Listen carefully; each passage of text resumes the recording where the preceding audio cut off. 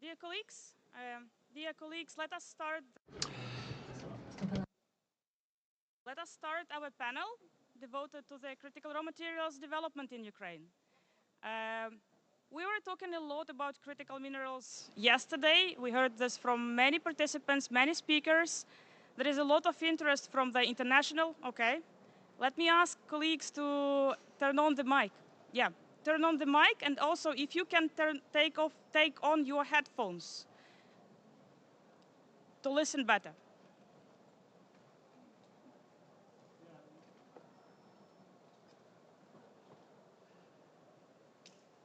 Please take on your headphones, otherwise you will not be hearing.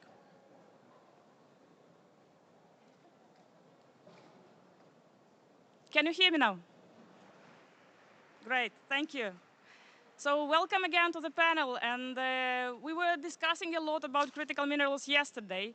We will be talking about critical minerals today, and I'm pretty sure this is just a start, because Ukraine has a huge potential to support itself, European Union, other Western countries, with the development of not only critical minerals, but so-called net zero technologies, and also moving forward with decarbonization goals and climate goals in the future. I will not talk a lot to save the time to our speakers, but I would like to start with very, very short video about critical raw materials potential in Ukraine. So let me ask our technical colleagues to turn on the video.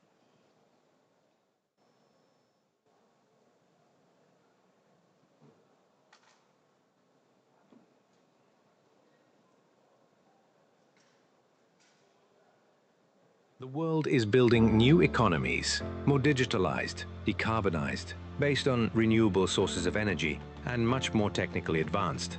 To produce more solar panels, wind turbines, data centers, robots, drones, and even military equipment, we need more critical minerals. But now they are produced and processed in very few places. Ukraine can become a new center of critical mineral production and supply for Europe and for the world. It has reserves of 23 of 50 US critical minerals list, 26 of 34 EU list, 17 of 34 UK list.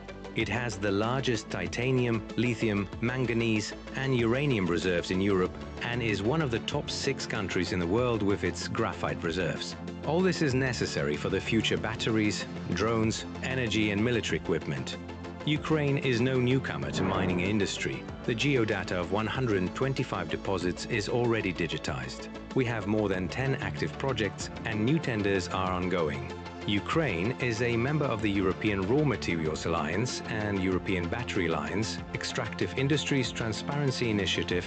It joined the Mineral Security Partnership Forum, set up the US-Ukraine Reconstruction Investment Fund, and the Graphite Project just entered the list of the European strategic projects.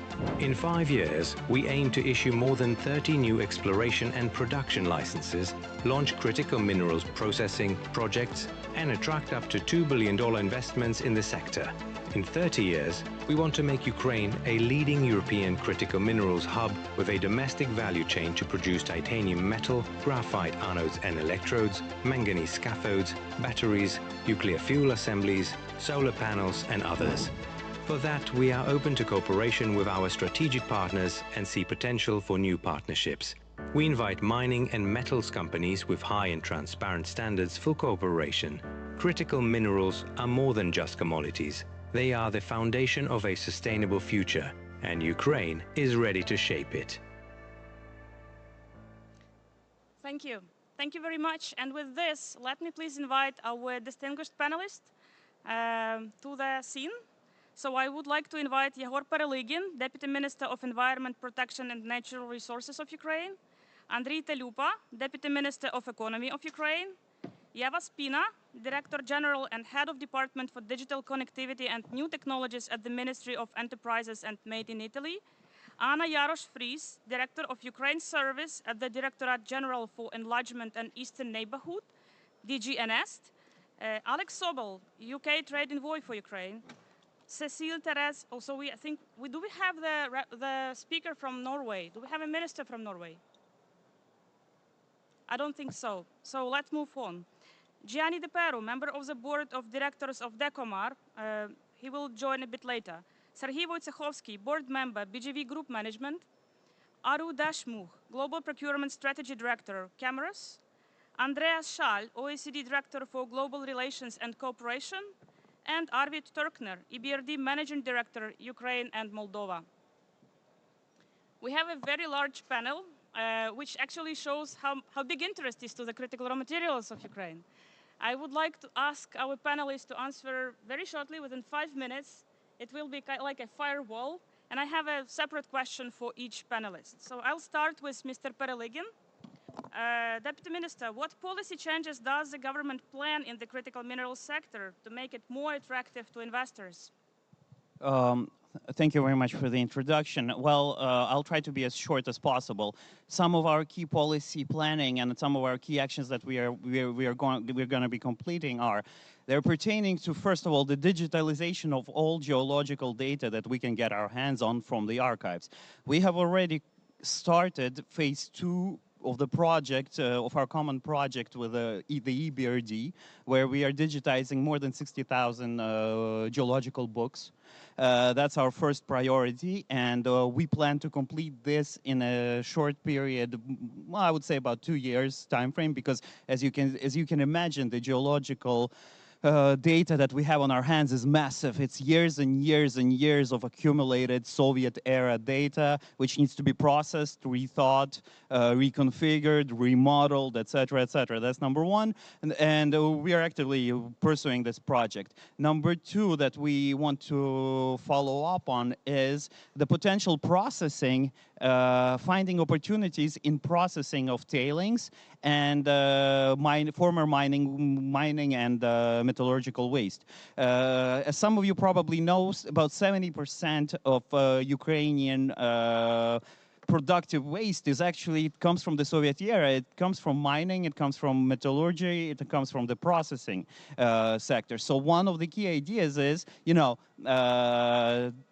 formerly, when the economic feasibility of some of these exotic rare metals and metalloids was not there, and they were considered byproducts or waste products, today they're considered extremely strategic, especially in the face of extreme geographic concentration. One of our ideas is to find these opportunities, extract the scandium, the hafnium, the zirconium, the germanium, the gallium from the existing tailings in Ukraine, because those are massive indeed. It's a treasure mine in a way. And number 3 point that I would like to make, we would like to streamline a lot of our normative and licensing processes, and they need to be more feasible and understandable for our potential clients and for our potential subsoil users. So the idea is to have, build upon the concept of one window, one approach, So that's what we want to do. But it's mainly all about the fundamentals. You have to understand one important thing. The critical mineral sector, it starts at the fundamental base of your geographic research, your geographic exploration.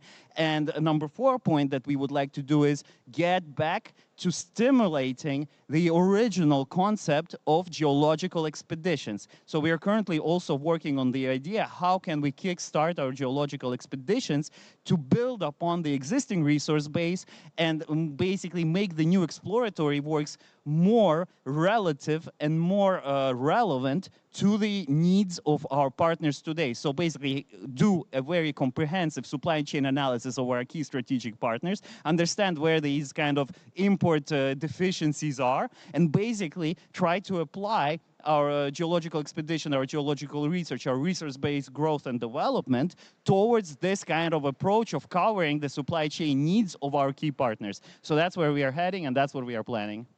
Great, thank you so much. Now let's move to the Ministry of Economy, Deputy Minister Talupa. So we just discussed how Ukraine can use the critical minerals for its economic development. Can you please elaborate more on this? How Ukraine will use its own critical minerals for the economic development? First of all, why Ministry of Economy also responsible for this? Yeah, because we see that CRM are not just resource, and it's our opportunity and our possibility for prosperity and future of Ukraine.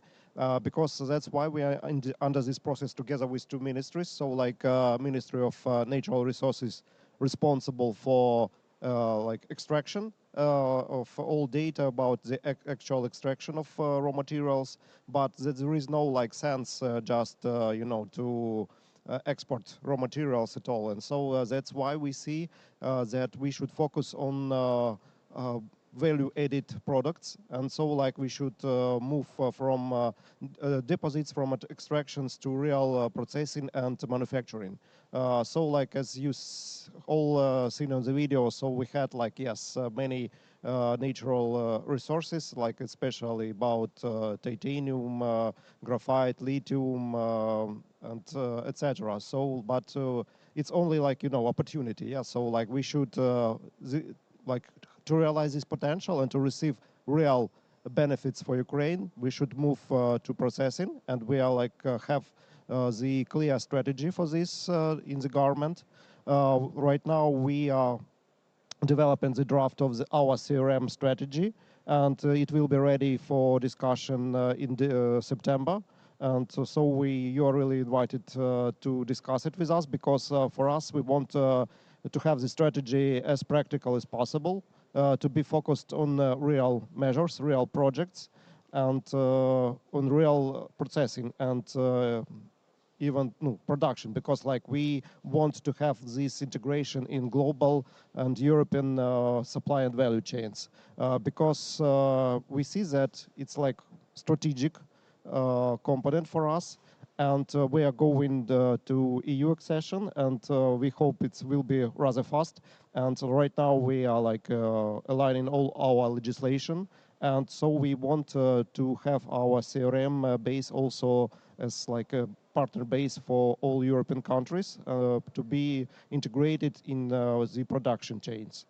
Right now we have like the possibilities already to produce different technologies based on CRM materials. For example, like we just you know, European Commission just acknowledged one of Ukrainian projects on graphite, Balakhi's graphite, like a strategic project for EU. And you know, we see like we really like glad to see that this project is going further together with BRD support and etc. And so, like, you know, here we can move from extraction of graphite to making batteries, and so that's the examples of the real projects going. And right now we have the plan and the real pipeline of such projects, because we can produce batteries, we can produce solar panels, and almost all net zero technologies. You know that in the EU there is Net Zero Industry Act, when up to 2030 or 40% of all net zero technologies should be like produced inside EU territory, and we think that Ukraine can be the real solution for this goal. That's why like we are moving rather strictly to our goals.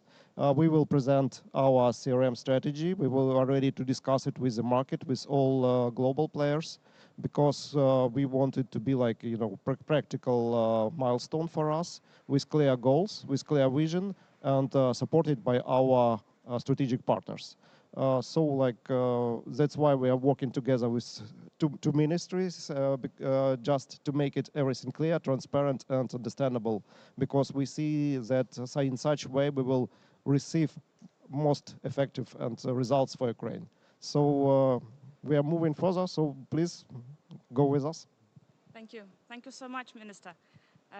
Ms. Spina, Italy is working a lot on mining, on processing. We know that you are working a lot on diversification of the supply of critical minerals. What would you recommend for Ukraine based on your experience? Thank you. I don't know if I can recommend something to Ukraine, but I would like to express that Italy Just is... a moment. Can you hear, Minister? Yes? No? It's partially. I think those who cannot hear, can you change your headphones? Yes, please go ahead. Okay, so Italy is implementing a new legal framework about CRM in Italy, perfectly in line with the European CRM Act. And we are focusing on financial aspect, of course, a national fund to support this kind of activities, and also in the simplification of the process. I heard before this is an important thing because we need to realize the final goal in few time, and simplification of the process and the bureaucracy is really an important thing. But perhaps not a recommendation, but I just want to highlight the importance of international cooperation in this field, because we have to diversify the production, the exchange between countries in Europe, and considering the current geopolitical situation, it's important to cooperate between European countries, like Ukraine is in Europe, if not in the EU yet, I hope. But it's important to cooperate. And for this reason, we are working with this goal in mind. And in fact, last year, our minister, Urso of the Ministry of Enterprise and Made in Italy, subscribed an agreement with the Vice Prime Minister of Ukraine, Mrs. Svirdenko. I hope the pronunciation is correct. And we are working together just with this goal in mind. We have a technical working group, and in this working group, we can have a concrete approach to cooperate together. It's important to do together, as you just said before. Thank you. Thank you so much, Ms. Pina. Maybe we will change the microphone to make sure that it works well. Yes, thank you. So, Ms. Jarosz-Frisch, we already heard that twice, that the European Commission supported one of the projects in Ukraine, the graphite project. But could you please tell more where else EU is supporting Ukraine in the critical sectors, including critical minerals of Ukraine? Thank you very much. So indeed, maybe a few words about that support on two angles. One is possibilities for financial support for investments, which come from our pool of money that we call Ukraine Investment Framework, where we work with implementing partners with banks like the EBRD, for example, that is here with us on the panel, that we have an excellent cooperation with across many sectors, among others critical raw materials, but also others, where we have active guarantee and blending contracts signed that allows then those banks with our support to finance projects in the areas which are priorities for Ukraine and for the Union, and critical raw materials is one of them. So there is a significant financial capacity, both for debt financing, and as we heard yesterday during the announcements of the opening speeches of the conference, also through a newly to be established equity fund that will be able to invest in this sector as well. Another matter to mention, which I think it's important for doing business in this sector, is the regulatory environment that the ministers were talking about, where Ukraine is progressing on increasing transparency and predictability for the investors on everything from subsoil code reform to licensing, etc. So if you look at the commitments that Ukraine has done in the context of Ukraine Plan, there is a large part of them, I think 6 reforms that pertain to the regulatory environment relevant for critical raw materials. It's a very clear roadmap with a timetable in terms of what will change on the regulatory landscape in Ukraine, with the objective of making it easier for investments in the sector to happen. Thank you. Thank you. Thank you very much, Ms. Jarosz-Frisch. Let me move, forward to the Ms. Alex Sobel, UK Trade Representative for Ukraine. UK has its own critical raw mineral strategy, and it has a huge part about the cooperation with international partners. Is there a place for Ukraine there? And if yes, how the UK would like to develop its cooperation with Ukraine on critical minerals? Thank you. Well, yesterday, myself and Igor had a very productive meeting, And just a couple of weeks ago, we hosted Igor and the Minister Svetlana Grinchuk in London. We had a very productive event at Marsh McLennan, who are here, with the UK mining majors and other mining companies and British Geological Survey, who we feel play a key role in this. And in terms of our own critical mineral strategy, a secure supply of critical minerals is vital for the UK's economic growth and security. We view energy security as part of our national security, our industrial strategy and clean energy transition.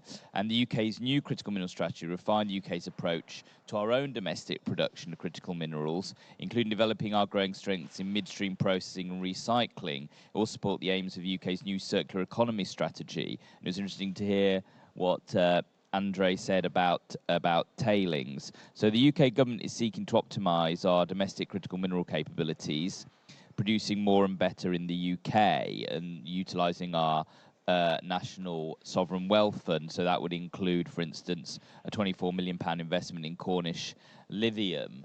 But we recognise that there are many critical minerals that we cannot produce ourselves in the UK. So strategic international collaboration will be essential to meet the supply of our high-growth businesses and promote the global resilience, responsible, sustainable supply chains. So the new strategy will set out plans to build targeted growth partnerships with key allies, working with countries who we are well aligned with, and Ukraine is high up that list. And we have shown our commitment to Ukraine through the establishment, the first country to do so, to have a 100-year strategic partnership, and critical minerals is part of that partnership. And so we will utilise that partnership and the ongoing work that we're doing with Igor and his department to maximise that. And so, for instance, and might come on to this more later, British Geological Survey is working very closely with Ukraine Geological Survey. We are looking at how we can further maximise that relationship and then utilise the power of the City of London, the power of our soft power institutions as well to mobilise finance, but also to help with the regulatory barriers that not just the UK but others will have in mobilising Ukrainian critical minerals. So, you know, in the UK, sustainability is a real core part of our national strategy going forward, but we can maximise that through the 100-year partnership, through our expertise and working with Ukraine to remove those regulatory barriers so that we can speed up the production, the extraction production of those critical minerals, not just for the good of the United Kingdom, but for the whole of Europe. Thank you. Thank you. Thank you very much, Mr. Sobol. Now we'll move to the company. Now we'll move to the companies, and my question would be to Gianni De Peru, member of the board of directors of Decomar. Mr. De Peru, you have some innovative technologies which your company propose. I will ask you not to describe the technology, but already probably to say where and how exactly it can be applied in Ukraine. We are talking about Ukraine now. So please go ahead. The floor is yours.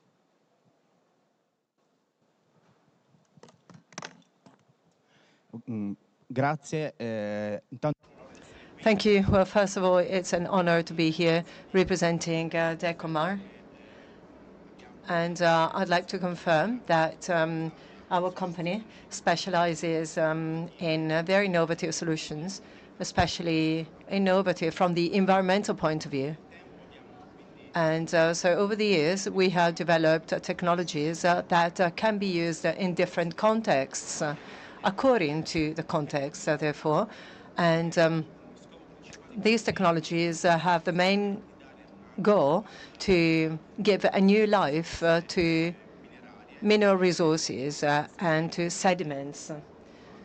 So as we heard, we all know that Ukraine, just like many other countries, has been a victim of intensive mining activities, intensive industrial activities, and therefore these activities, of course, have left their very well, difficult to manage waste. And I'm referring to those contexts like ports, industrial sites, where extraction activities and obviously also the war have caused many criticalities and many problems in terms of waste.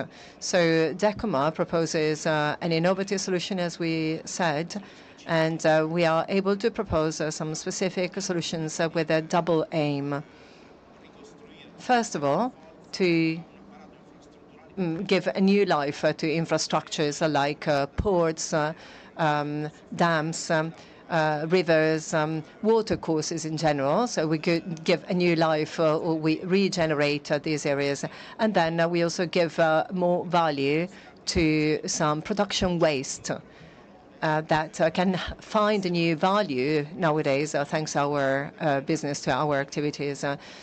So all these materials can now enter the production cycle back again, and therefore they can have a positive function inside of the system.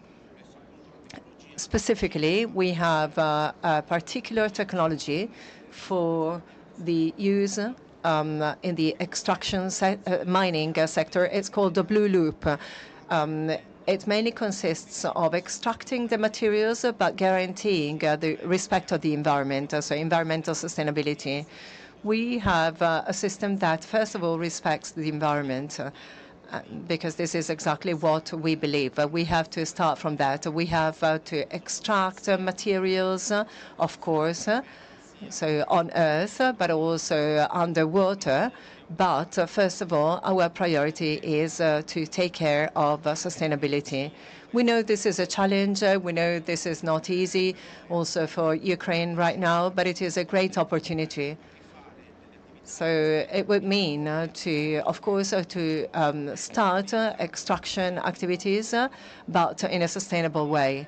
DECOMAR is available, and we would be very happy to talk to institutions, but also private bodies, private companies, in order to carry out extraction activities, but based on our specific philosophy, that is to say, respecting the environment. Thank you.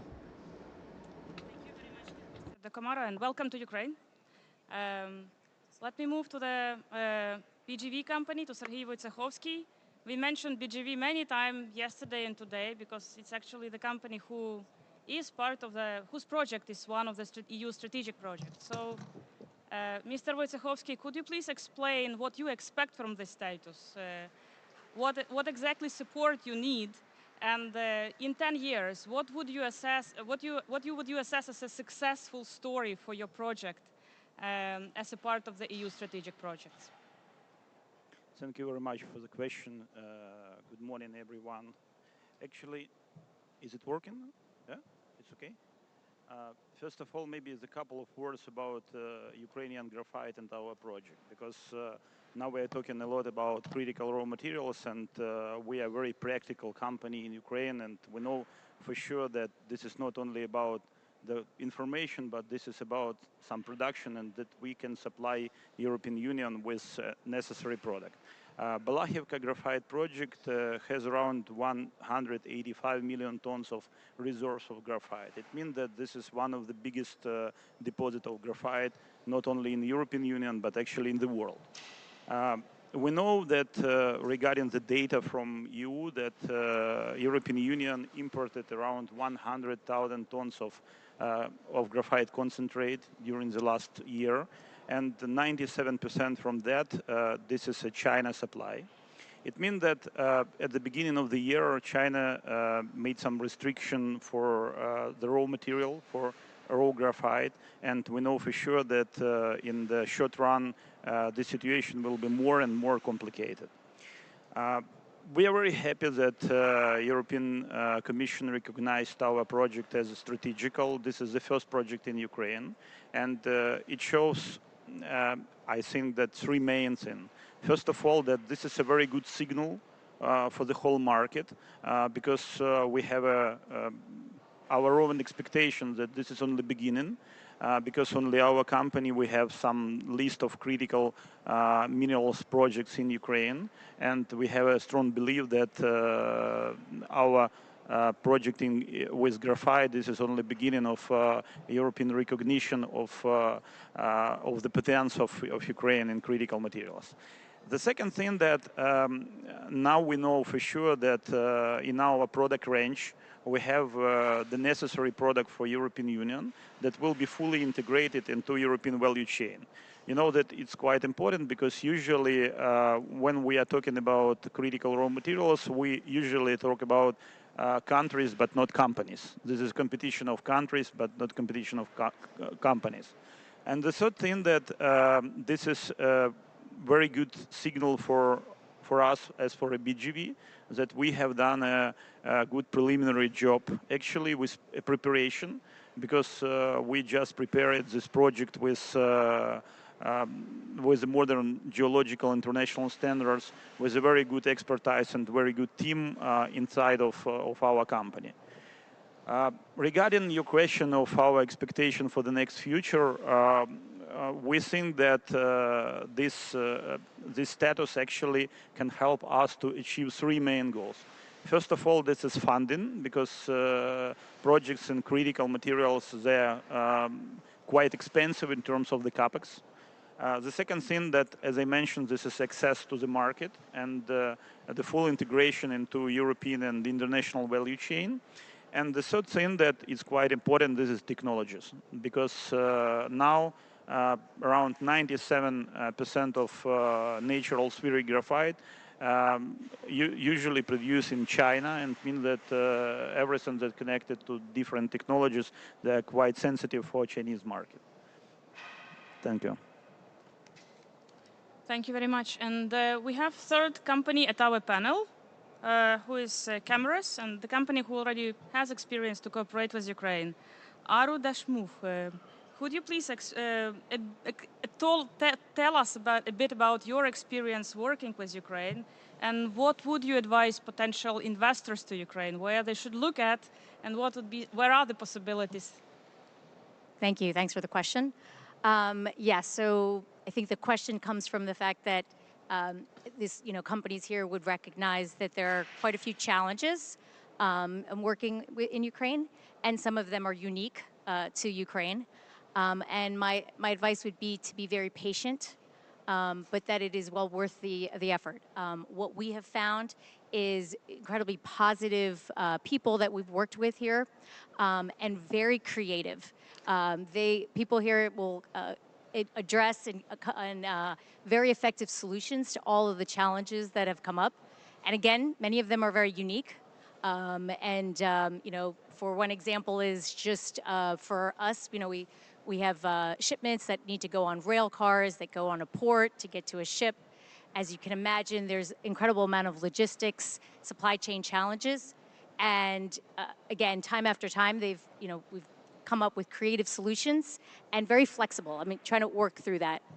So again, I would advise any company to have the patience to go through it, because at the end, it's very valuable. You'll find it to be beneficial to your company, but also it's beneficial for the marketplace as a whole, right? It keeps the competition, it keeps its competitive nature, and it's a win for yourselves and for the Ukraine economy. So that would be my advice to any companies that are interested in coming to Ukraine. Thank you so much. Thank you. I hope creativity is a good thing of Ukraine. Absolutely. Thanks. Now let me move to the colleagues from the international organizations, OECD and EBRD. And my question to Andreas Schall from OECD is that OECD is working a lot on the good governance in critical minerals sector as well. And you have already experience working with Ukraine, including on critical minerals. You support a bit with the critical raw material strategy development. The question is, do you think we are doing well? What would you recommend to improve? What would you recommend to, avoid? Please advise.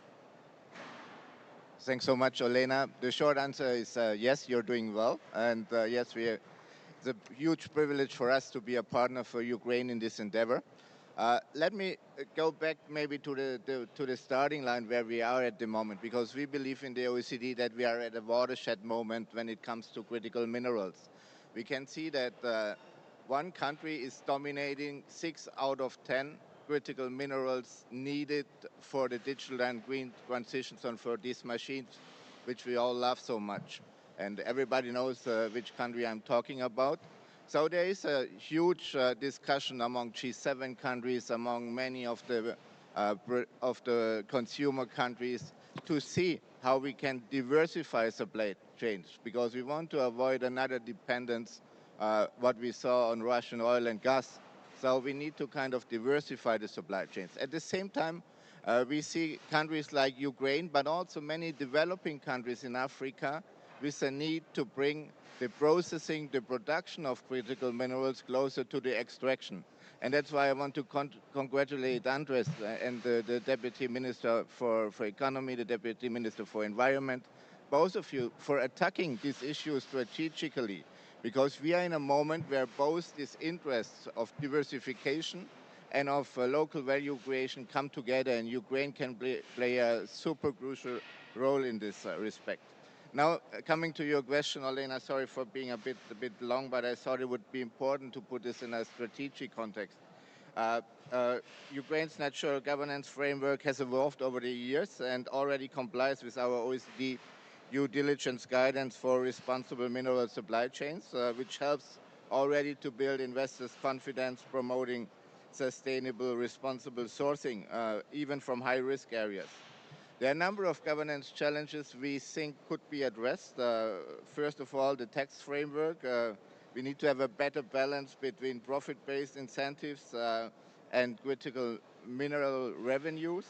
Second, environmental governance, and the colleagues from the industry also spoke about the sustainability needs. So circular economy principles, pollution management practices, related to mine operations could be better integrated in the framework. And third, also, I mean, in this process of having more local value creation, we believe that local stakeholder engagement could be improved to also ensure better local ownership and the distribution of the revenues also in a local context. So final point, final 3 points, how can we help as the OECD? We can advise on fiscal tax policy, on designing tax incentives, take into account the interaction of possible tax incentives under the critical mineral strategy with our base erosion and profit shifting international framework. We can assess tax-related capacity building needs, develop transfer pricing frameworks. Our experience in particular on taxation, and we have been working, for example, with countries like Zambia, and we have been able to help Zambia to raise 60 million additional tax revenues from critical minerals, which is maybe also something which is of interest to Sergei Marchenko in Ukraine. So second, investment facilitation. We promote de-risking investment in critical minerals by promoting guidance on due diligence, responsible business conduct. We also think that on the financing side and on the financial market side, we need to extend the loan payback times for green mining projects, shifting development aid towards mining, develop a mechanism for blended finance to leverage also the financing and the resources. And last and final point from my side, local growth and environmental sustainability need to go hand in hand. So we have at the OECD a mining regions and cities initiative which shares good practices to precisely improve the economic, social, environmental well-being for regions specialized in mining activities. So Andrew spoke about walk with us, so you can count on us to walk with you, but then you're doing already great, and it's very important strategic avenue going forward, and we will be very, very important, hopefully an important partner for you. Thank you. Thank you very much, Mr. Schall. Sounds like a very great message to international colleagues and companies. Let me move to the Arvid Turkner, EBRD Managing Director. EBRD is a great partner of Ukraine in the extractive sector because you have done a lot already to support digitalization of data. And you just also signed an agreement to do more work on the data digitalization. And moreover, today we will see another support of the EBRD to one of the companies. We see the table over there. We will see the signing some MOUs, but let's wait. First of all, the question to Mr. Turkner. So what is your strategy towards Ukrainian mining sector? I know that EBRD does have its own mining strategy, but where is the place of Ukraine there? What would you like and how would you like to develop your cooperation with Ukraine? Thank you very much, and good morning, everyone. So yes, Ukraine has a big place and a growing place in actually everything we are doing, but that includes mining. And I think it was already mentioned a couple of times that we are digitizing the data, geological data, and here I have to say we are only starting. I mean, the Deputy Minister mentioned it. I mean, what we have done is it was a pilot actually, and what is ahead of us is 60,000 books and studies to be digitized, which is, I think, if we manage to do that in a bit over a year, it's a huge endeavor and huge success, and I really think it will help the whole sector to move ahead and do more. But let me go a little bit back. First of all, EBRD is an experienced investor in mining. We have done 70 projects, but globally, not only in Ukraine, for more than 3 billion euro investment. And traditionally, I have to say, we have more invested in greenfield mine development, expansion, modernization. And since last year, we have a new framework, which is specifically for kind of more early stage projects. We call it the Junior Mining Program, or JUMP, and we are very, very proud that actually the project which we are going to sign with BGV is the first project under this new framework, and also naturally then the first one at this early stage in Ukraine, and we are very happy that we are proceeding with this. So other topics which are relevant to our mining strategy have also already been mentioned by many colleagues here. Decarbonization, innovation in mining operations is important, of course. We are talking about operational efficiency, greening or decarbonization, if you want so, by mining fleet modernization, electrification actually, renewable energy integration, and general energy efficiency upgrades. These are things which we are very happy to do in Ukraine and elsewhere. Other topics, especially close to our heart, was what Andreas mentioned, everything related to governance in the sector. ESG inclusion topics is very important, and this is why we would ever only work with extremely responsible companies who pay a lot of attention to that topic, and we are ready to support them. Last but not least, I have to mention, under the JUMP framework, but also under the broader EU strategic partnership on critical raw materials, we are extremely closely working with our friends and colleagues from the European Commission, and that's not only for the digitalization of the geological data, also different policy initiatives which we want to work on, for example, the development of a low-carbon strategy for raw material extraction. We are extremely closely liaising on standards and coordination in these areas. So with that, yeah, I can just say that I'm very much looking forward to sign our first deal for the Balachivka natural graphite deposit in Ukraine with our close partners from BGV. Thank you very much. Thank you very much. Before we move to the signing ceremony, I have to say that we have a great speakers, because we did very much in time, and we still have time for one round of questions, very fast, like firewall. One question. What one thing Ukraine and one thing international partners can do in order to speed up critical raw materials development in Ukraine? One sentence to answer this question. The most important thing which Ukraine or international partners can do. In one sentence, to be transparent, to be very strict, and moving without stops. So less talking, more doing. Working. Yeah. Thank you. Since I have to sign the memorandum as well, if we don't solve, solve the midstream processing issue, this is where we have to hit it home. Mining is not only about extraction. We need to solve the midstream processing. So finance that, get some project finance into it, and while doing that, spread a good amount of effort into building up a series of good, stable offtake contracts that can finance your CAPEX programs. So that's the most practical advice I can give. Thank you. Over to Ms. Spina. Yeah, perhaps supporting the private sector in Italy and Ukraine, working together, and in this way it's possible to create economic development in Ukraine and also in Italy with a mutual benefit. So I'm of the Ministry of Enterprises, the industry and private sector is our goal. But I think in this case it's the right thing to do. Looking forward to new agreements with Italy. Ms. Pris, over to you. What one thing Ukraine can do, or international partners? So that will be for Ukraine to proceed with the reforms on transparency and sustainability of the sector. Great. Thank you so much. So Ukraine have already opened up the Soviet-era data, but if they proceed down that path with digitization of that data and then internationally working with British Geological Survey to look more in detail, to create those technical specs for individual projects, to open up those projects, then work internationally through export credit and other financing mechanisms to get those projects off the ground. Great. Thank you so much. Mr. De Peru. Confermo. Yeah, I also confirm.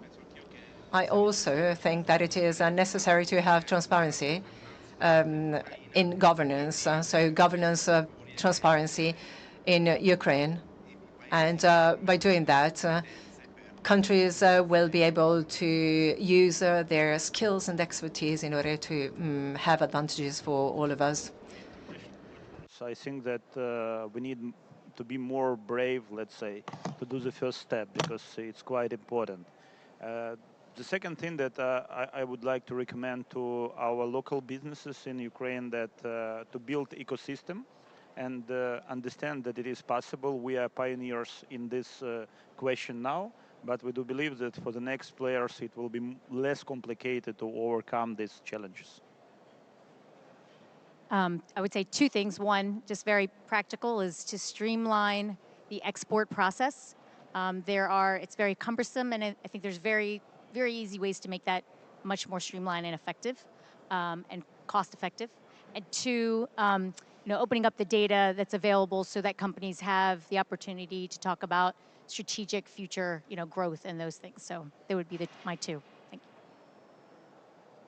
Thank you.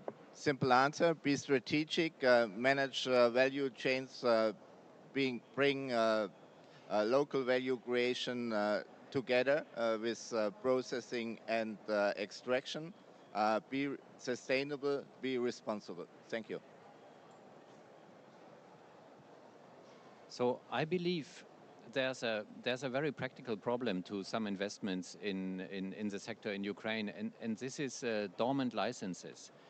I think we should at one point maybe make sure those who are actually ready to invest and go ahead actually can get access to these licenses. So maybe something to think about. Thank you. Thank you so much. With this, let me propose to move to the next part of our event. This is a signing ceremony, signing a letter of intent on cooperation between EBRD and BGV Group on its development of the Balachivska natural graphite deposit in Ukraine. Dear Arvid, dear Serhiy, please proceed to the signing.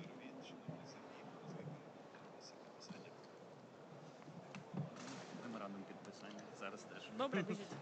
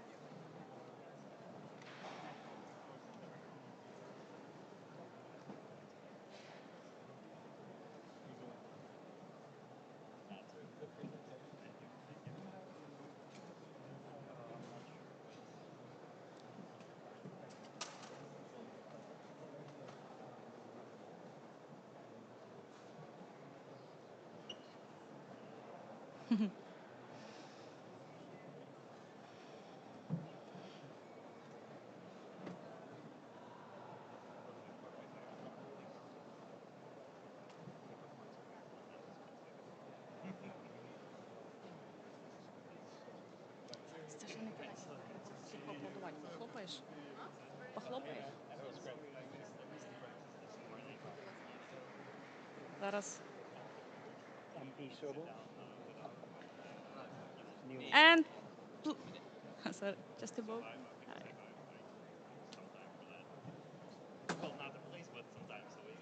And please applause to our panelists, to EBRD, to BGV, to all the speakers.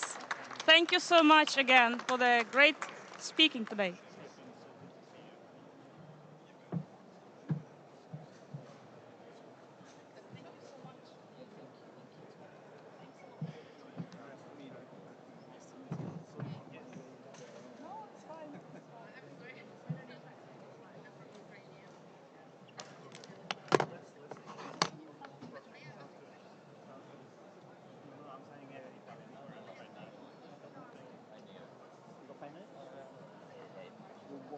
That was great. Thank you so much.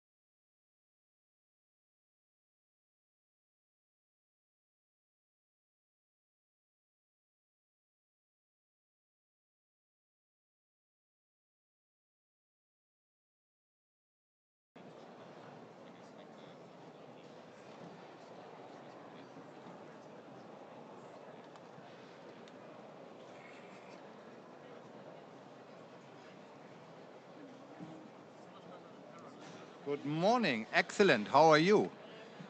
So, I'm just trying to organize myself, which is as usual tricky. I think you will sit on the empty spot next to John. Let me just see that. Yes, you do. Exactly.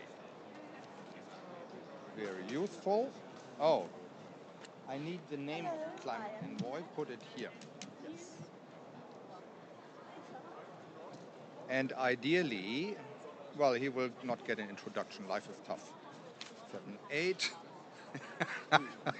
Well, I mean, He's a special envoy for climate. that part I know. Of Special. the minister Tajani. So Okay. Of Ministry of Foreign Affairs. Exactly. Special. Special envoy. Corvaro. Corvaro. Yeah. There's an R, right? Special Yes. envoy. Don't worry. Special envoy for climate change. Envoy for climate change in general, global. Yes. Italian special envoy for climate change. Okay. Good. Anything else? Oh, I wanted to ask you, the secretary of the UA, is it confirmed? Do you know anything about it? Because I have in mind for organizing the UA. No, I don't know economic anything about it, and we don't have time for it, so it's not confirmed. And it won't take. Very simple. If nobody showed up for that, so. Okay, whenever you want. The floor is yours.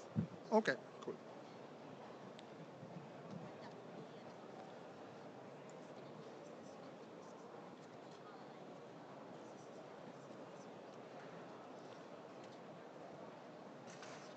I assume.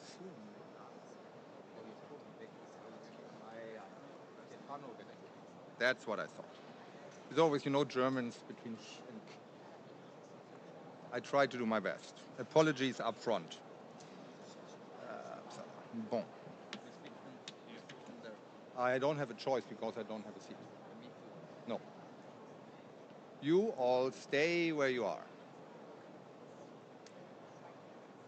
Bon.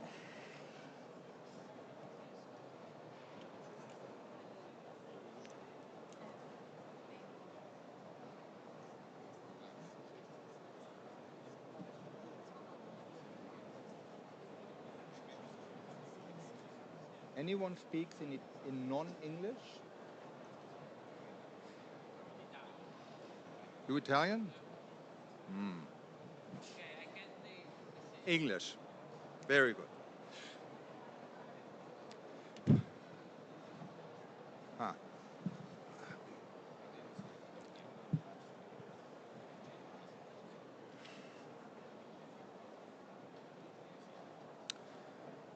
Good morning, ladies and gentlemen. Can you hear me? Someone nodding? No. I mean, you need a headset, right? If you don't have a headset, you will not be able to hear me. Anyone who cannot hear me but wears a headset? Very good. I guess you can hear me. Then I would like to welcome all of you to this panel on processing industry. On processing industry, revitalizing and modernizing the manufacturing sector to boost industrial competitiveness. And we have a fairly full panel today. My name is Stefan Sickers. I am the Senior Coordinator for Ukraine of the United Nations Industrial Development Organization. We are a specialized agency of the UN to advance inclusive and sustainable industrial development, have a long-standing commitment to Ukraine's economic growth, social well-being, and environmental sustainability, and are working in Ukraine from the enterprise level up.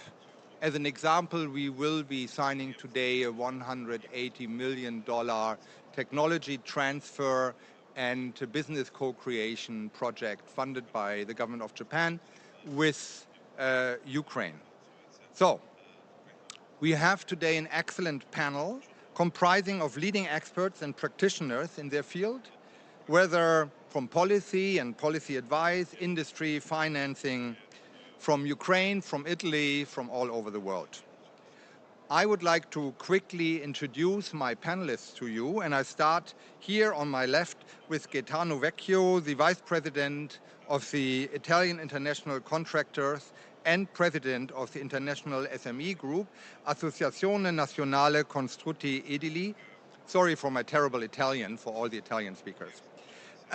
He is a leading advocate for international SME participation in reconstruction, playing a key role in mobilizing Italian construction expertise and industrial capacity to support Ukraine's recovery and infrastructure modernization. Right next to him, we see Alberto Zerbinato, the Vice President of Anima Confindustria, who has led innovations in the energy field and has forged strategic university-industry collaboration and driven the contributions of Italy's mechanical engineering sector to Ukraine's recovery.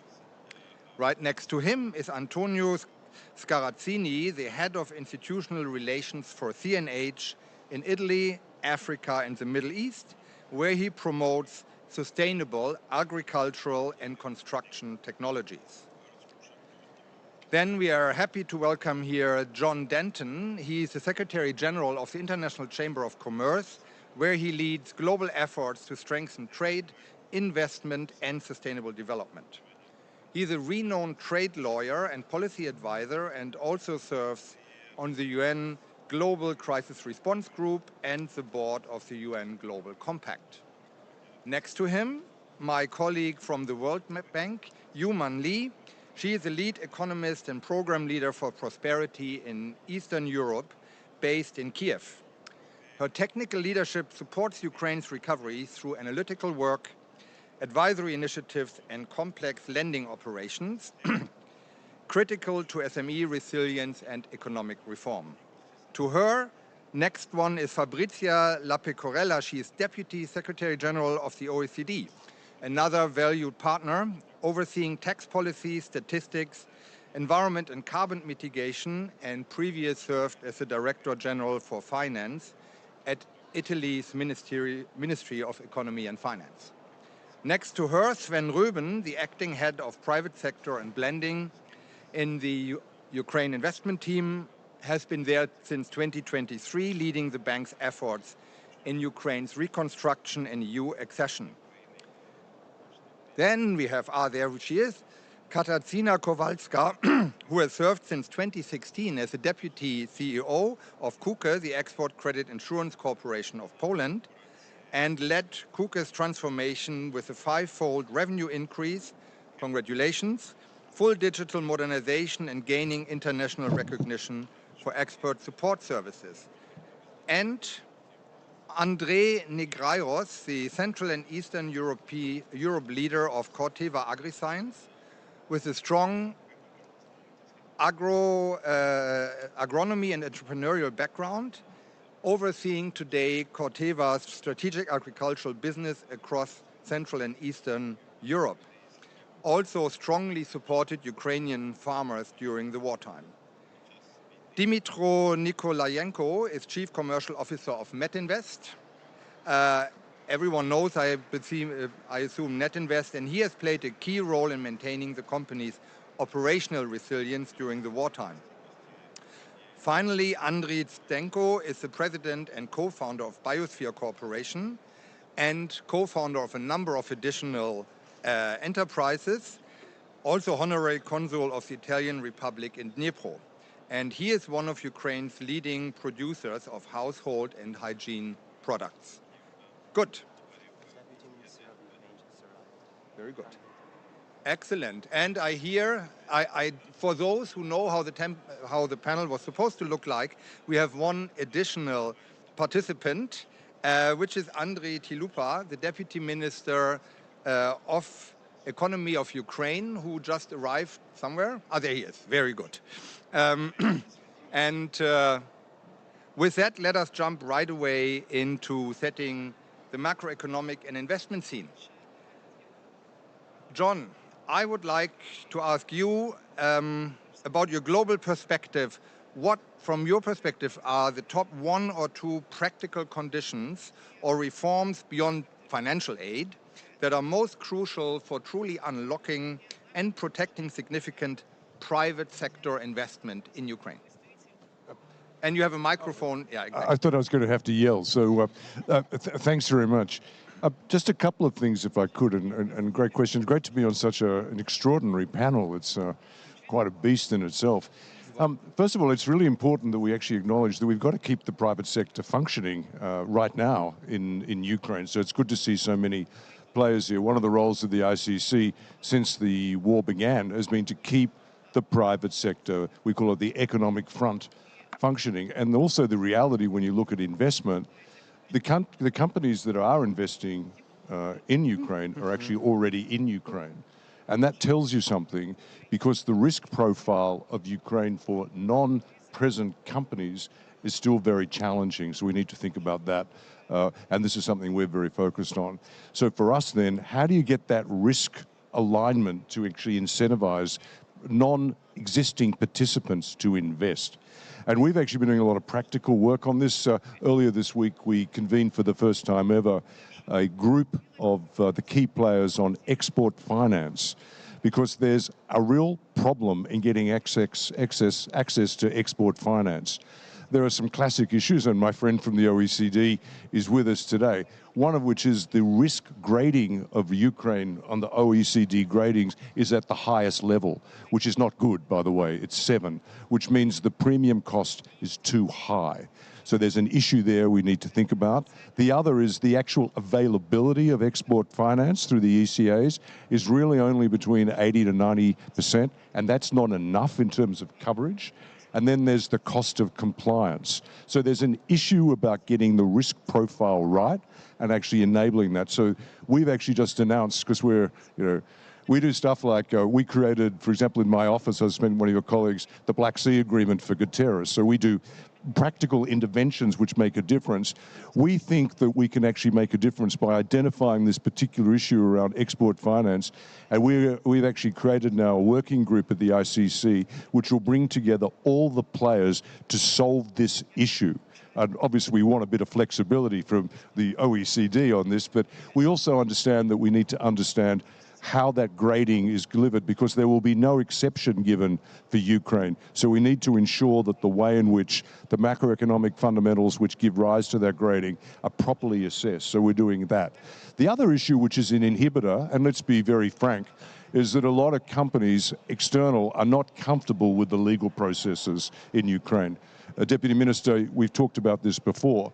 One of the things that I've been to Kiev 4 times, I don't live there like you, but I've been to Kiev 4 times since the war started.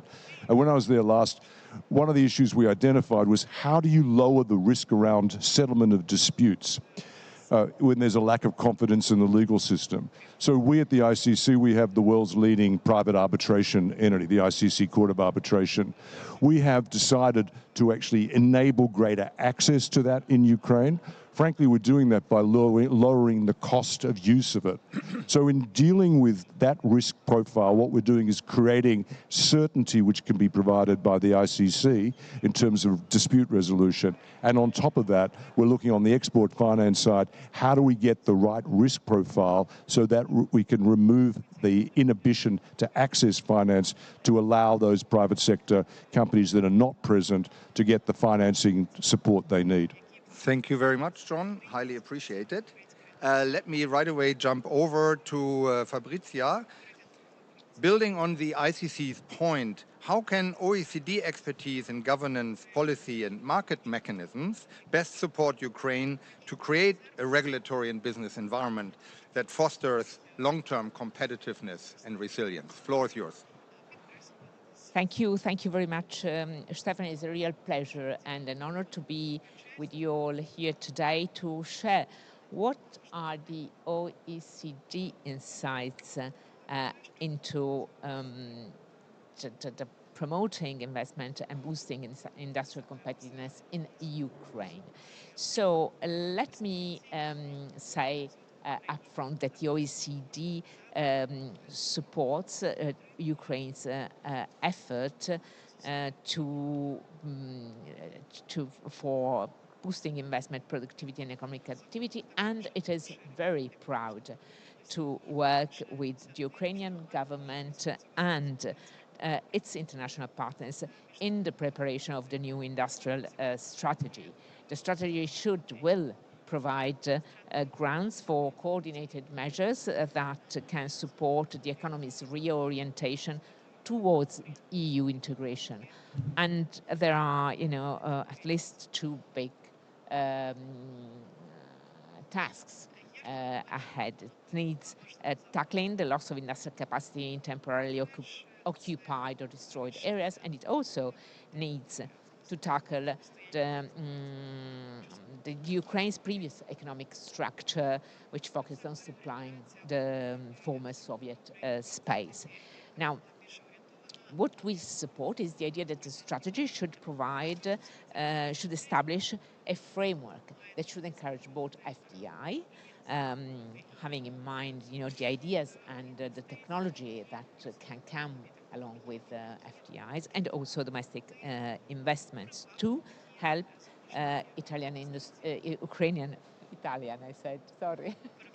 Ukrainian industries to integrate into global value chain, while ensuring that the recovery also reorients Ukraine development onto a more sustainable path. Let me give me 2 seconds, to 1 minute, to actually explain why framework conditions are so important. This is insights that we have from the OECD Economic Service of UK, which was launched in March. We believe that the cornerstone of industrial competitiveness is the framework condition. Clear, stable, and predictable policies can foster investments. There are structural challenges that need to be handled, and there are at least 5 areas very quickly where key reforms are needed in Ukraine. This is reducing red tape and enhancing the efficiency of public administration. There is the need of strengthening the rule of law and fight corruption to increase investor confidence. There is the need of modernizing infrastructure and reduce costs and improve connectivity within Ukraine and with international markets. There is the need of embracing innovation and digital technology in the manufacturing sector. And finally, last but not least, facilitating access to finance, especially for SMEs that are critical for industrial diversification and innovation. And with that, I think I'm done. Thank you very much, Fabrizia. And particularly the SME part is definitely ringing well with me. Before coming to Deputy Minister Andriy Tilyupa, I would like to quickly correct an omission I did, because we had an addition to the panel as compared to my script at least. And we are also happy to welcome Professor Francesco Corvaro from the Ministry of Foreign Affairs in Italy. He is the special envoy for climate change globally, and we will hear from him later in the panel. But now, without further ado, to you, Andriy. Ukraine spearheads, of course, the economic recovery and the Ukrainian government, and in particular, the Ministry of Economy here. But what is your strategic vision for the manufacturing sectors over the next 3 to 5 years? And what specific subsectors are you looking at? Please, floor is yours. Yes, thank you, Stefan. First of all, I'm really glad to see how many people are here on this topic about processing industry, because this is not so popular like energy, about infrastructure, agriculture, rebuilding, restoration, recovery. And because usually we are much more talking about such topics, but not about industries, and especially processing industry. And even I share some secret with you, so that this panel was pushed by me personally to the agenda of the URC, because it was from other side, it was why we should talk about the processing industry at all. It's not the very demand, but the problem is that it's very important for the government of Ukraine and for the recovery of Ukrainian economy, because we made a special analysis together with the World Bank about future economy of Ukraine, how we should with the target to reach $1 trillion economy. And you know, like, yes, we can talk about agriculture, about energy infrastructure. Everything is essential, but the industries, it's what make the difference. Because like without processing industry, it's almost impossible to have like a rather significant growth of Ukrainian economy. And especially we have like really additional challenge right now due to war conditions. Because due to Russian aggression, we already lost more than 10,000 production sites. We relocated more than 3,000 plants. And that's why we need really not just like to change the industry of Ukraine, we need to rebuild it almost like in some areas from scratch. That's why like we decided to develop the special industry strategy, how we should move for the next years and what will be the priority areas for us. So we have some presentation here. And so please, next slide, we can show you some like information. Do you have clicker? I have clicker. Yeah, okay. Moderator has it, yes. Yeah, okay, thank you. So, yeah, very briefly, I will want to present you the outline of our industrial strategy, because for us, the main goal is it to be very practical, not to be some document on paper, but really helping our partners and our companies to move further with rebuilding back better our industries. And, you know, our statement is to rebuild in a competitive, inclusive, and sustainable Ukrainian productive development as a foundation for economic recovery and strategic autonomy, what's also important. And in this strategy, we want it to make Ukrainian industries integral part of European and global value chains, because we want to move from the interest of our strategic partners, and that's we see like the best option how we can make more effective strategy and really include Ukrainian companies and like production base for the whole European continent and our global partners. Next slide. Next. And you see, just to say that, like, you know, we have like already different strategic objectives here, because like one of the main is for us, we see the integration with EU market, because like it's really from the end of this year, we will be the part of a single market. And so Ukraine, we are not talking about industry about for Ukrainian market, but for the whole European market. And we really see that with the goal of strategic autonomy for EU, Ukraine can be a near offshoring main base for production, hub to change like an alternative to unreliable Asian suppliers in a time of global instability. Next. Next. And yes, we have different challenges starting from wartime destruction, but also like, you know, limited business dynamism, because right now, nevertheless, war conditions, you know, we are building a lot. We are building production sites right now more than any other country in the EU. And but we need really to gain the momentum and to really to build, you know, not just hundreds, but to build thousands of new factories and plants. And for this, we sure need financing. We are working with the Ukraine facility and the EU funds also, and our IFIs, DFIs partners, how we should like implement more money to this goal. Next. Next slide. So for us, it's everything about like investment climate, market access, human capital, and innovation. And next, just two areas. Yes, about you asked about priority industries and value chains for us. Right now, we identified such priority areas for processing industries in Ukraine. It's metallurgy, including green iron and steel in industrial decarbonization, machinery, agrotech, dual-use technologies, precision equipment, automotive components. You know, Ukraine already has one of the biggest automobile component clusters in the world. We almost like all Audis, Mercedes, BMWs, they have spare parts made in Ukraine. The next one very important is energy. We are talking about renewables, storage, hydrogen, energy efficiency. Here Ukraine can be production base for EU Green Net Zero Industry Act because it's the market for this many billion euros.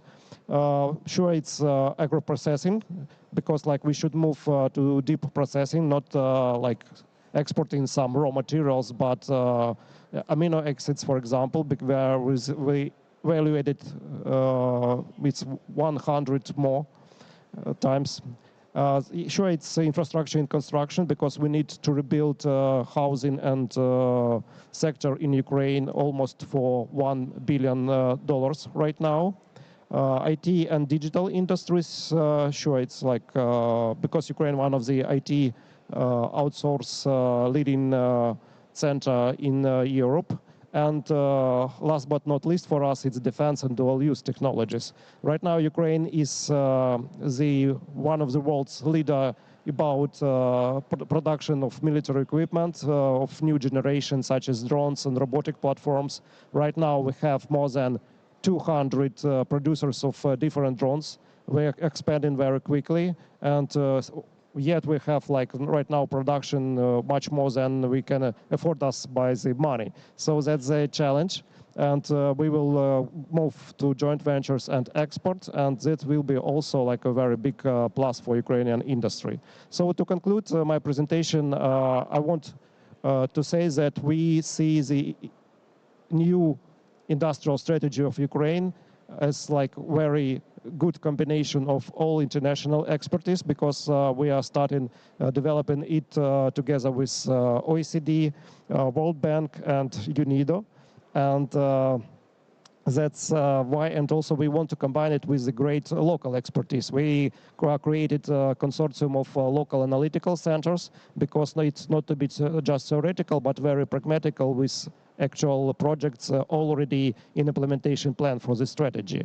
And last from me, we are really inviting all our strategic partners, all our countries and companies to take part in the development of this strategy because we want it not to be like some document for Ukraine. We want it to be the document for all of you, how we can be useful, and because together we are much more stronger, and together we can achieve all goals we have. Thank you. Thank you very much, Andrei. Very good.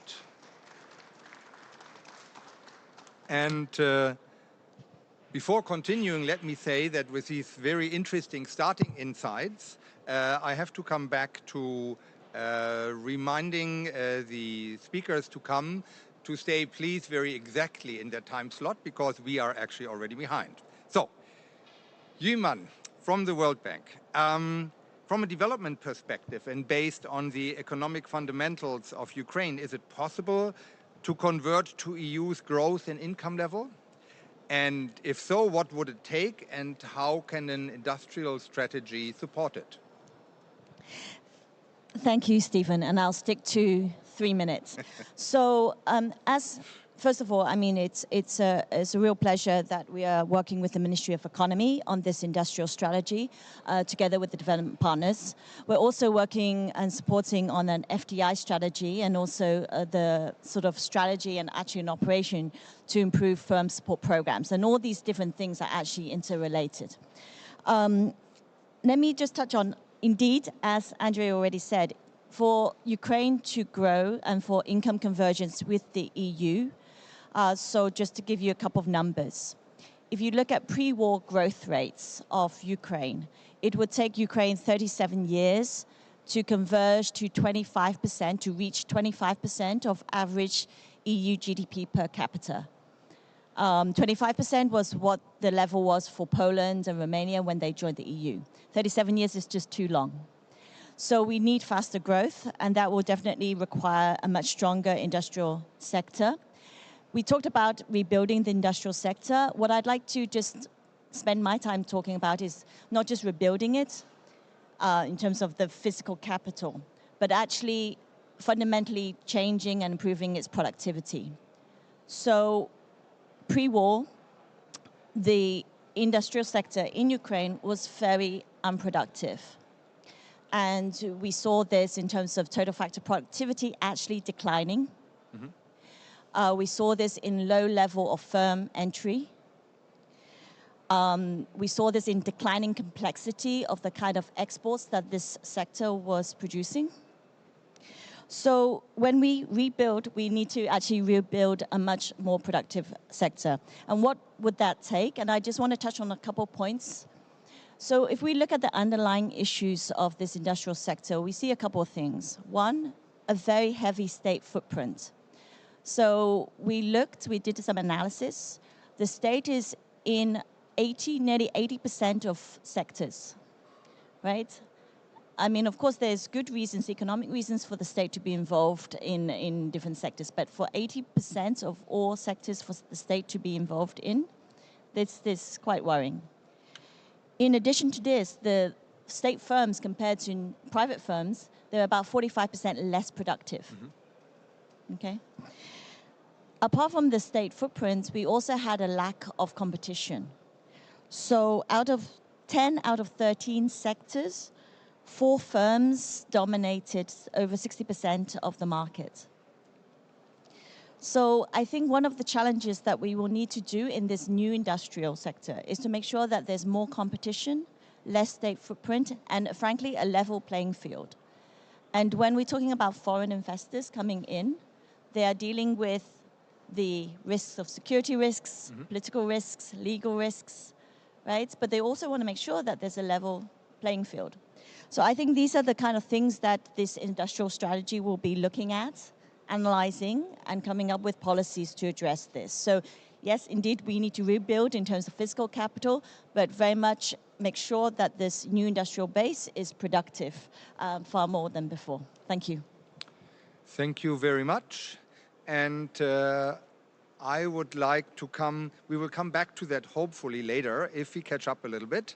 And in order to do so, I would like to ask Antonio, as the head of institutional relations for CNH, how can you, meaning CNH, advanced machinery and precision technology, directly support the modernization of Ukraine's agricultural base, particularly in regions that have been severely impacted?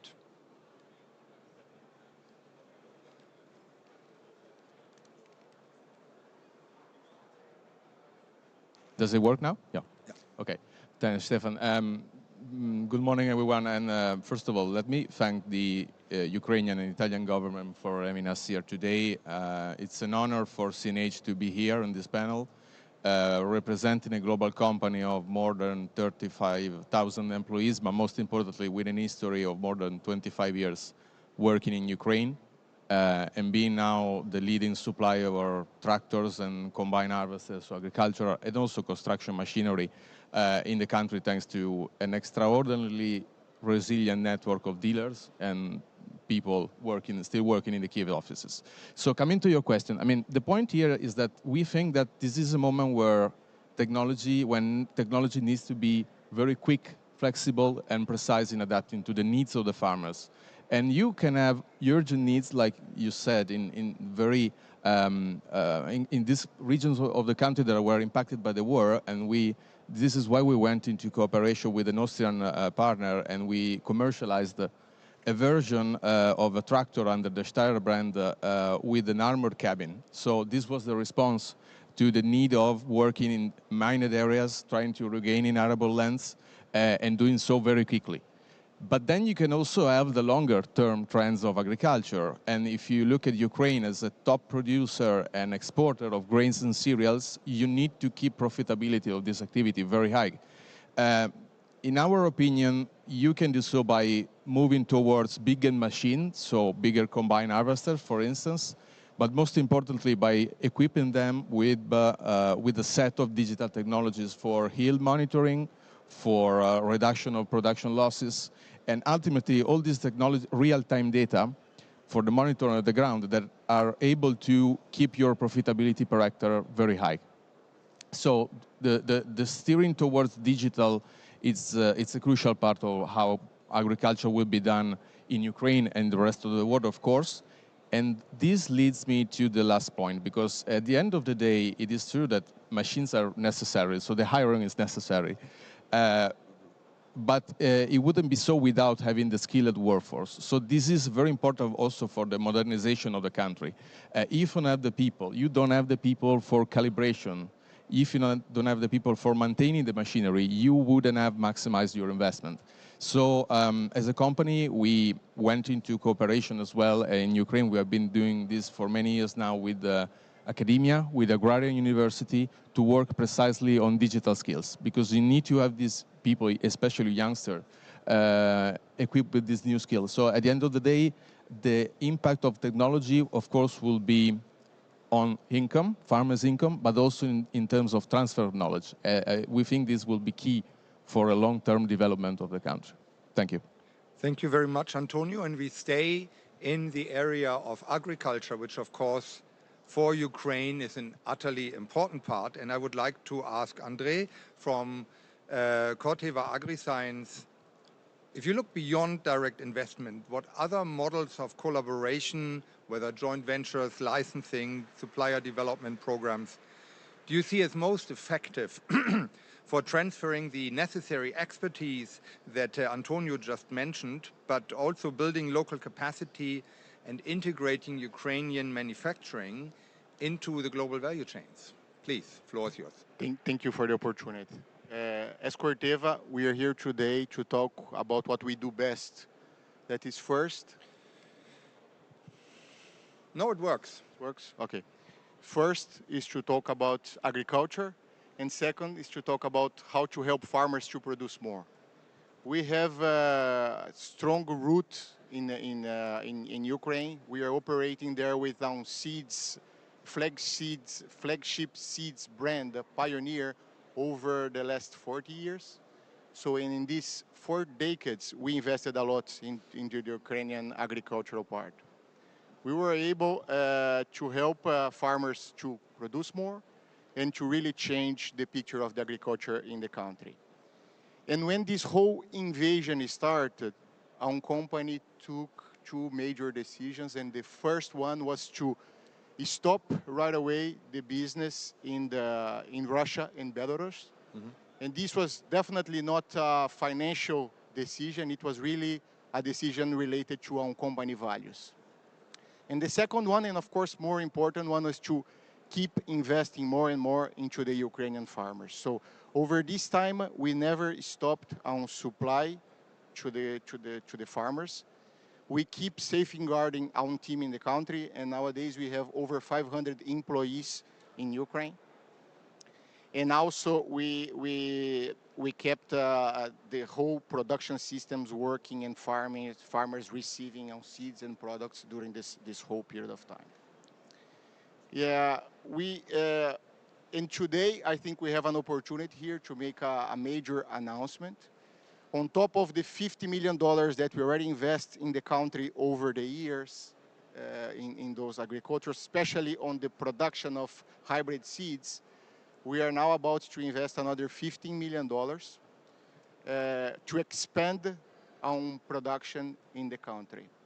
So we want to go beyond only increasing only the seeds production, but as Antonio mentioned right now, we're also talking about modernization. We want to modernize our own facilities, but also help farmers to modernize their equipment, to increase their capacity of planting. And it means that it's a potential also increase of jobs at local level in Ukraine. So all in all, in parallel, we want to keep investing in the current projects that we already have. Like, we want to keep investing in irrigation, so helping farmers to have more irrigated land. We want to keep them, we want to bring new crops, protein crops to the country, bringing new varieties, for example, of soybeans. We are also working with farmers on the restoration of the farmland, meaning some demining, some soil analysis, and also to recover the flooding areas that we had affected in Ukraine. So on top of this, we also have a lot of agricultural educational projects. Talenta is another flagship of Corteva in Ukraine, and this is where we want to keep. And I think, just to summarize, all of this is very much aligned with what the conference is bringing. So we want to rebuild infrastructure, modernize the industry, create high-quality jobs, and making sure that we are restoring the export capacity of the country. Thank you. Thank you very much. And I would like to come now to André. And André, he's in a very special position on this panel because he is the CEO of a uniquely Ukrainian industry. And there are essentially two strands that are interesting for me to ask him. Strand number one is, what does he expect and what is critical for him in order to align with future markets and the EU, but maybe more importantly, how is it and how does he see the climate in Ukraine in terms of the current situation and the ability to invest now and operate and actually grow in the current crisis environment in Ukraine? Please, André, floor is yours. I hope you manage both. Microphone.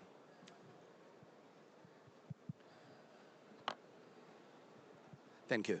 Thank you. Thank you to invite, Stefan. Thank you to invite me to this panel. I'm the Biosphera, exactly example of Ukrainian manufacturer. Very competitive, very efficient, because we produce every day million goods and deliver to 25 countries. Today, I see the top managers of also the bank, Pump, Ukrainian bank, which help us all the wartime, not only support and financing, also we have a several program how to develop the business. Because during the war, we invest for the new tea industry with very sophisticated Italian equipment. And we have 6 facilities in Ukraine, several regions. We are deeply vertical integrated company.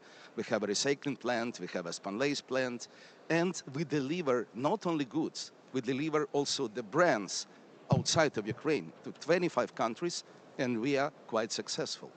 2,000 people, despite of the war, with sometimes 30%, which the people stay in the bomb shelters, do the job, very responsible, you know, and despite of the war, we do.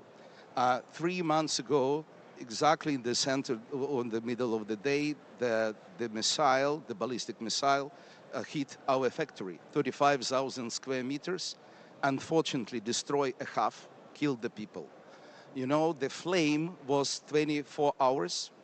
You know, we protect this, we stop this. And the third day, we start the production because, you know, we split between when there was fire, you know, and we start the production. You know, the Ukrainian people is so brave, so efficient together, and I'm sure that what we need the peace now.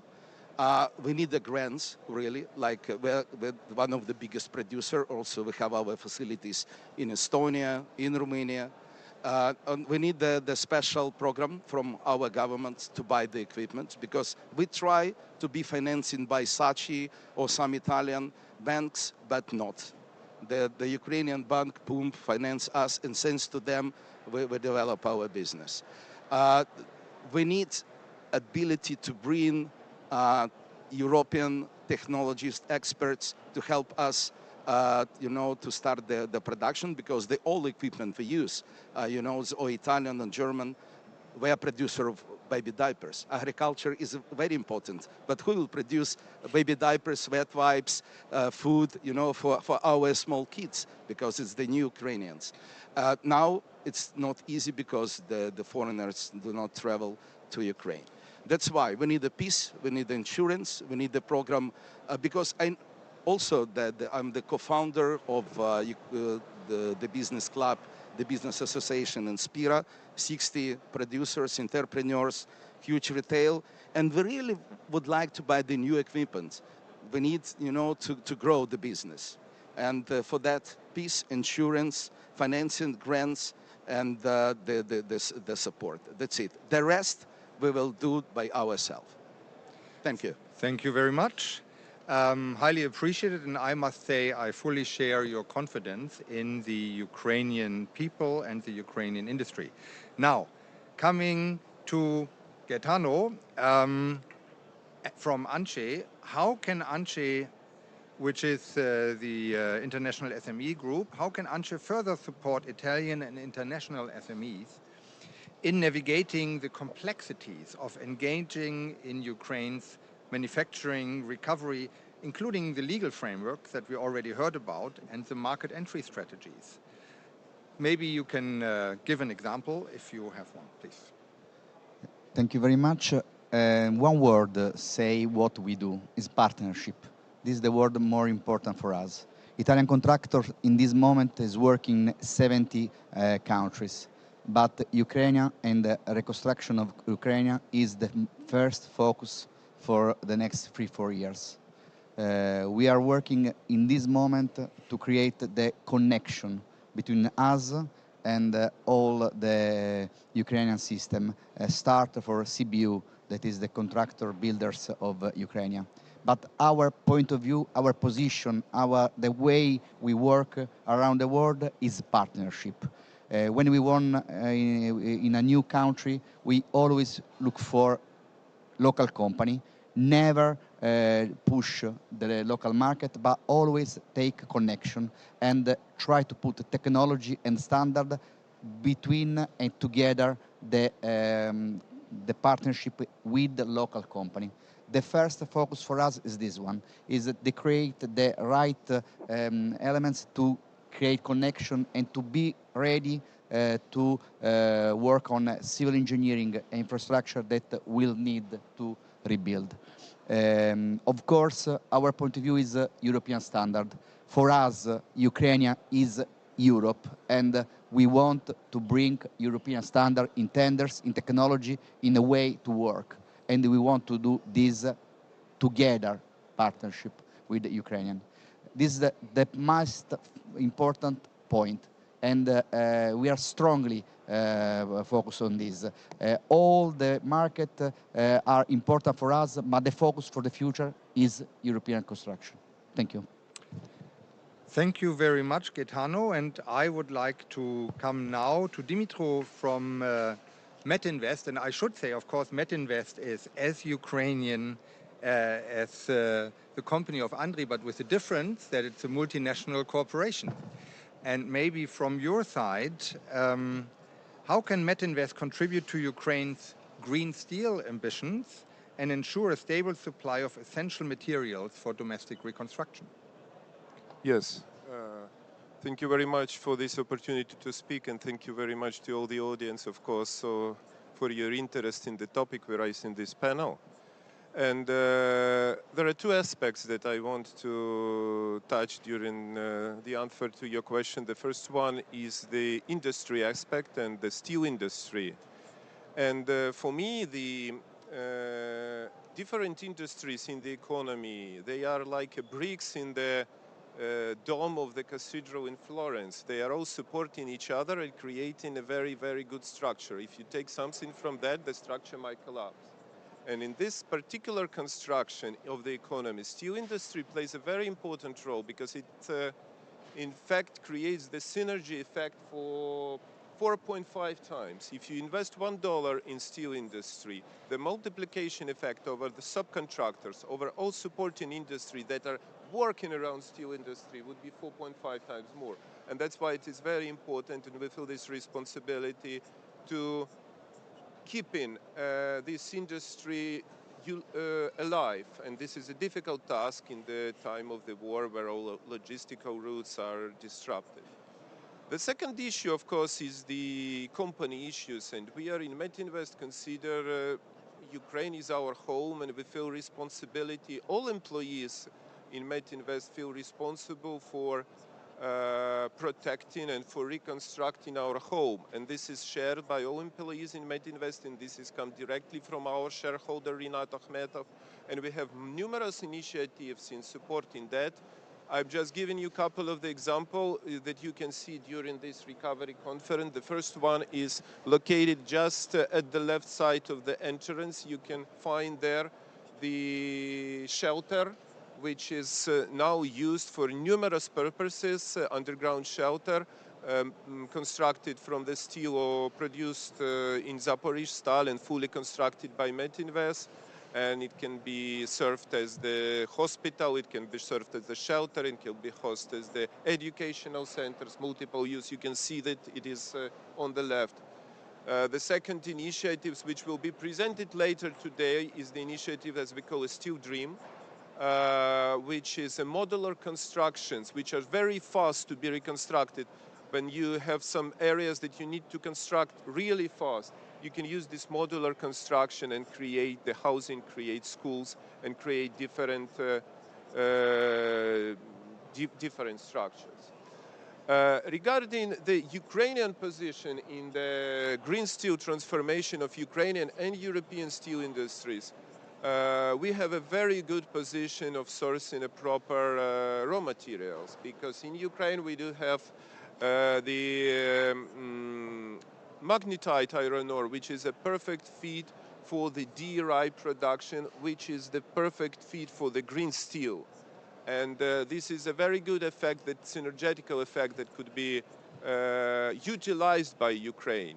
And the last point that I just wanted to make, that in the light of your question about the green transformation in Europe, yesterday we just, you can see today in the news, we Metinvest signing the Accordo di Programma with Italian government of constructing in Italy a new 2.7 million tons flat steel mill. That would be a best example of the green steel, from which we will also compute the supply chain of the Ukrainian raw materials. Thank you for your attention, and I think I was just strict in 3 minutes. Excellent, Dimitro, highly appreciated. And I would like to come to Alberto from Anima. And we have heard already a couple of interventions which started to talk more and more also about technologies.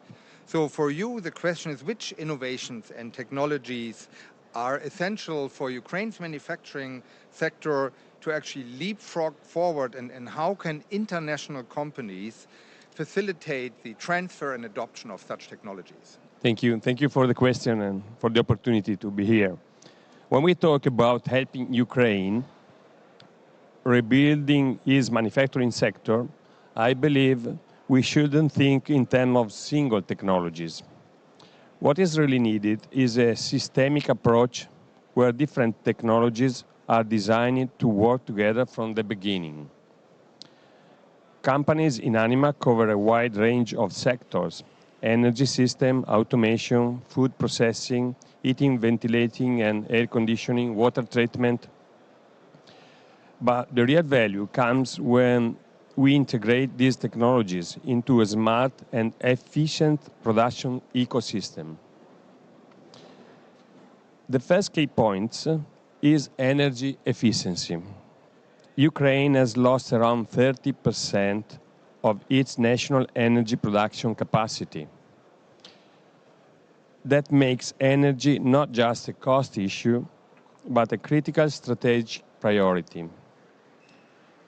You can't treat energy equipments as something to add later, but they need to be part of the production planning from the beginning, taking into account how flexible the plants need to be.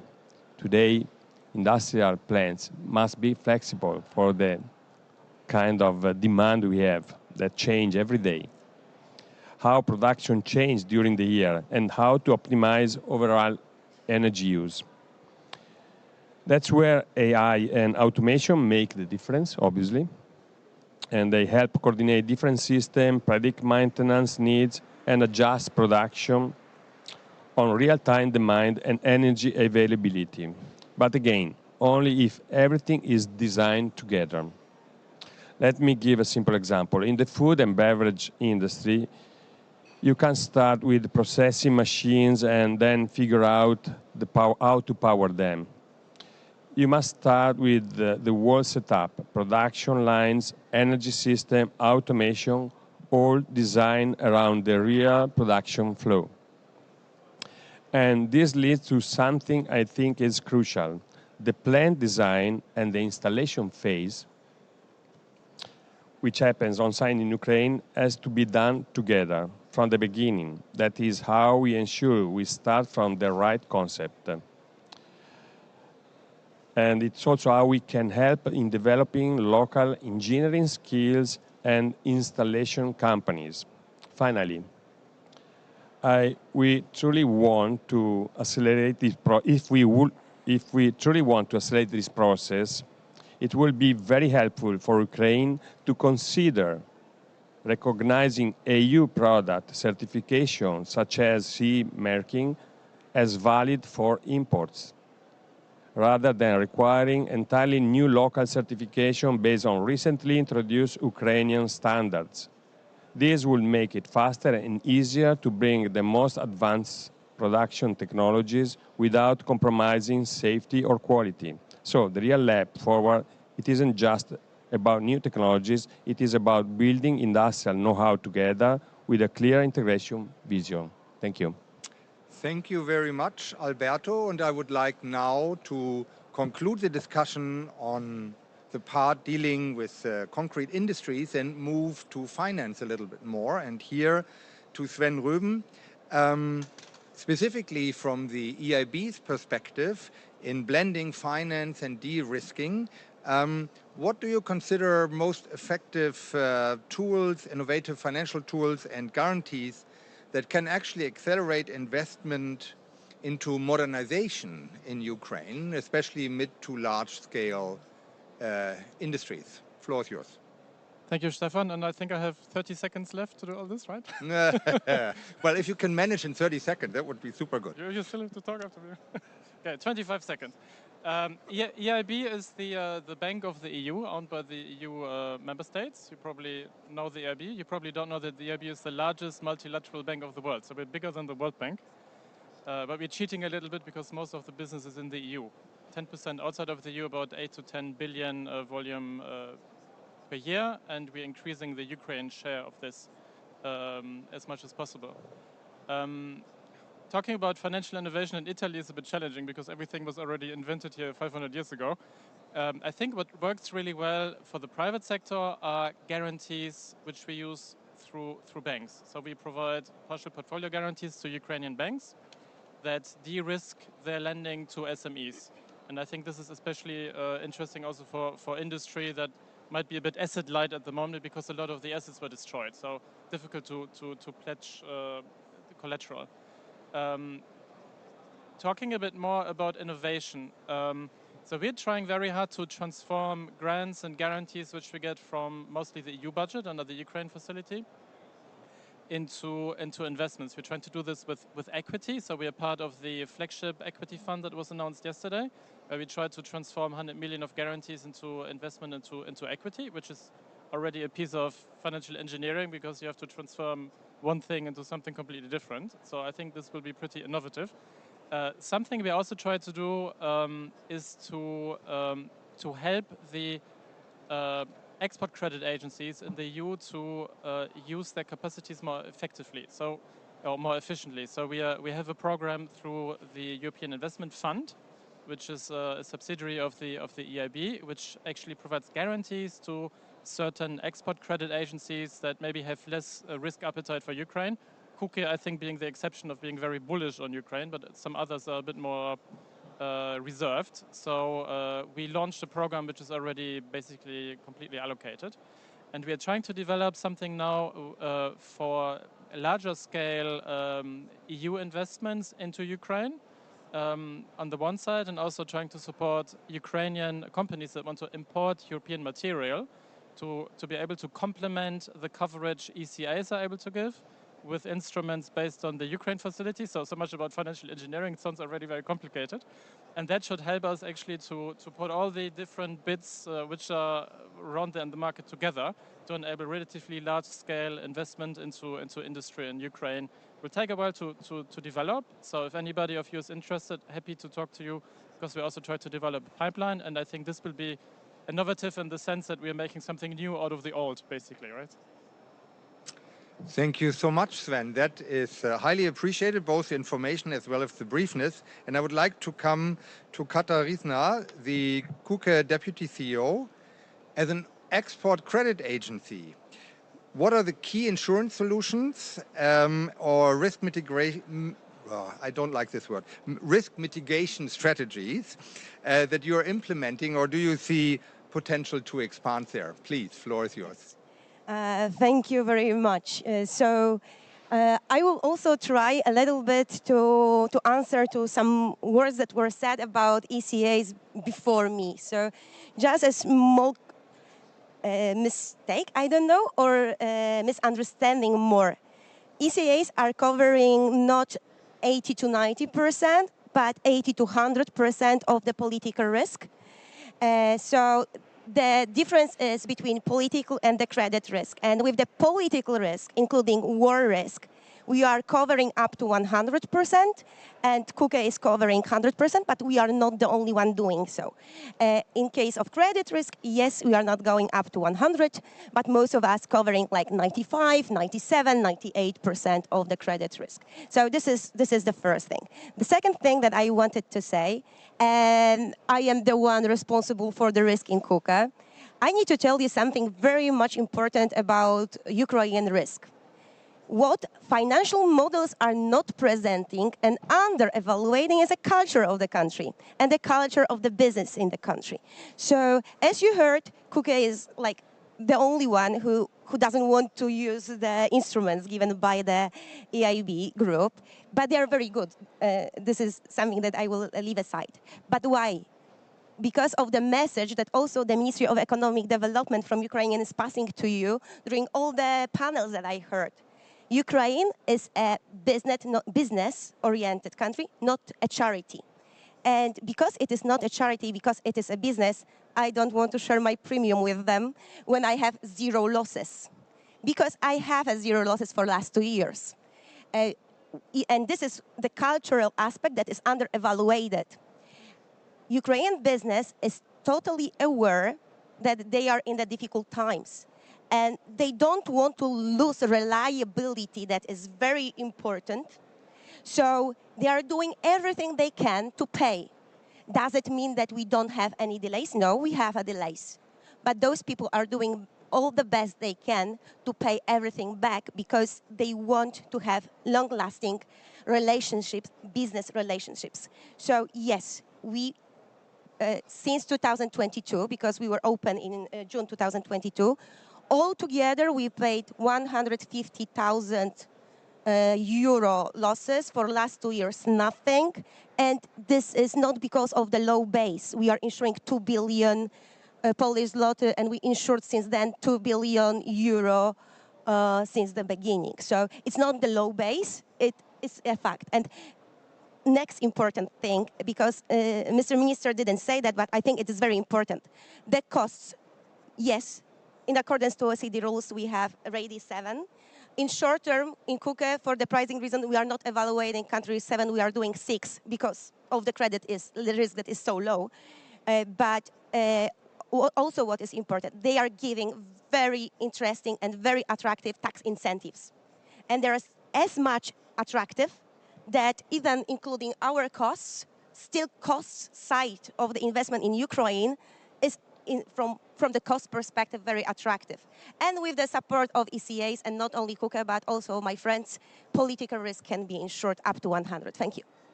Thank you so much. Great message. Couldn't agree more, in particular also with the entrepreneurship that you can see in Ukraine. And I would very briefly, Andriy, allow you a second moment of intervention. Yes, please go ahead, or question, whatever it is. Yeah, I have a proposition because we are talking about processing company, you know. We have a project for new recycling plant based on the best Italian equipment, 10 million euro with new construction.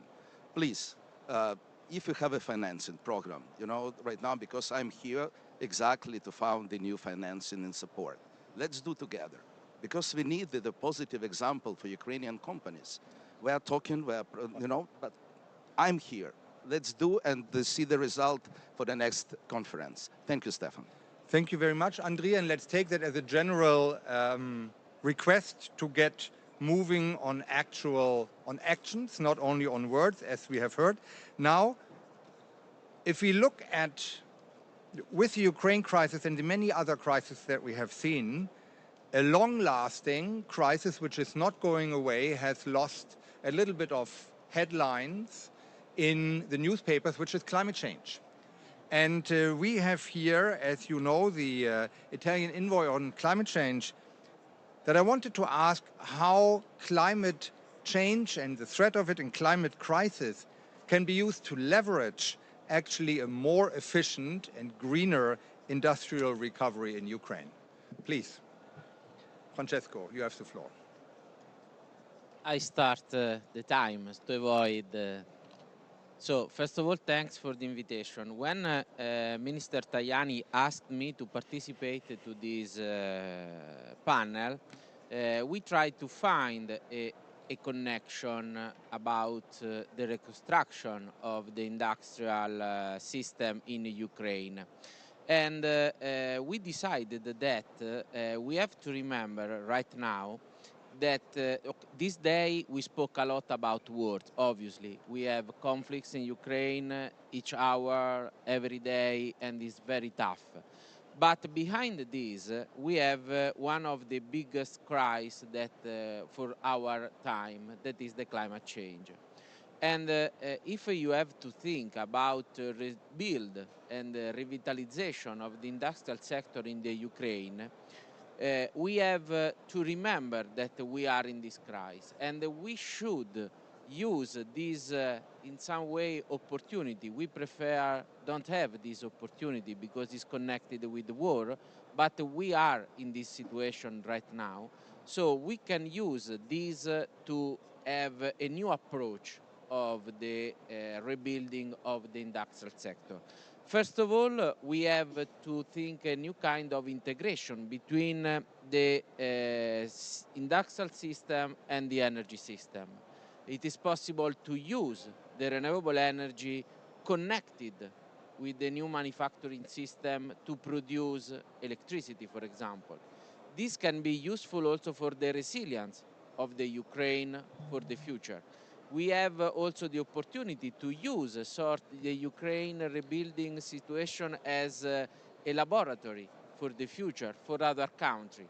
Second, we have to think about the new big technology that we have. We can think about the artificial intelligence. Some of you said this, and we can follow this roadmap to rebuild a new kind of industrial that is ready for the challenge connected of the use of artificial intelligence.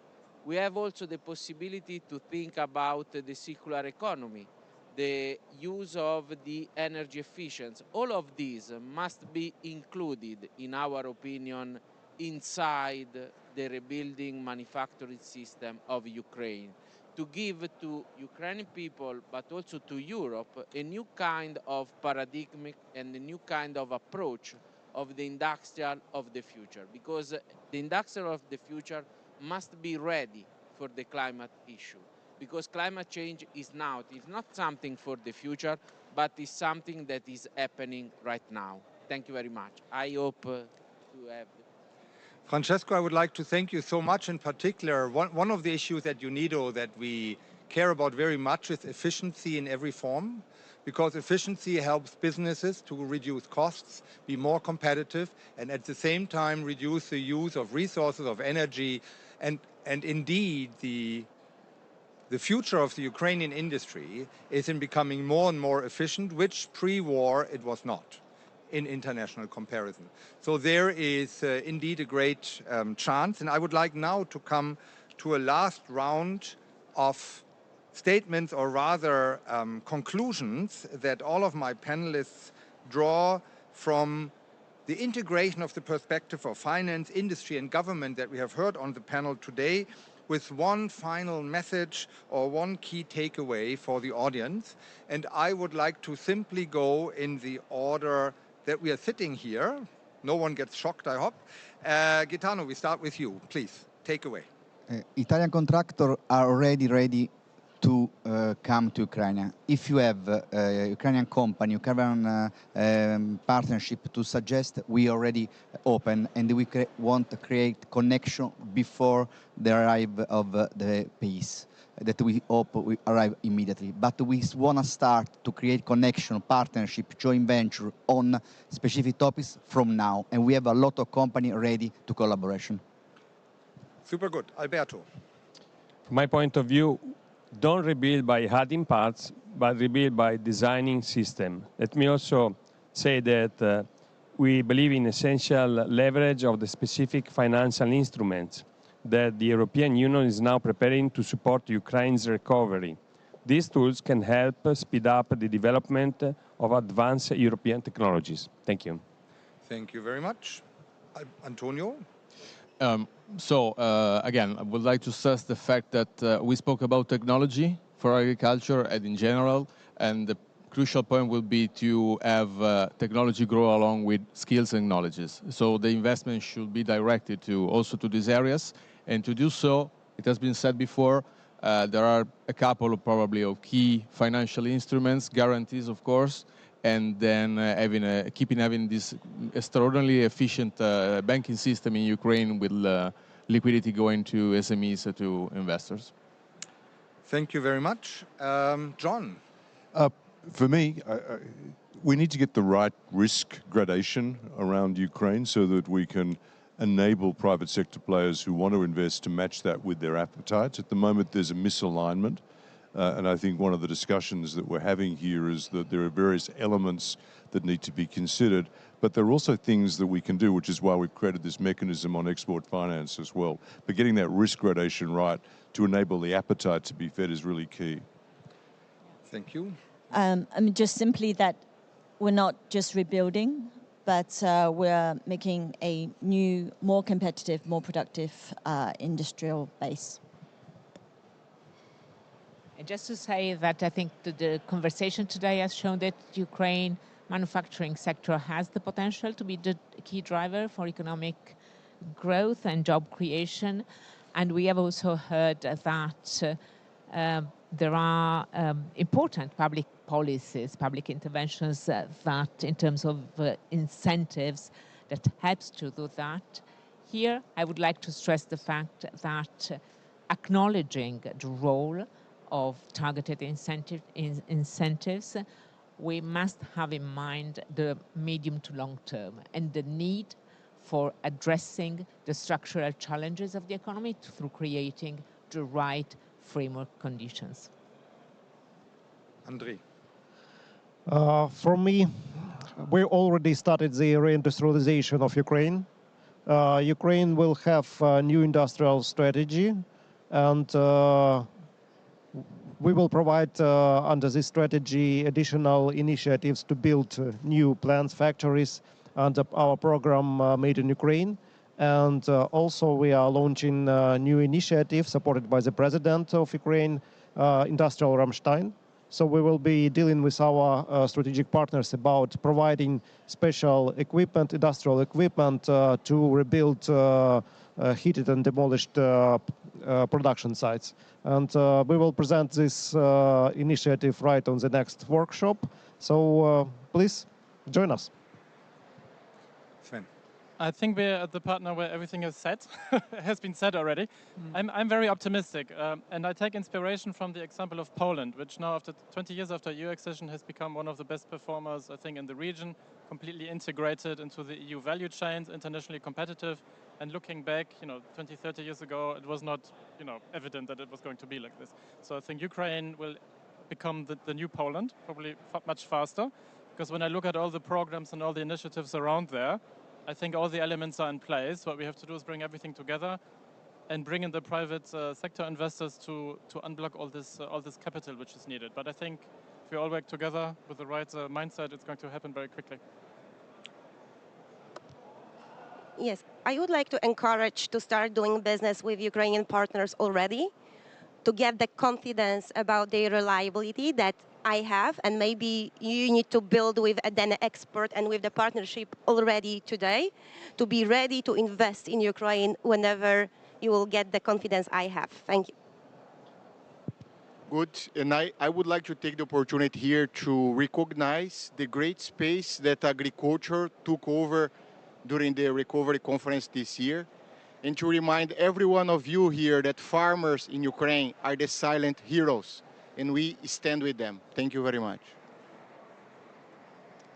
Yes, I just wanted to say that in Metinvest we are ready to launch different projects from smaller to medium to big ones. And what is also very important, we have in place proper teams that can manage and then can complete the project, which is very important issue now. What is required, of course, the securities, insurance, and financing, and willingness to invest, and that's for me now the major issue to move it forward. Thank you, Dimitri. What we really need is like a must now to defend our country, because to keep independence, to keep a freedom, it's the key.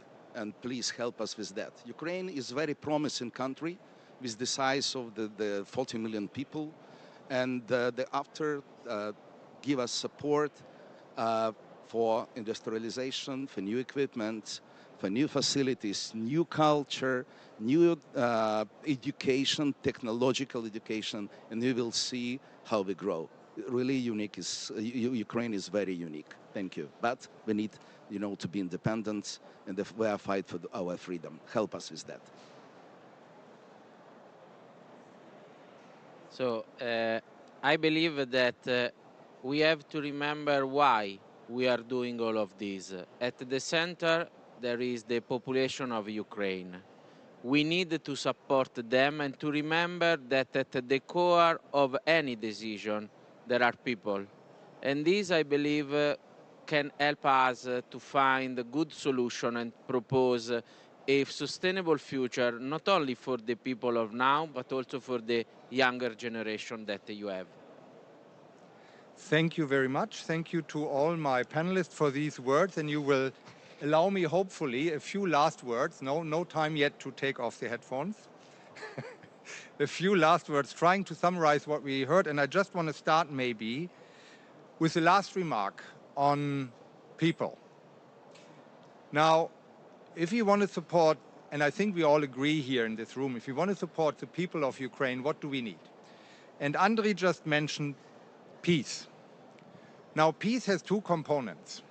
One component is to go from war to peace. The second component is to maintain peace.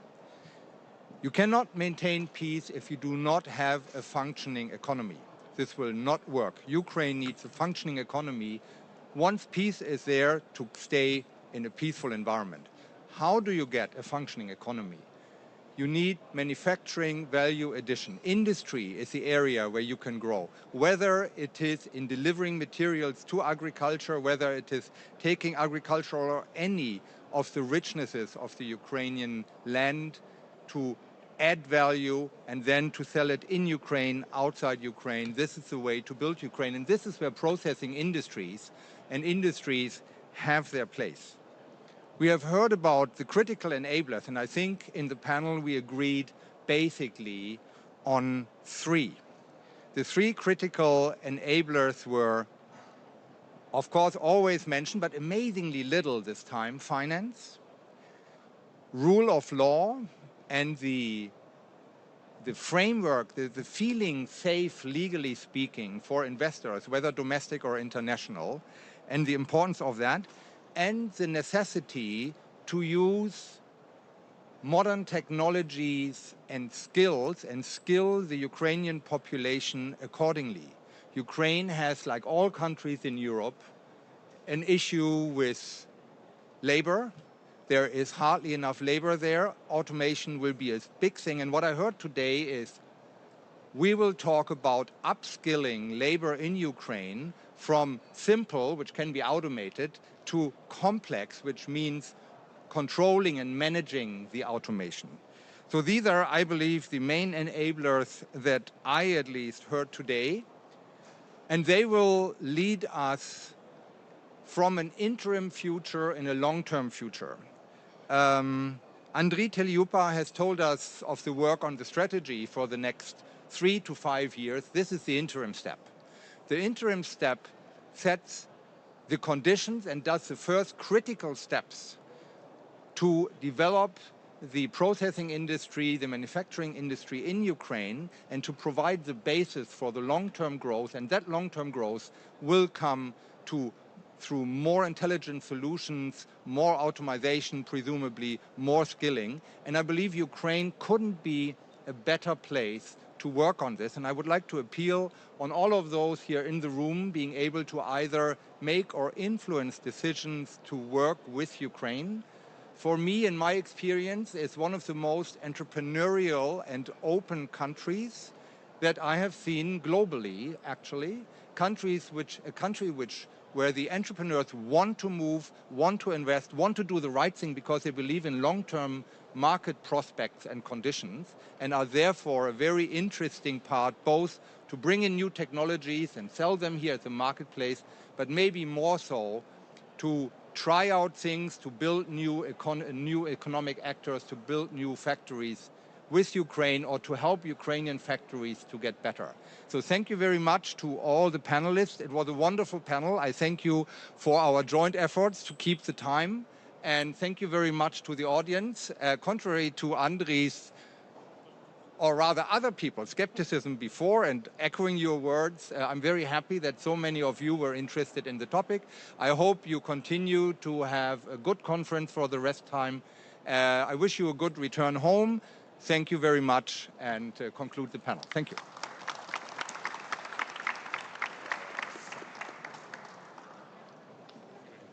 You're welcome.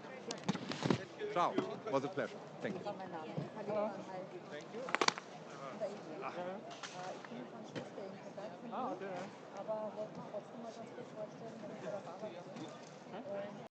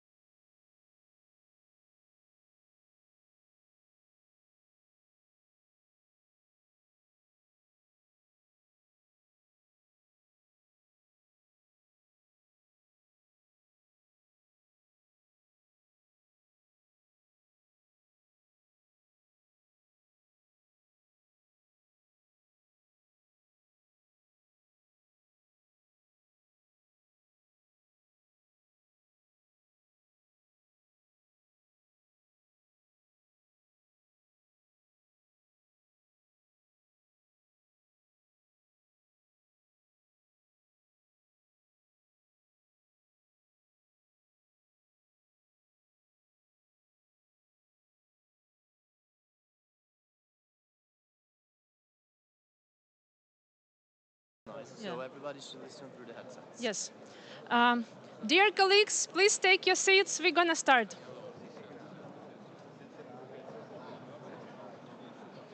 Yes.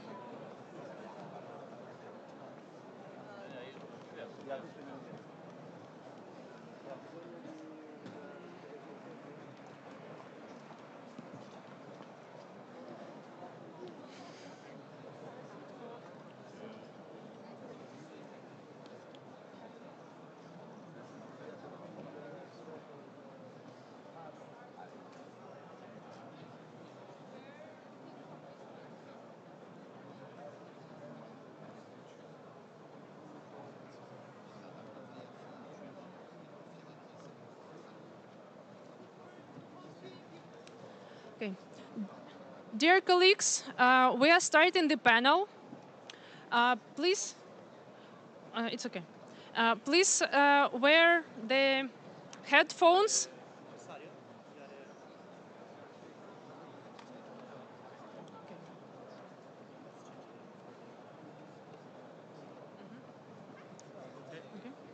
Yes.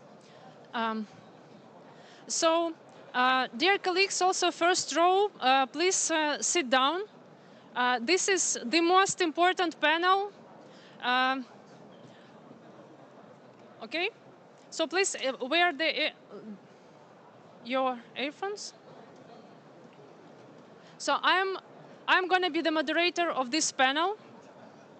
My name is Natalia Shapoval. I'm from Kyiv School of Economics. We are a university also suffering as all Ukraine this terrible war. And we have this fantastic panel today. First time on the Ukraine Recovery Conference. We finally have defense. We have actual producers company from Italy, from US, from Ukraine. We have like governments talking about defense finally. Thank you so much.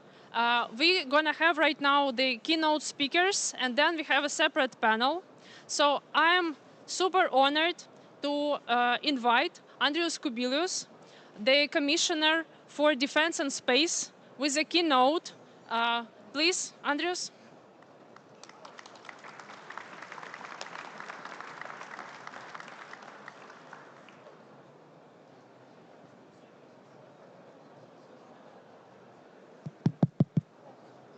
Well, I don't know if that's working. I need to shout very loudly.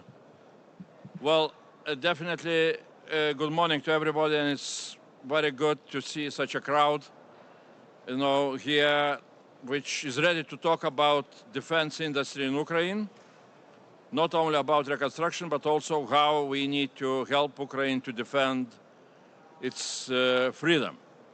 But I would say, you know, that I would change a little bit the title of this, you know, conversation, because one thing is what I would try to convince everybody here, what we need to mobilize international investments into Ukrainian defense industry, not only to maintain the momentum of that industry, but also to learn a lot from that industry. That is, you know, one point which I'm trying to speak out, you know, everywhere in European capitals, that now on the European continent we have two battle-tested armies. One is Russian, we know what they are able to do, but another is Ukrainian.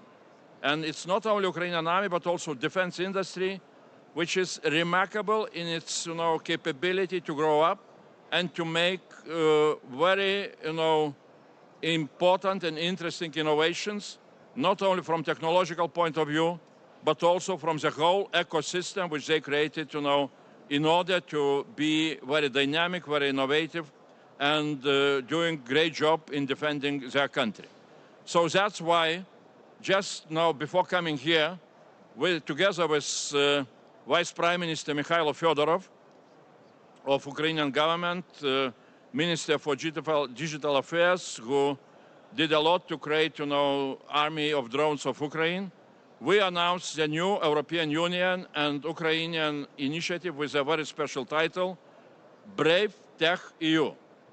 If you were going through the exhibition, you have seen the, you know, stands of Brave One, cluster of Ukrainian high-tech, defense industry, which was created by Ukrainian government under the leadership of the same Vice Prime Minister Mikhailo Fedorov, and that was the basis for them to create the whole army of drones.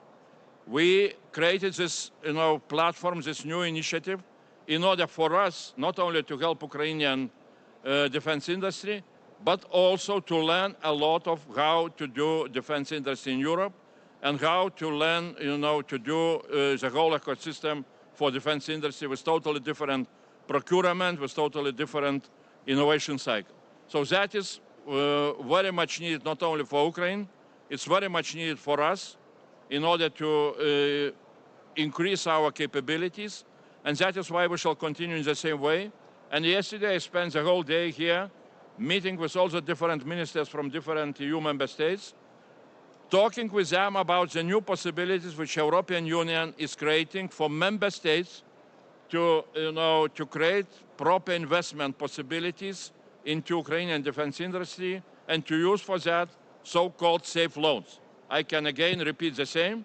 Now European Union has possibility of 150 billion very attractive loans, which member states can take and to go for joint procurement with Ukraine, from Ukrainian defense industry and for Ukraine.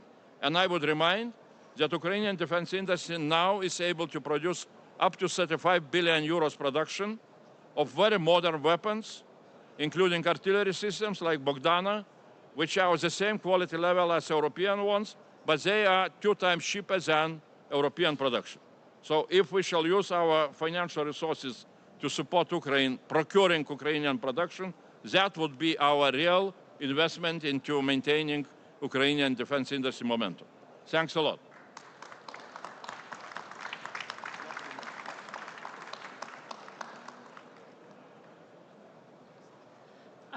Thank you so much for these empowering words.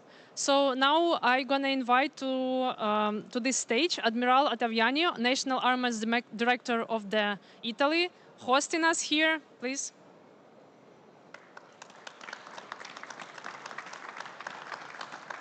Ladies and gentlemen, good morning. Thank you very much.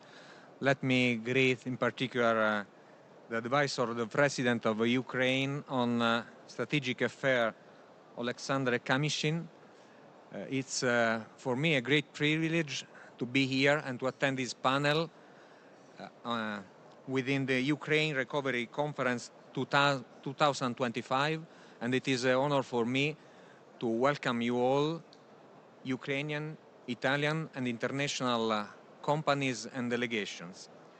Your presence here is a tangible sign of our common interest to cooperate and to act together by increasing our cooperation and collaboration, as well as to face together the main common challenges in security and defense posed by a very fast-changing geopolitical context. First of all, let me express my sincere gratitude to you all for attending this event that will set the base for interactions, for good collaboration, as well as it will be able to create the common ground to allow new partnership, new joint venture to grow up. Let me also thank the Italian Ministry of Foreign Affairs for supporting this event. Today's event will allow us to enhance dialogue and to make our bilateral relation even stronger. In this context, I am sure that the following business-to-business meeting that will take place after this session will be a great opportunity to mingle, to share ideas, to have the possibility to increase our mutual friendship, and will also provide us with the opportunity to explore all possible areas of cooperation in the whole spectrum of defense equipment and technologies. Italian companies are willing to cooperate in a frank and open way with all companies like companies belonging to Ukraine that are ready to enhance technological innovation, to increase cooperation, and to find new synergies. In this context, the Italian National Armaments Director, which I lead, is ready to facilitate all interaction with our institutional support. Italy confirms its strong willing to support Ukraine. In 2025, we supported Ukraine both through donation and through the use of European Facility Peace Mechanism, and in the future I'm confident that we will be able to support Ukraine even better. Italy has supported Ukraine through diplomatic efforts, to humanitarian aids, and through military assistance, basically through 4 lines of action. Line of action 1 is national initiatives. Italy provided Ukraine with defense materials through 11 packages delivered since 2022. Line of action 2, participation to multilateral cooperation activities. Italian Ministry of Defense is participating to almost all international capability coalition, and in particular we are co-leaders in armored vehicles initiative. Moreover, Italy is participating in the Ukrainian Industrial Base and Production Joint Working Group with our Italian representative from the National Armaments Director. Furthermore, Italy is taking part of a European mission, European Union military assistance mission for Ukraine, as well as to NATO security assistance and training mission for Ukraine. There is line of action 3, bilateral cooperation. I'm referring to business cooperation. Several Italian companies already signed the Ukrainian Defense Industry Compact, and my staff has received many Ukrainian technical delegations to discuss and to share knowledge about defense system. Finally, we have line of action 4, European Union funds. Italy took part in several initiatives, such as the one in support of ammunition production. Moreover, within the framework of windfall profits, this year Italy received 130 million euro to purchase air defense systems and ammunition for Ukrainian armed force. I want to conclude highlighting the importance of this event today, and my presence here wants to stress the importance that the Italian government gives to cooperation between Italy and Ukraine.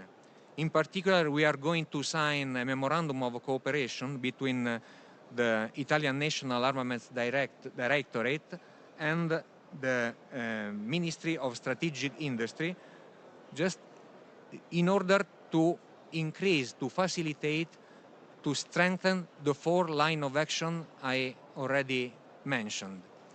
So I hope we all can take advantage of this great opportunity to stay together, to mingle, to share experience, and to increase our cooperation. So I wish you all very fruitful meetings, and thank you again.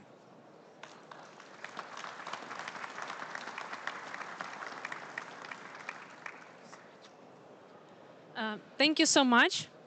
Without further ado, we have Ukrainian representative Alexander Kamyshin, who's the advisor to the Office of the President and navigator, basically, of this market of weapon production in Ukraine. Please.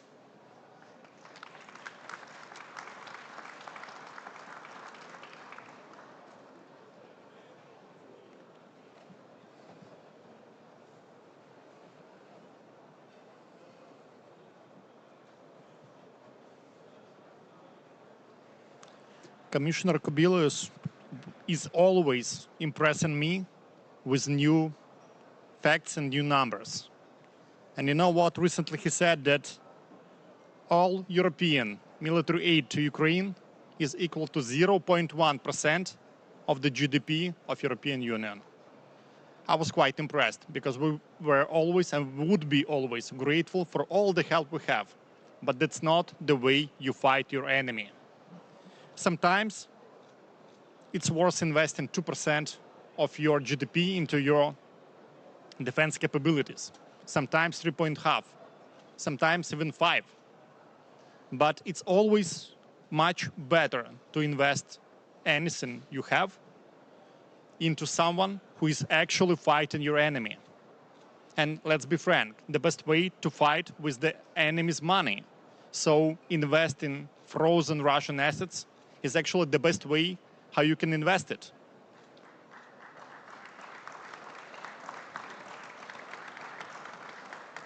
I do understand Estonia, who has given her last artillery systems to Ukraine, because that was the best way how they got 120,000 Russian troops out from their border, and we made them good Russians in Ukraine on the ground.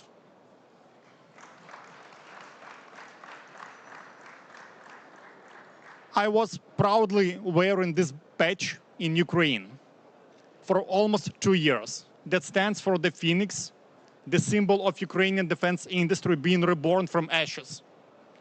That's what European industry has to do as well. Recently, my president announced the new program. It's called We Build with Ukraine.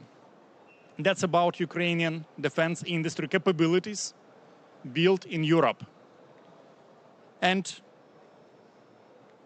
I'm sure that these capabilities will help Europe become stronger and learn how we can protect ourselves from the enemy in the East. We focus on European nations that stand closest to us in the darkest days of this war. Those nations that help us procure from Ukrainian defense industry and donate it to Ukrainian army. That's Nordics, Baltics, and European nations. It was first announced in Denmark a week ago, but other European countries yet to come. I'm sure that together we will build the arsenal of the free world. Thank you.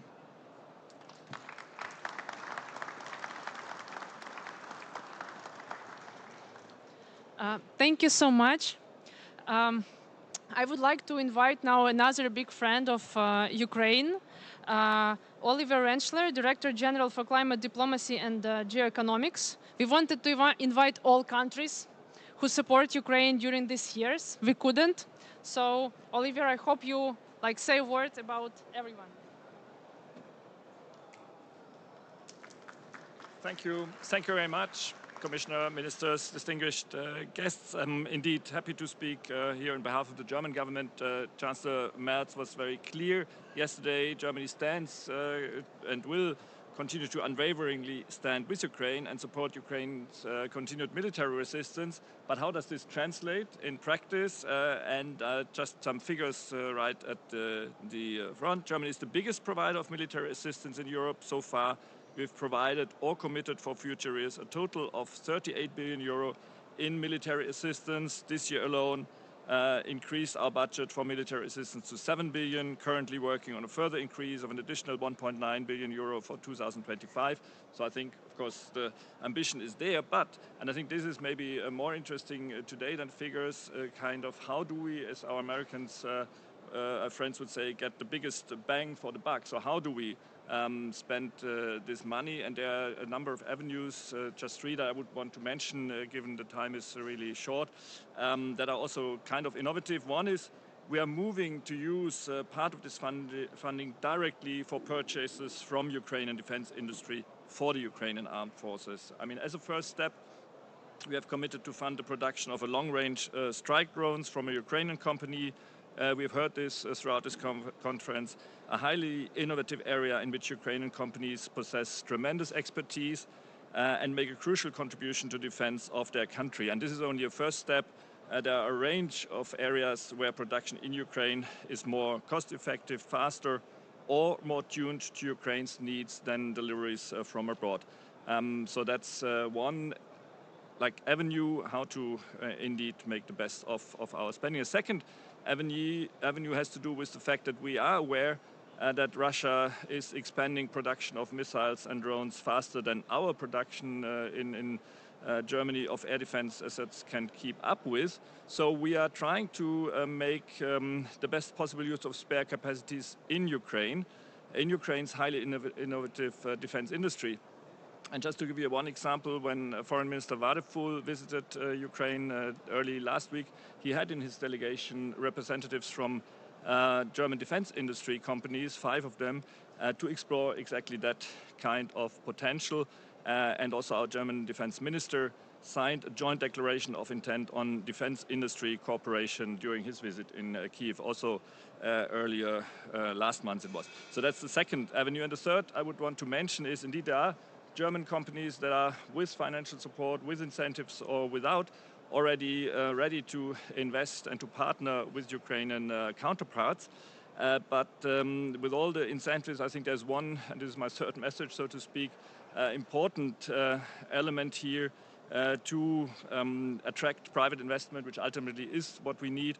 And this is, of course, the trust in the rule of law, corporate governance, a strong, coherent stand against corruption at all levels. Here again, we know we have some tasks ahead of us. Jointly, we need to invest in the relevant Ukrainian institutions and need progress as a basis for further financial support. Also, of course, in view of EU accession process and mobilization of private investments. So these are just 3 examples of how we want to indeed make sure that we can stand by Ukraine as long as it is needed. Thanks a lot.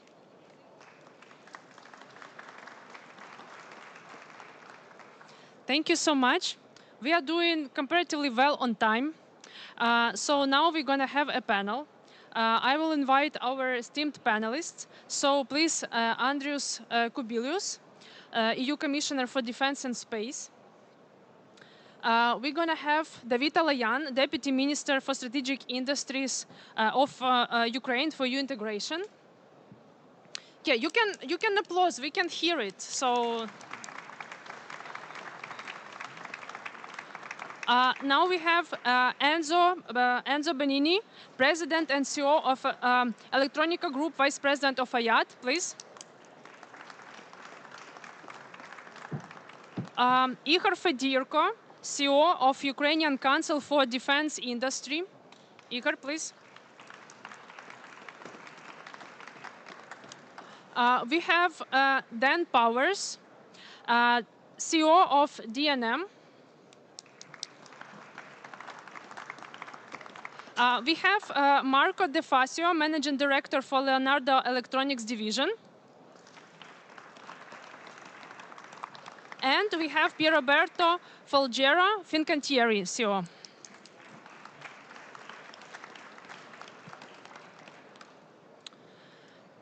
So, please make sure that you have translation in case. We now gonna have a very difficult discussion, I think, and we hope to get as many insights as possible. So, Andrius, you already introduced new programs that you are working on. And while I'm asking, we will find a mic for you because we don't have mic on your table.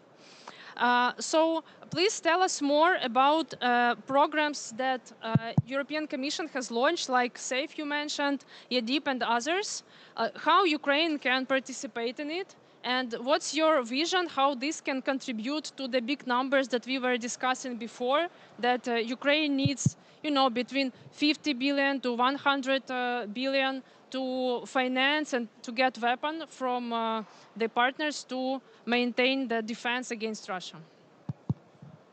Well, thanks a lot. Of course, the biggest support to Ukraine, military support, comes through member states directly. And they are doing a lot, but as advice the Commission have said. I am always using this number that till now, during 3 years of the war, if to calculate annually how much European Union member states were giving support to Ukraine, it's less than 20 billion per year, a little bit less than 60 billion during 3 years, the same with Americans. And if to compare with our GDP, EU GDP, or, United States GDP, calculating, that support, it comes below 0.1% of our GDP. When we are talking about our defense spending according to NATO standards, 3.5% or even 5%, so for Ukraine, we are giving 0.1%. I'm always openly saying I'm not a military guy. There are some better experts, but I don't understand our military logic here, Why, when Ukraine is fighting really against the enemy, which we are ready to defend ourselves against, we're spending 3.5%, where we are, staying on 0.1% when we are giving support to Ukraine. This needs to be changed. Now, what are possibilities?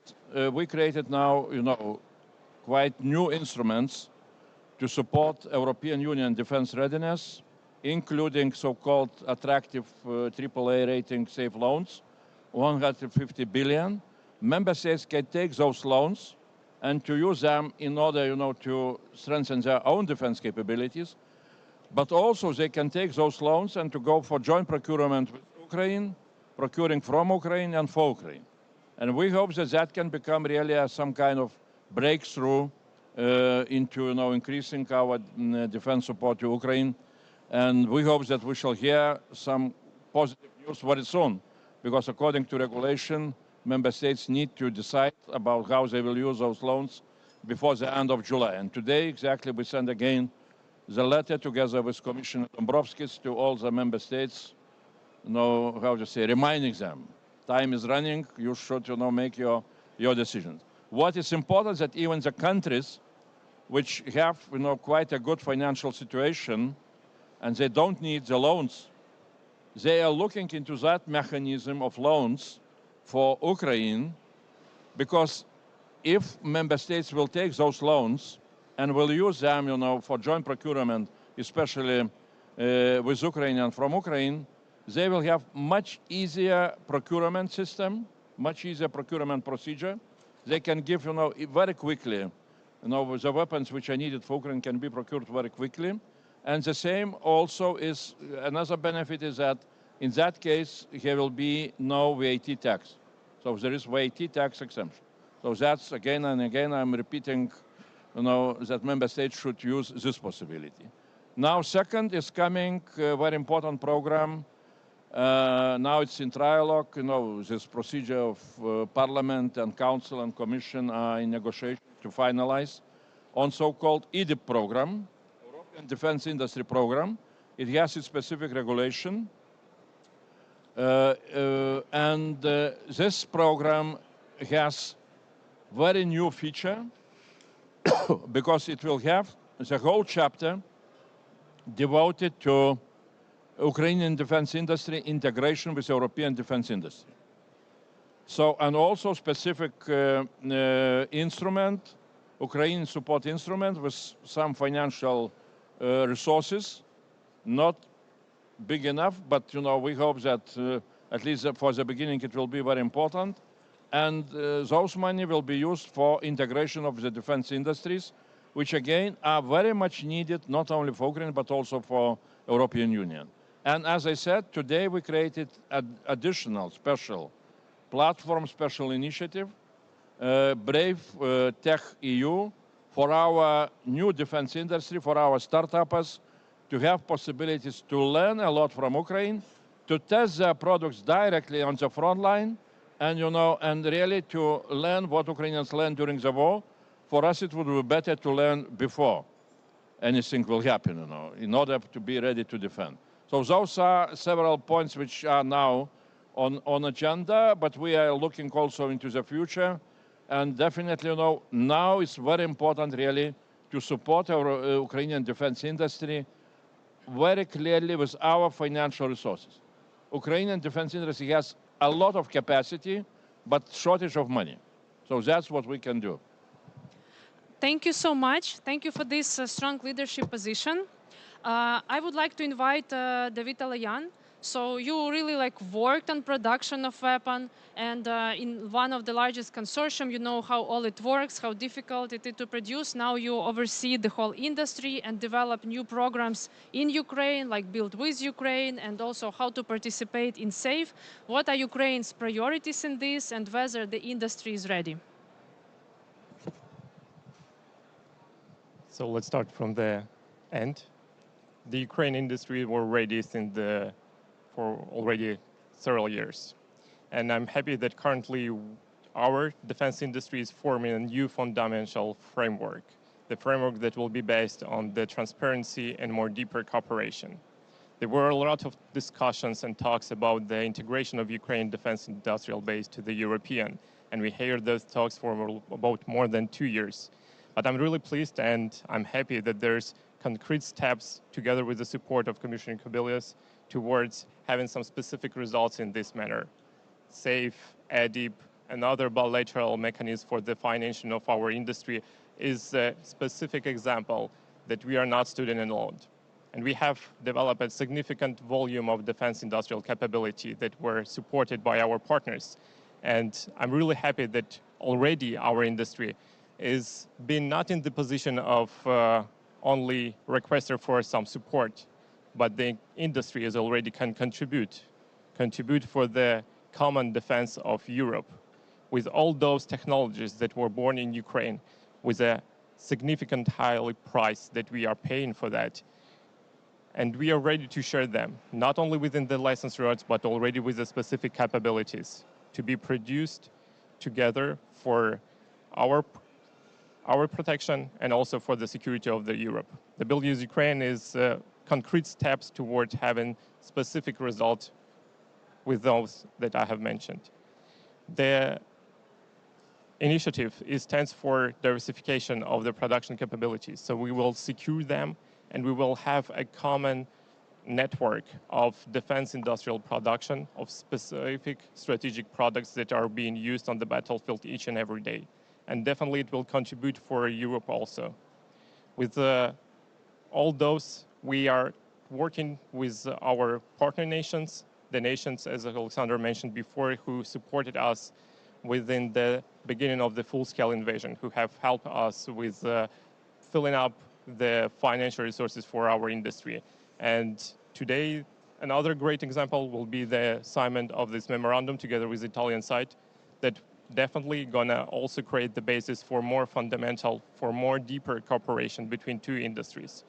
We are the ministry who are working towards supporting all those efforts. We have the one and only strategic industries currently in Ukraine, and this is defense. And defense is already contributing for different domains also, and the economic recovery specifically. The third part of our GDP growth comes directly from the defense area for the last 2 years. So the industry is working towards two main topics: protecting our national security, helping our soldiers, and also contributing to the economy recovery, which is really the main topic of this conference. So, and this is also very important for us, that defense has been one of the main focus within the last conferences, forums, because the defense industry currently being the driven force for the economic growth, and it's definitely going to contribute. And within such initiatives that are being announced by European Commission and also by Build with Ukraine and similar projects, this is the projects and the initiatives that's going to contribute and then going to help us to be more united rather to compete in the future. So we are willing to cooperate. The industry is open, and the industry is ready to not only support, to receive the support, but already to contribute. Thank you. Thank you so much. Thank you, David. So now I would like to invite Enzo Benini. So you're president and CEO of Electronica Group and also vice president of the Federation of the Companies, IAD. And your federation already, your members have been a part of the Defense Industries Alliance, and you already work with Ukraine Please share your experience and maybe plans going forward. Grazie. Oh, thank you so much. Now, before reading the short notes that I have prepared, because I don't want to miss any point, well, I absolutely have to highlight one key point. I mean, what is happening today and what has just happened yesterday. So our dear Europe, which is, criticized, people say we are not able to make decisions, so we criticize the European Union because at the European Union level, we're still talking about a common defense system and many, many other details. Well, I have to say that yesterday we've been ready right here in this very conference, in this very room here in Rome. And once again, here we met the ministers, prime ministers, authorities, and everyone said yes. I mean, everyone wants to help Ukraine. And, this is great. So once again, this is not, well, something that happened until some weeks or months ago. So once again, eventually, at last, Europe has made a position. I'm talking about political positioning, and once again, we have to consider this. This is one of the key, steps forward that we have seen these days concerning Europe. And again, Europe has sort of adopted Ukraine as if it was a member of the European Union. So together with NATO. So once again, I'm so proud to say that a big step forward was made. Once again, we have adopted Ukraine. We in Europe, but also NATO, did the same. So we will be talking about many details, the industry. Now, of course, the entire industry also agrees, and this is part of the typical business behavior. But once again, Europe, as we usually say, is basically political. Okay, so I'm not here to say how good we will be or how many things we will be able to do, how many how much equipment we will sell. I mean, I am an industrialist, so of course I will stick to the regulatory framework. And okay, so this is really what I wanted to say before this, couple of remarks that I've written down, this morning and yesterday. I didn't know how the conference was organized, so bear with me. So I represent the AIAD, and by the way, AIAD plus the entire electronics industry. We are a center of excellence for electronic warfare. So once again, AIAD. So my organization has been involved by Italian institutions in order to verify the context in which an effective support to the war in Ukraine could rapidly be implemented. Of course, we can do this, and we want to do this in compliance with the complex regulations regulating the sector. Now, when it comes to political institutions, well, those institutions have, created the foundations. In February 2024, we signed a 10-year long cooperation agreement between Italy and Ukraine. We've also defined the general, foundations of this industry. Back in 2023, 4 different companies, Leonardo, Fincantieri, Elettronica, Iveco, from Italy. So once again, they joined forces and they have signed the agreement with Alliance of Defense Industries. And so we have been able to take up plenty of opportunities. Of course, I'm talking about industrial cooperation. We have accelerated the supply of defense and protection assets to Ukraine. So what has been done today is, in my opinion, very positive. What is interesting is the definition of a win-win cooperation agreement between different industrial sectors of the two countries. If at all possible, of course, we have to also involve the Ukrainian industry. I'm not just talking about selling. I'm really talking about creating real, actual, fruitful opportunities for collaboration.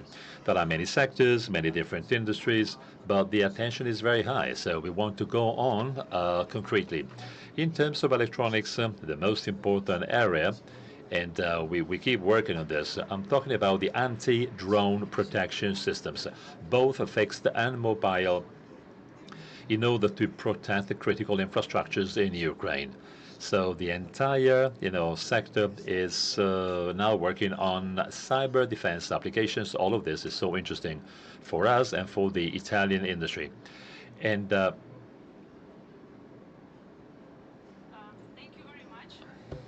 Everyone gonna hate me by the end of the panel, but I prepared myself in advance because I need to manage the timing. Thank you so much. We're gonna invite Igor Fedirko, CEO of Ukrainian Council for Defense Industry. So you work with the private producers since the very beginning of full-scale invasion and even before this. Tell us about the market and how prepared they are. Hello, everyone. Thanks a lot. It's a great honor for me to be here and discuss about the Ukrainian defense industry. So I represent here more than 270 defense industry companies. And so how we can get some investment or how we can get some money from our market. And if you need some numbers about our market, so in Ukraine now we count more than 700 companies which work in private sector and maybe 74 companies which work in the state companies. If we add to these numbers also the new small companies like R&D or startups, these numbers it's close to 1,500 startups which produced more than 3,500 products for our defense. So it's a huge numbers, it's a huge ecosystem. And the main problem, I think, for my industry, it's the procurement. So for this moment, our government can buy just 35-45% of all our for all our products which we produced, and we're trying to find the new buyers, the new possibilities to sell our product, and also we are looking for the cooperation with our partners. And as you know, Thales just signed the agreement with the Ukroboronprom. Leonardo also, the Italian company, working with Ukraine, like Biosystem, a lot of them. So we just received maybe more than 100 letters of interest from 25 countries who wants to work with our market, and it's it's a really strong message to our government and to my industry that we are really warmly welcome. And if we are looking forward, we are really appreciate for these possibilities and opportunities which give us the program like SAFE and EDIT.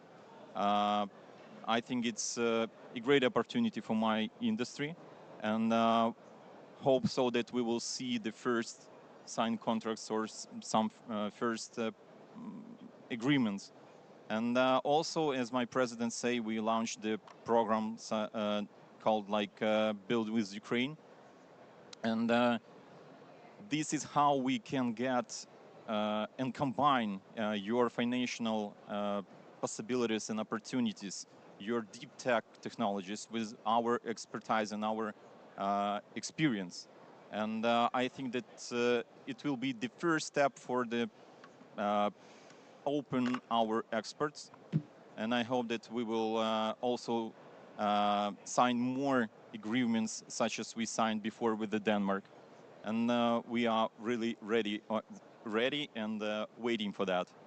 So I think it's if you will have any question about my market and what we can create together in Ukraine and maybe also abroad, we are really open for that.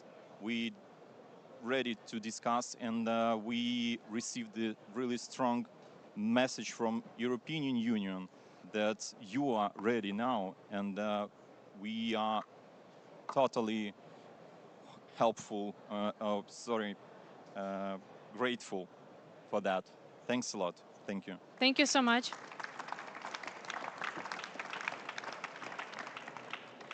Thank you. I would like to invite Dan Powers, CEO of DNM. Your company get back to Ukraine to build up ammunition factory after the beginning of full-scale invasion, and now you are thinking about office. So what is your experience and what Ukraine can do more to attract you and companies like you to do the same? Okay, well, I'm happy to be here. That's a two-part question, so I'll answer the first part. We had finished everything for the ammunition factory when the full-scale war started, and we had to leave. By mid-2022, my partners and I, we said we have to go back to help Ukraine. We have a working ammunition factory there that just needs to be trained. People have to be trained.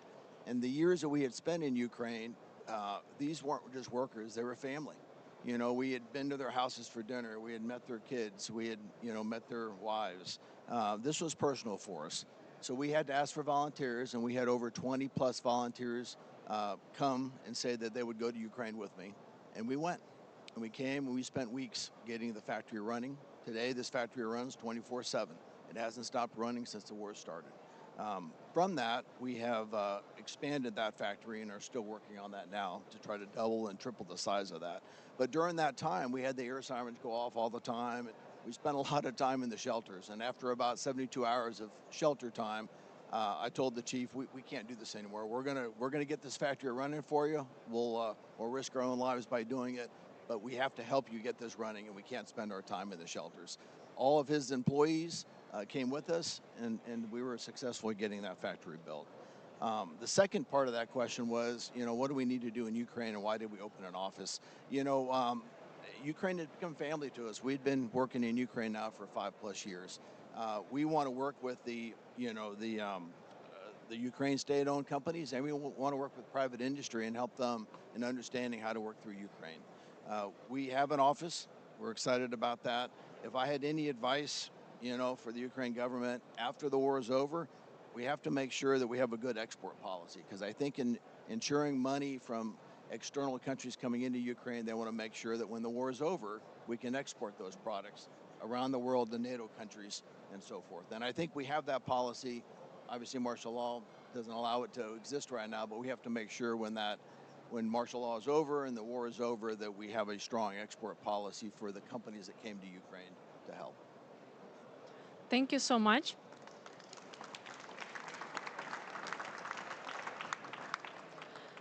So right now I would like to invite Pierroberto Folgero, CEO of Fincantieri. So your company also is starting working with Ukraine, and you have this naval expertise. And just to mention that Ukraine and asymmetric warfare drone actually disrupted Russian capabilities in the Black Sea. So what are your plans about Ukraine and Europe? How do you see this future of the warfare in the sea, but more generally? Thank you very much. But we in Fincantieri, we are people in the maritime business, and we strongly believe that in the defense domain, what happened in Ukraine truly created a new doctrine, a new paradigm in naval warfare, demonstrated that marine drones are truly a winning factor and a changing and a breakthrough. We are working on how we can expand this concept more and more, and how we can concur, how we can contribute to what's next with a concrete example. And we believe that in the new normality, once the new normality will be there, hopefully, the security of ports will be a great necessity, and the protection of critical infrastructure will be a great necessity.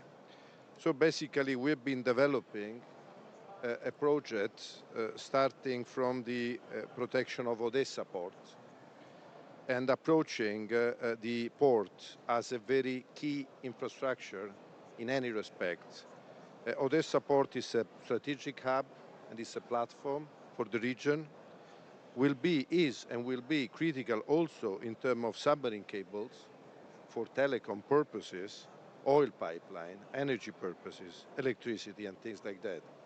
So from a static perspective, from a dynamic perspective, that will be the most important and critical infrastructure in the maritime domain, in which we can test next generation modular protection systems that we are envisaging already elsewhere.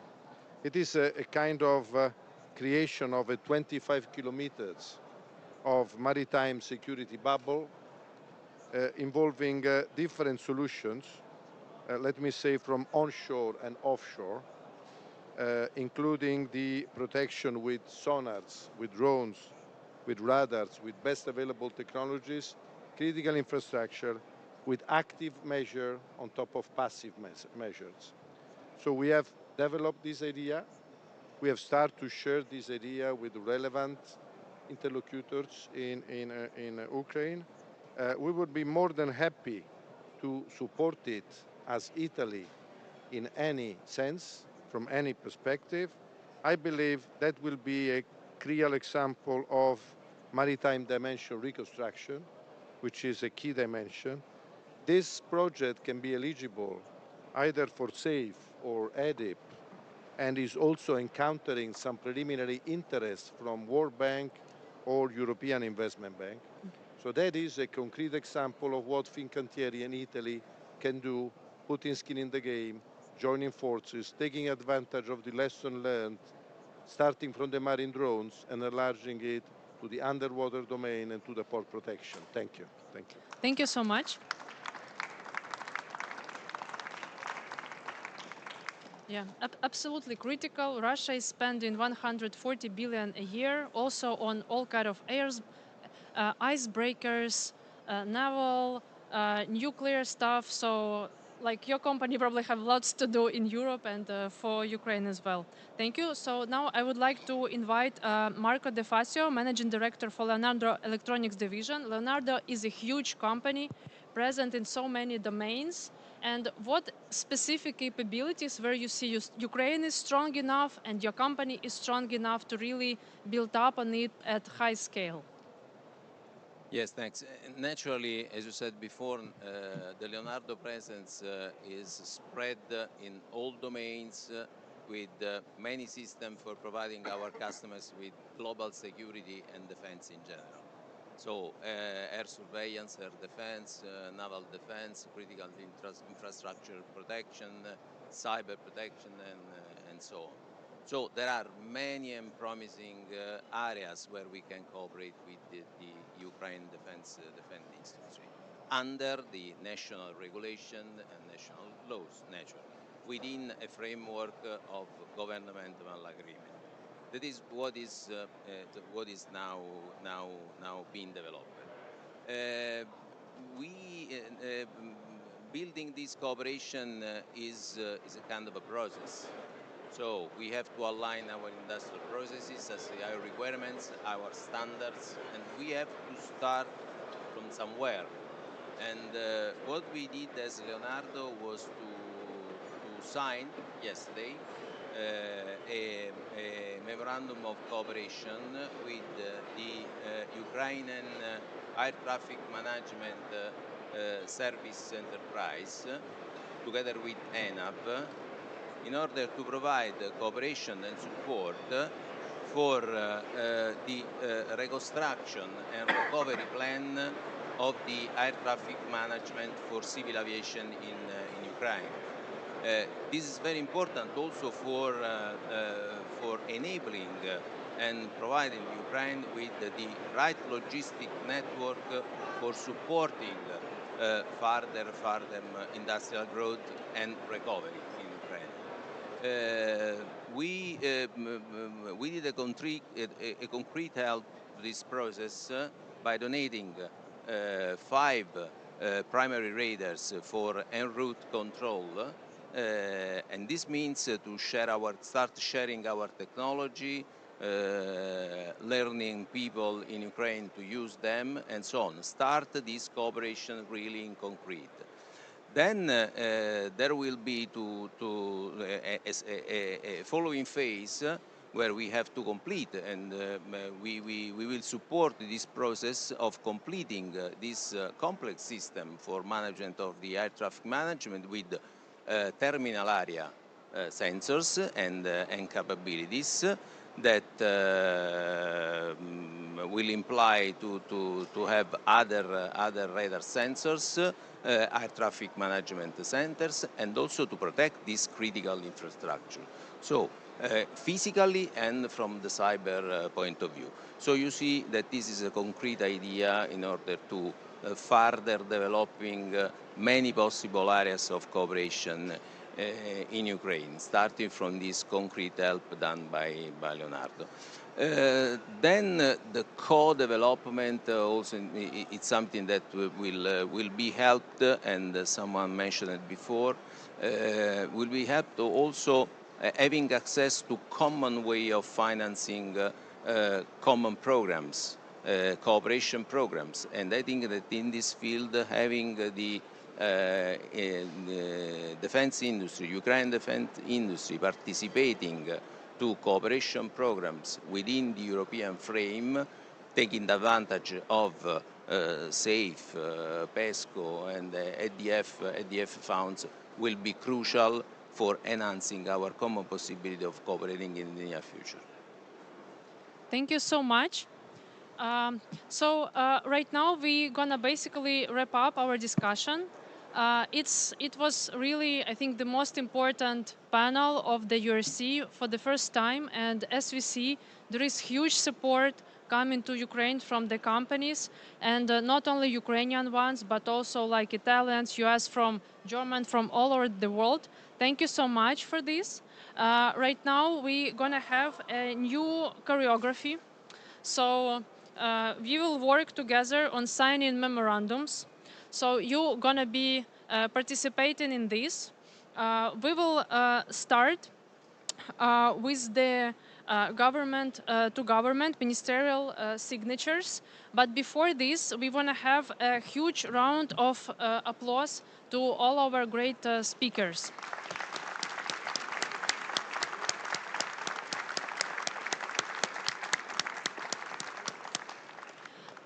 Thank you so much. So right now,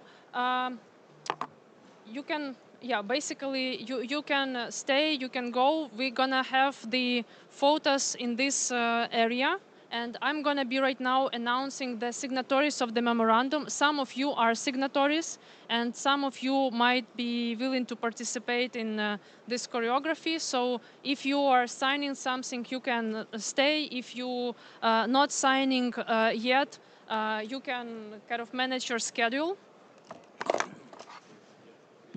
So in the meantime, I'm inviting here to sign the Memorandum of Understanding between the Ministry of Strategic Industries of Ukraine and the Ministry of Defense of Italy.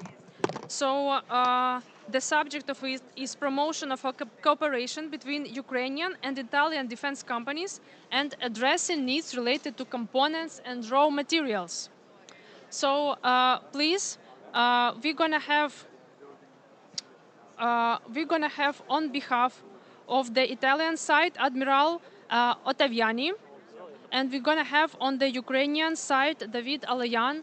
So please move to the signature area.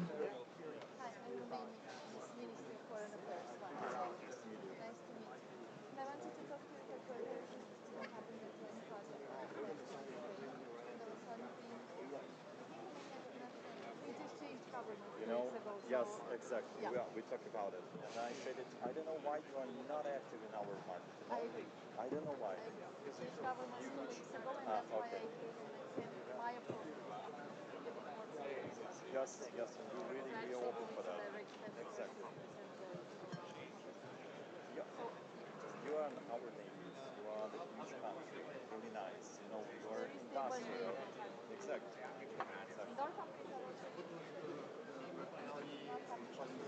We're gonna be signing right now, so we are still actually not done. So let us sign it all, and in 15 minutes.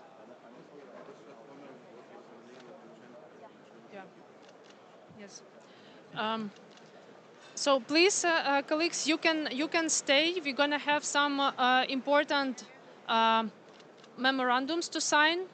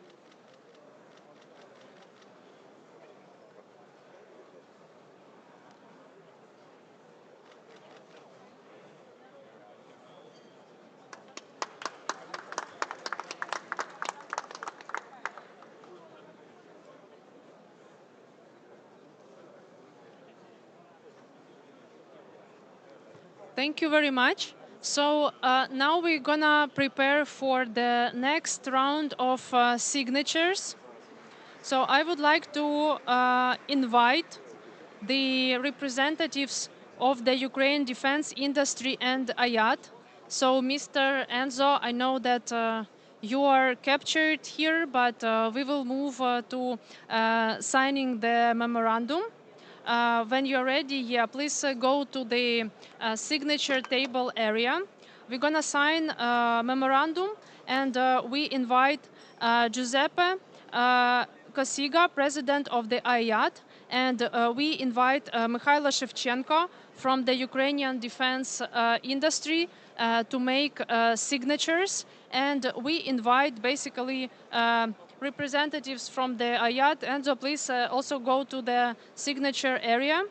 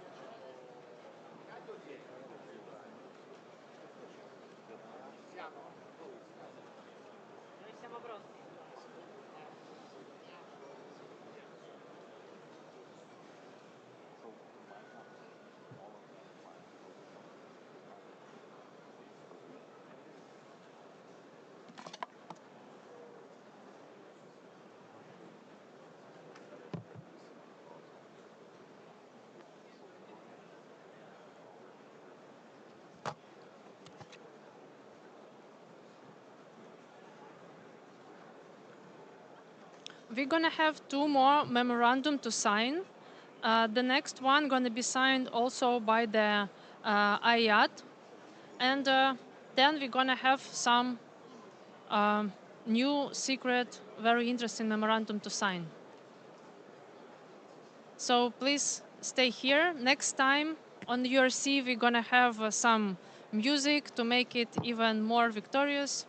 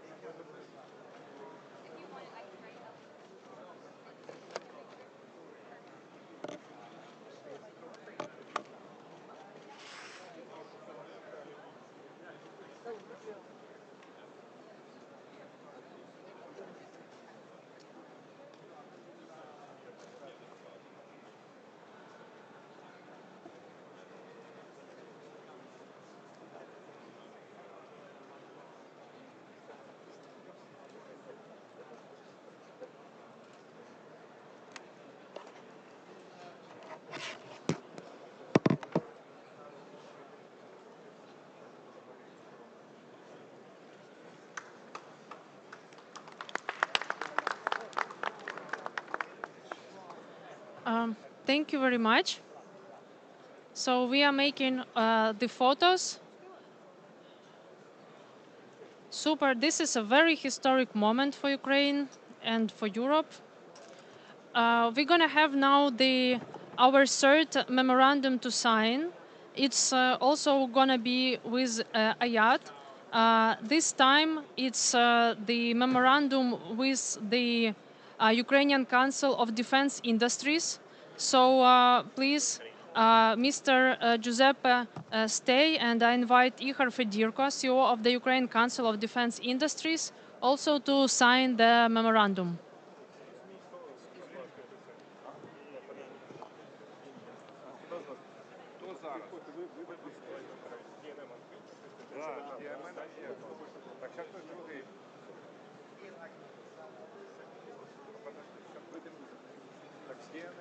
So we have a change of plans, I see.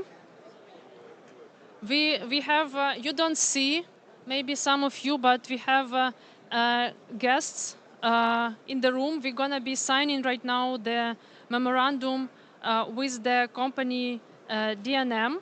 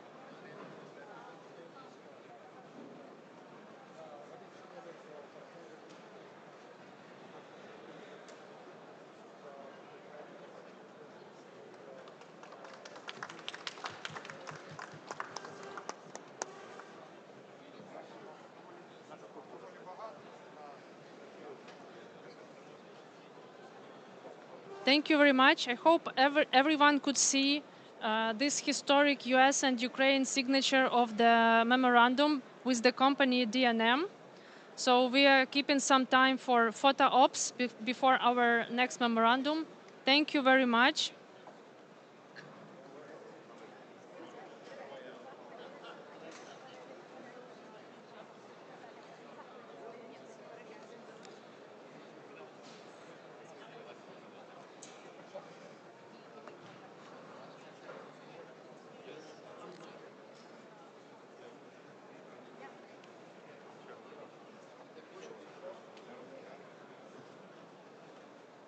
And so now we finally signing the memorandum with Igor Fedyrko and Mr. Giuseppe Casiga between IAD and the Ukrainian Association.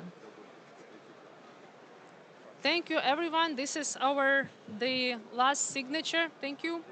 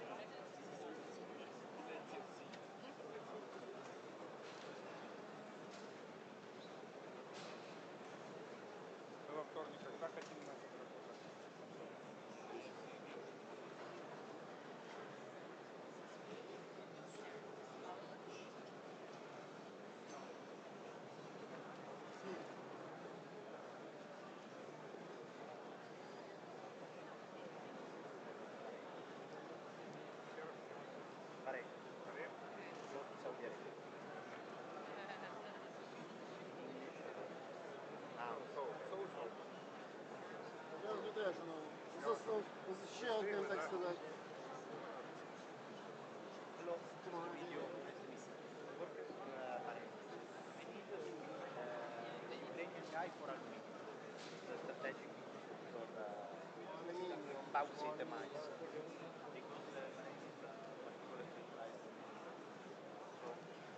Drop me a line what exactly you need, right? I'll give you my card. Yeah. And yes. So drop me a line and I'll give you now the card. Right.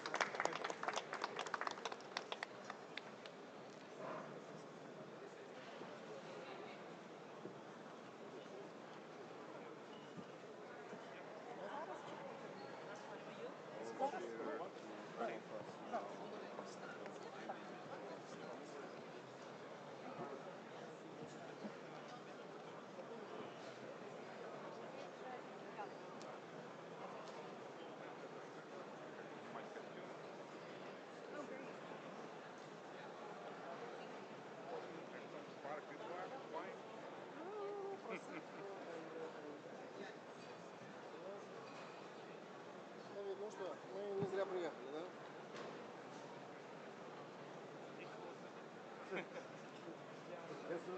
Нет повода не уйти.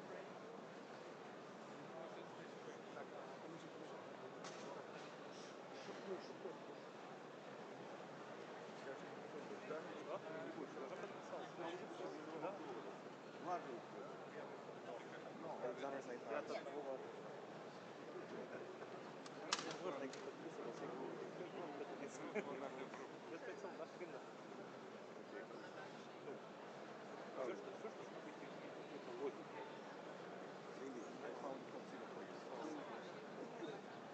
there is also sorrel I already have.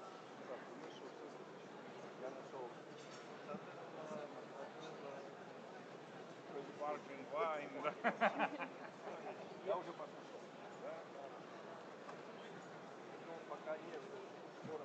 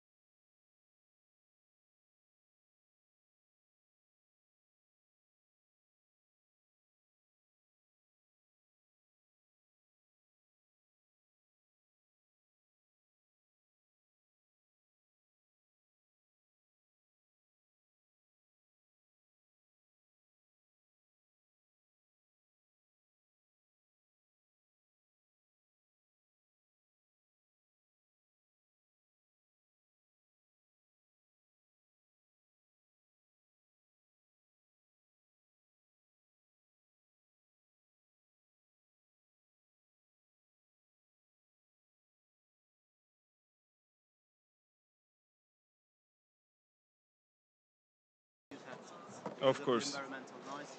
Yeah. Okay. Yeah.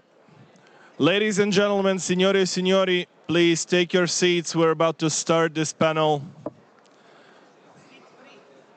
Yeah, no, it's all signed, please. It's all signed. Please find your...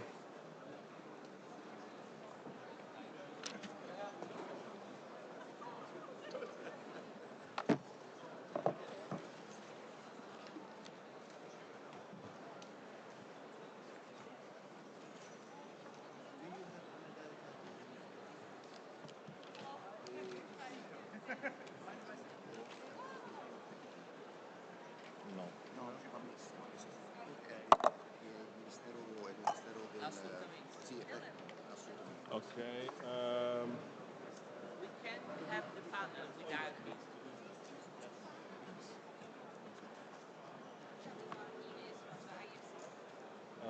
No.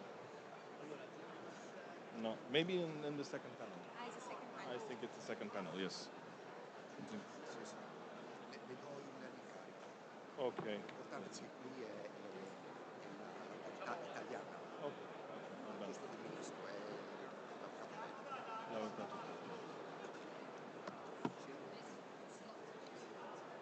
A posto di? No, entra come primo. Ah, ok. Deve essere fatto salire e deve parlare come primo, perché non c'è il ministro italiano, c'è Okay. l'abbinato tecnico. Ok, but io devo...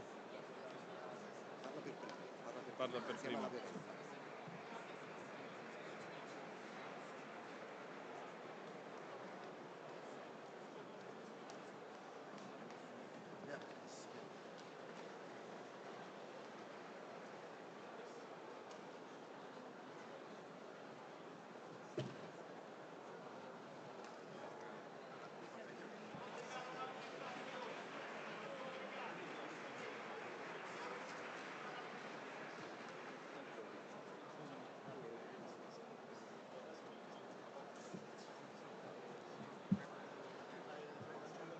Okay.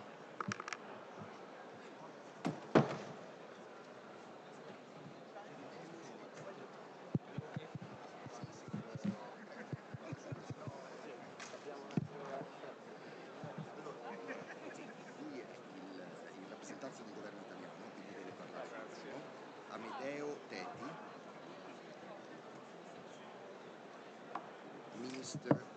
Ministry of Made in Italy, Director General for Investment Attraction. Ok? Devo mettere un pelle Ministero degli Esteri. Ha fatto benissimo. Grazie.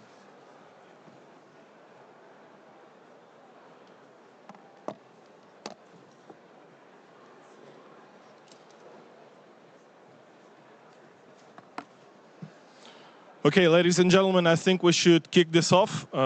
Let me adjust. No, it doesn't adjust. Okay, I'll try my best like this. My name is Dmitro Nataluch. Can you hear me? Can you hear me well? No? You should use your headphones, please. Yeah, because it's very noisy around, so in order to hear each other, we should use the headphones. I think that's the best way to do it. Okay. Is everyone good and all set? Okay. Ladies and gentlemen, my name is Dmitro Nataluch. I'm the chairman of the Committee for Economic Affairs of the Parliament of Ukraine. I'm a member of the Ukrainian Parliament, and your humble servant today as a moderator of this wonderful panel with such an esteemed guest. Before I start, just like, okay.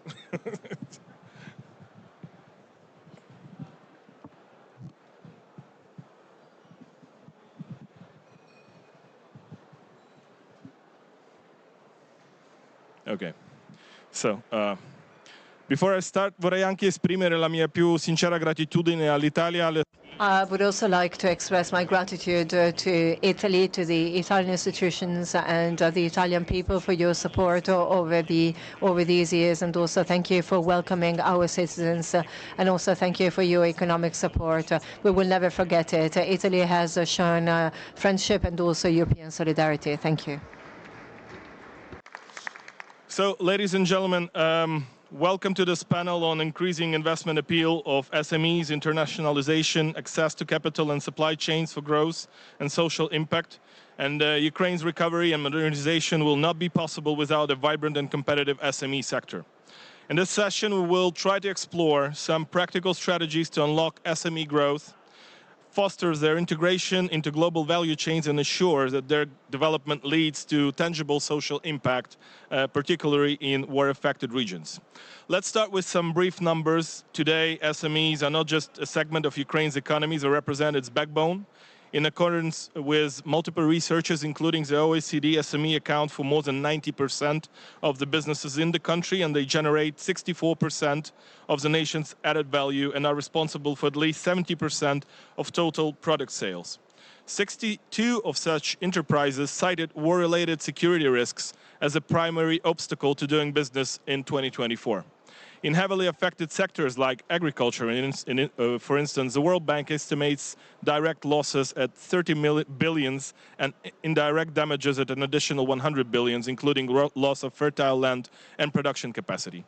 Labor shortages are another serious issue. Due to mobilization, immigration, and internal displacement, Ukraine's workforce has shrunk by 60%, and only 14% of SMEs have fully restored their pre-war staffing levels. At the same time, 57% of companies report difficulties finding qualified personnel. On the cost side, 45% of such businesses have reported sharp increases in raw material prices, with input costs rising on average by 30–40%, and overall inflation in 2024 adding another 29% to production expenses. For low-margin businesses, as you know, this often results in negative profitability. We will be talking also about the demand, and the market is also weakening. 34% of SMEs have experienced a significant drop in purchasing power among consumers in the first place, driven by rising poverty, falling incomes, and ongoing population outflows. According to the World Bank, 29% of Ukrainians are now below the poverty line.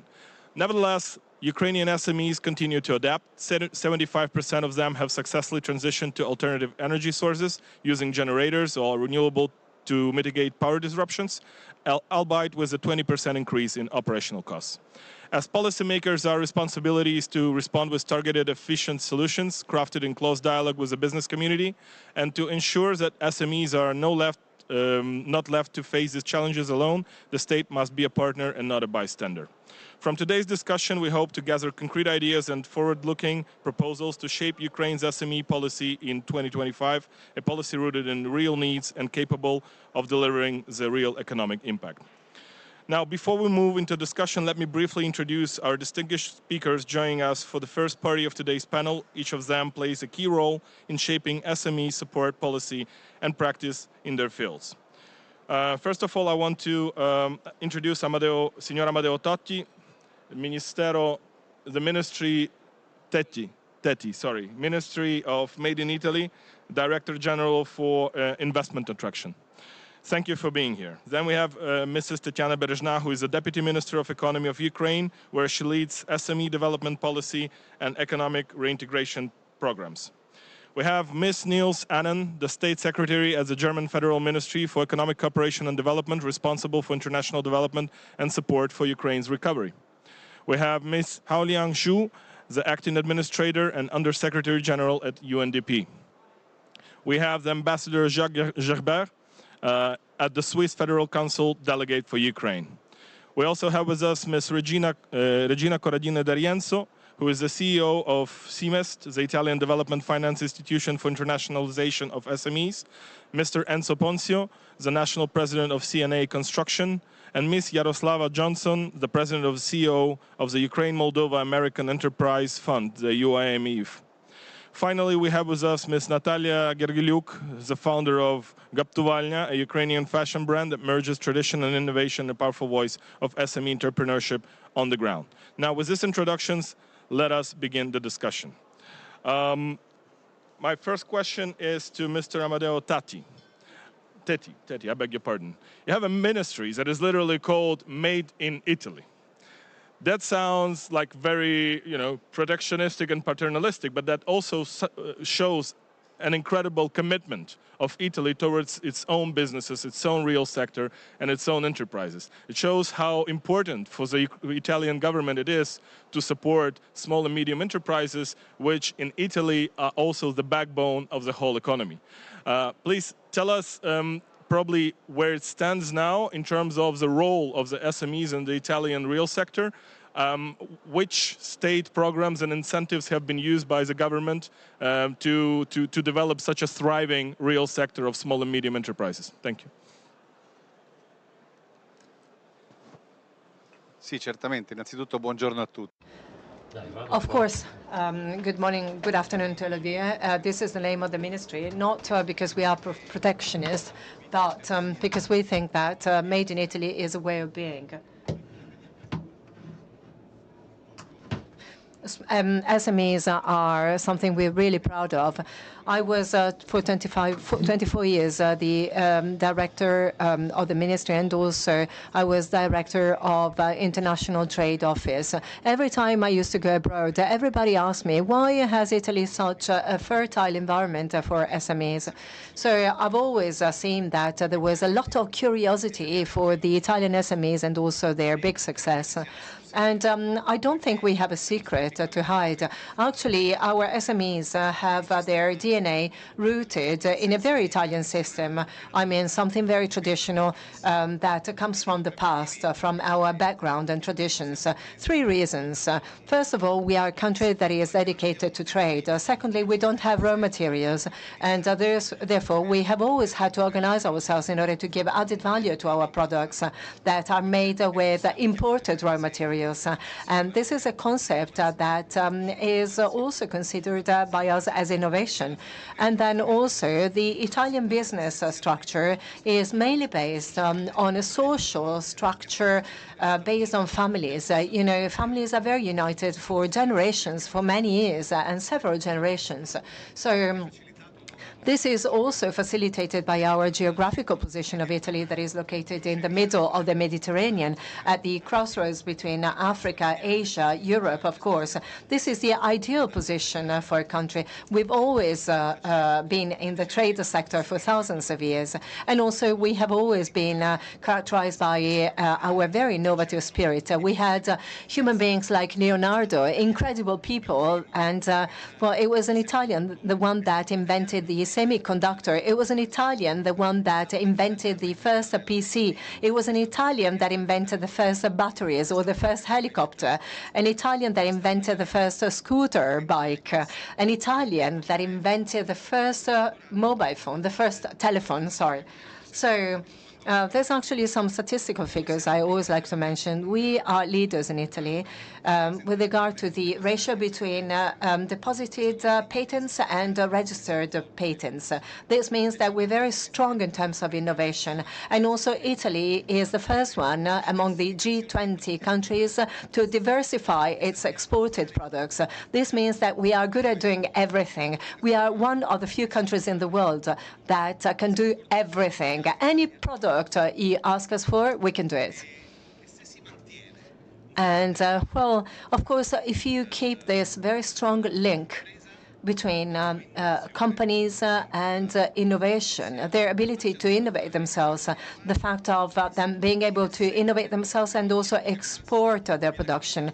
This means that every year we will have increasing exports. This year, SACE tells us that the current average growth in Italy, if we keep on innovating, we will have a 4% increase. And we will do that as long as we keep on innovating ourselves. Just a couple of figures. Our SMEs are 4,462,000. 99.9% of Italian companies are SMEs. From Italy, we export 700 billion euros. Out of them, more than 600 come from SMEs. And then last, in order to keep on supporting SMEs from this year, the Italian government has decided that every year we will make an annual law for SMEs. So this means that we will keep on modernizing them forever. Thank you. Mr. Tetti, when our government, together with our parliament, was developing a program called Made in Ukraine, we were deriving inspiration from Italy as well. And here I have the pleasure and the honor to introduce Ms. Tatiana Berezhna, and the Deputy Minister for Economy of Ukraine, and ask her the following question. Madam Deputy Minister, what are the top strategic priorities of the Ukrainian government to improve the overall investment appeal and business environment for SMEs, enabling the growth, internalization, and integration into global supply chains? What are the preliminary results of the SME strategy implementation, which was adopted 1 year ago? When our SMEs will be able to enjoy such a support from the government? They are already doing it, but perhaps you can tell us more. Thank you. Petros, thank you for your question. Thank you, partners and friends. It's a big privilege for us to be here. And actually, indeed, Italy gathered more than 5,000 people around Ukraine and Ukrainian values. And indeed, we have so much in common because first X-rays were invented by Ukrainian Ivan Puluy, first electric welding by Yevhen Paton, and first helicopter by Igor Sikorsky. So we are really inspired by your experience, but we have a lot of accomplishments from Ukraine. And definitely to make this Ukrainian SME DNA grow, we as a government of Ukraine, together with international partners, have to invest a lot into development of Ukrainian SMEs. Why? Because Ukrainian SMEs, not only they are the backbone of our economy, making 99% of all the enterprises in Ukraine, but also they are your future partners, they are your future investments. So to invest in Ukraine now means to secure your business in Ukraine tomorrow. So let me express the sincere gratitude to our partners, first of all to the German side and BMZ for helping us to establish the SME Resilience Alliance, which is a huge asset and a huge resource for implementing our SME strategy, which was adopted by Ukrainian government last year. Also, we want to thank Ukraine-Moldova Enterprise Fund for helping us, Ukraine-Moldova Fund for helping us to develop various programs for development of women entrepreneurship like Stvori. We are extremely proud by the results of the first cohort of our program, which is represented by Natalia. And also today, after this panel, we are signing the second cohort. Thank you for your support. Also, we would like to thank the World Bank for the RISE program, which will help us to make the independent audit of business support programs. As soon as when I speak with Ukrainian SMEs, they usually tell me that their biggest challenge in Ukraine is not the lack of instruments, but the difficulty to navigate between the right one. And finally, to the UNDP, which helped us to establish Made in Ukraine centers, which are actually business incubators all around Ukraine. We have established almost 90 offices all around Ukraine, where Ukrainian businesses can get the information about all the tools, how to develop their business. And finally, today, just right before this panel, we had a family picture with the new members of SME Resilience Alliance. These are France, Denmark, also Mercy Corps and Bank Lviv. These are those partners and friends that will mobilize their resources to help Ukrainian SMEs in the alliance. So let me just tell you, we speak a lot about SME Resilience Alliance. Indeed, it was established in Berlin last year. And you know, it's a big pleasure for me to speak about the continuity of Ukraine recovery conferences, because sometimes we give commitments and then the next conference comes and it's very hard to estimate the results. But in the case of SME Resilience Alliance, we have these results. So 290,000 SMEs were supported thanks to the efforts of our partners established in Berlin. 330,000 new jobs were created as a result of donor-funded activities in Ukraine. And in total, 8.6 billion euro were mobilized to support Ukrainian businesses. At the URC 2024, we had 31 members who joined the alliance, and now during the conference, we have 51 members, which means that we are growing. So apart from the support we receive from our international partners, we understand that as a government of Ukraine, we need to be self-efficient and also to provide our SMEs with instruments to grow. So one of our flagship programs is absolutely digitalized program Vlastna Sprava. It's opportunity to receive 6,000 euro to start or develop of your business. However, it's a massive program. We have issued more than 30,000 grants and invested more than 7.4 billion of Ukrainian hryvnias into this program, which have already been returned as taxes paid by those SMEs. So we consider this program as very, very effective. Also, we are proud that in Ukraine we are providing massive deregulation, and I would like to thank my colleague Dmytro Natalucha for helping in this support, because some of the old-fashioned instruments we can cancel by the decrees of the Cabinet of Ministers, but unfortunately some of them are rooted in the legal acts, in the laws of Ukraine, so we are very grateful to the members of parliament for helping us make the Ukrainian business environment more easy, flexible, and actually respond to the economy we have now, but not in the Soviet times. So finally, which are our plans? Our plans is also, Dmytro mentioned labor shortage in Ukraine, which is actually the biggest challenge for Ukrainian businesses. We invest a lot into the skills of Ukrainian employers, which would be the employers of Ukrainian SMEs. We are also working on the new labor code, and today we signed a huge agreement with Ukrainian social partners to finally renew this code and to, I would say, leave the code that was established in 1972 in the past. But if you could go from this discussion with one thought from my side, this is to sum up, the challenges we now face in Ukraine are too big, because we are the eastern gate of Europe. We are the nation that fights for all the European and world democratic values. So to face the challenges that we have, our resources, the resources of Ukrainian government, are not enough. So thank you for our partnership and the support of international organizations, IFIs, governments, NGOs, to make the instruments of SME support in Ukraine grow and flourish. Thank you. Thank you, Madam Deputy Minister, for the excellent job you're doing, and for such an answer. We have witnessed a small battle between the innovators and inventors from the Italian and Ukrainian side, and such battles, I think, are very positive. They produce stars that make an input to the progress in the world.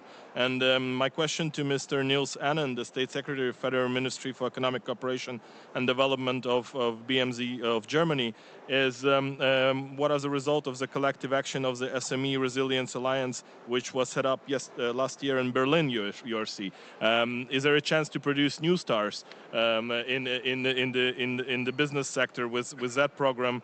What specific support mechanisms or bilateral programs has BMZ found most effective in strengthening SMEs' capacity for international trade and integration into global value chains? Thank you. Yeah, well, thank you very much. It's great to be here, and thanks for the kind words, Tatiana. You found I was a little bit tempted to say that the SME Resilience Alliance is made in Germany, but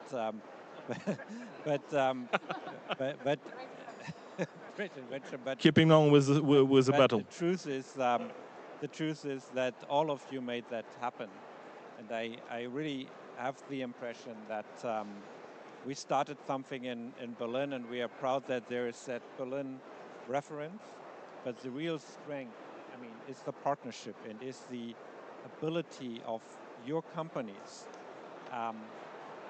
to work to maintain that spirit and to be profitable under the circumstances of that full-scale invasion. And I really have to say that we are very proud to be partnering with you. I'm very happy that we came from 31 members to, I think, now 50 partners. That's great. And I also hope it's been understood as a message to those businessmen and women who are doing the hard job, but who are also, I think, providing us with an idea how innovative entrepreneurship could look like. So nobody has looked for that situation, but there's a lot of creativity, and that's what we needed. So 1 year of donor coordination under the SME Resilience Alliance and the Vision BDF 2.0 has demonstrated, I think, how much can be achieved when multiple partners and stakeholders come together. That's not always easy because, I mean, it's good news that there are many partners, and the conference here showed that. But we always need to keep in mind that Ukraine needs to defend itself. Ukraine needs to address the expectations of its people and then to do the heavy lifting in donor coordination. And I believe all of us here in that alliance, we are trying to make it as easy as possible for you. But we are also learning from that experience. And I'm representing the ministry which is in charge of German cooperation. Ukraine is our top priority, but we're working in Asia and Africa and Latin America. We're actually learning from that experience, and I think that's very important. I'm tempted to repeat, because not only because I made the note here, but it can be repeated. What did we achieve? 290,000 SMEs. You look in at the chart here again, 136 active projects and around 8.9 billion euros. That's really something to show for. But we all know the war is not over. And we shouldn't lose our optimism, but we need to prepare for a longer period. So that alliance needs to continue. I mentioned that a lot has been achieved, but the gaps analysis that we conducted with the SME Resilience Alliance also showed more financial, but also technical support is needed. The network of members of the SME Alliance and the Vision BDF 2.0 is constantly growing, and we welcome additional members. You mentioned that. We're very happy about that. To conclude and to try to briefly answer your question, from the German side, we maintain our support for that alliance, not only through SME Alliance, but also through direct funding. And we signed, among other initiatives, 2 important agreements. One for 40.5 million euros via KfW for the SME Resilience Facility to establish a BDF guarantee facility and provide loans and grants to SMEs. And we signed a statement of intent to upscale the GIZ project Step into EU to 45.5 million euros with the European Union and Norway, and we are also contributing to that project. So I hope you see that we're implementing the agreements, we are growing, but we are also thinking about other instruments. And I think I conclude here. A lot more to say, but we are very happy to be partnering with all of you, and especially with our brave Ukrainian friends and entrepreneurs on the ground. Thank you, dear Niels. We really appreciate the German government's support throughout this turbulent time. Now, we have heard about Made in Italy. Now, in Ukraine, as I said, we have Made in Ukraine. And UNDP is actively supporting Ukraine in establishing this network of Made in Ukraine regional officers. And now I wanted to ask Xiaolin Xu, the acting administrator and Undersecretary General of UNDP, what is the role of this initiative of Made in Ukraine in strengthening local economic recovery, and what specific development instruments or capacity building initiatives are most impactful in enhancing SME growth and their social impact in Ukraine, and especially in war-affected regions and rural areas? Please. Thank you very much. Really appreciate this opportunity to attend. Speaking of competitions, Mr. Teti, you missed one important intervention of Italy. Mr. Shu, could you just, no, it works, you just need to be closer to you. It works. Just closer. Can you hear me? Yes. You can hear me. Oh, okay, sorry. No, just Mr. Tetti, right? You missed the one important invention of Italy. That's a mocha pot, which I use every day. So it's very, very, as a Chinese, it's something, okay. But anyway, so really, on this very important subject, UNDP, first, I would like to take this opportunity to thank all our donors, right, who provide the core and the non-core support to UNDP to enable us to support Ukraine, right? Germany is our largest core donor, right, at 100 million euros a year. And we have, I'm sure, colleagues from Japan, of South Korea here as well, and other European donors. I really take this opportunity to thank you, for your support. And in the areas of SME support, UNDP is one of the small players, I would say, right? Because there's so many other players who are really committed to supporting Ukraine.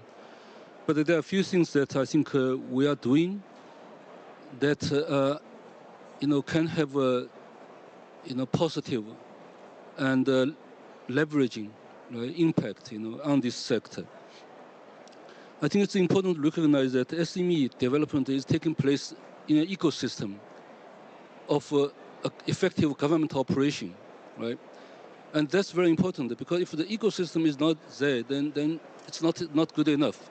So what we are trying to do is that we're leveraging the financing that is available internationally for Ukraine to create a kind of effective operating system in which SMEs can work. There is, for example, a EU loan of $940 million, from the EIB, actually, European Investment Bank loan, to support infrastructure recovery, right? The government buildings, right? Schools, hospitals, service, provision, and so forth. So we, for example, over the last few years, have worked with the EIB, with the government, to facilitate the implementation of this loan, to create this kind of ecosystem, right? Where more than 100 public facilities have been built, right? So that you have the kind of backbone of ecosystem, right, to support. This is across 19 oblasts and across 120 communities. So I think this is something that the UNDP can support as an enabler of this, right? Then there are other things we can do, that is to connect resources. I think Ms. Nielsen mentioned the German support, GIZ, right? So what we're trying to do is, again, to create connections between public funds, municipal budget, and the development partners, so that we can use this resource more effectively.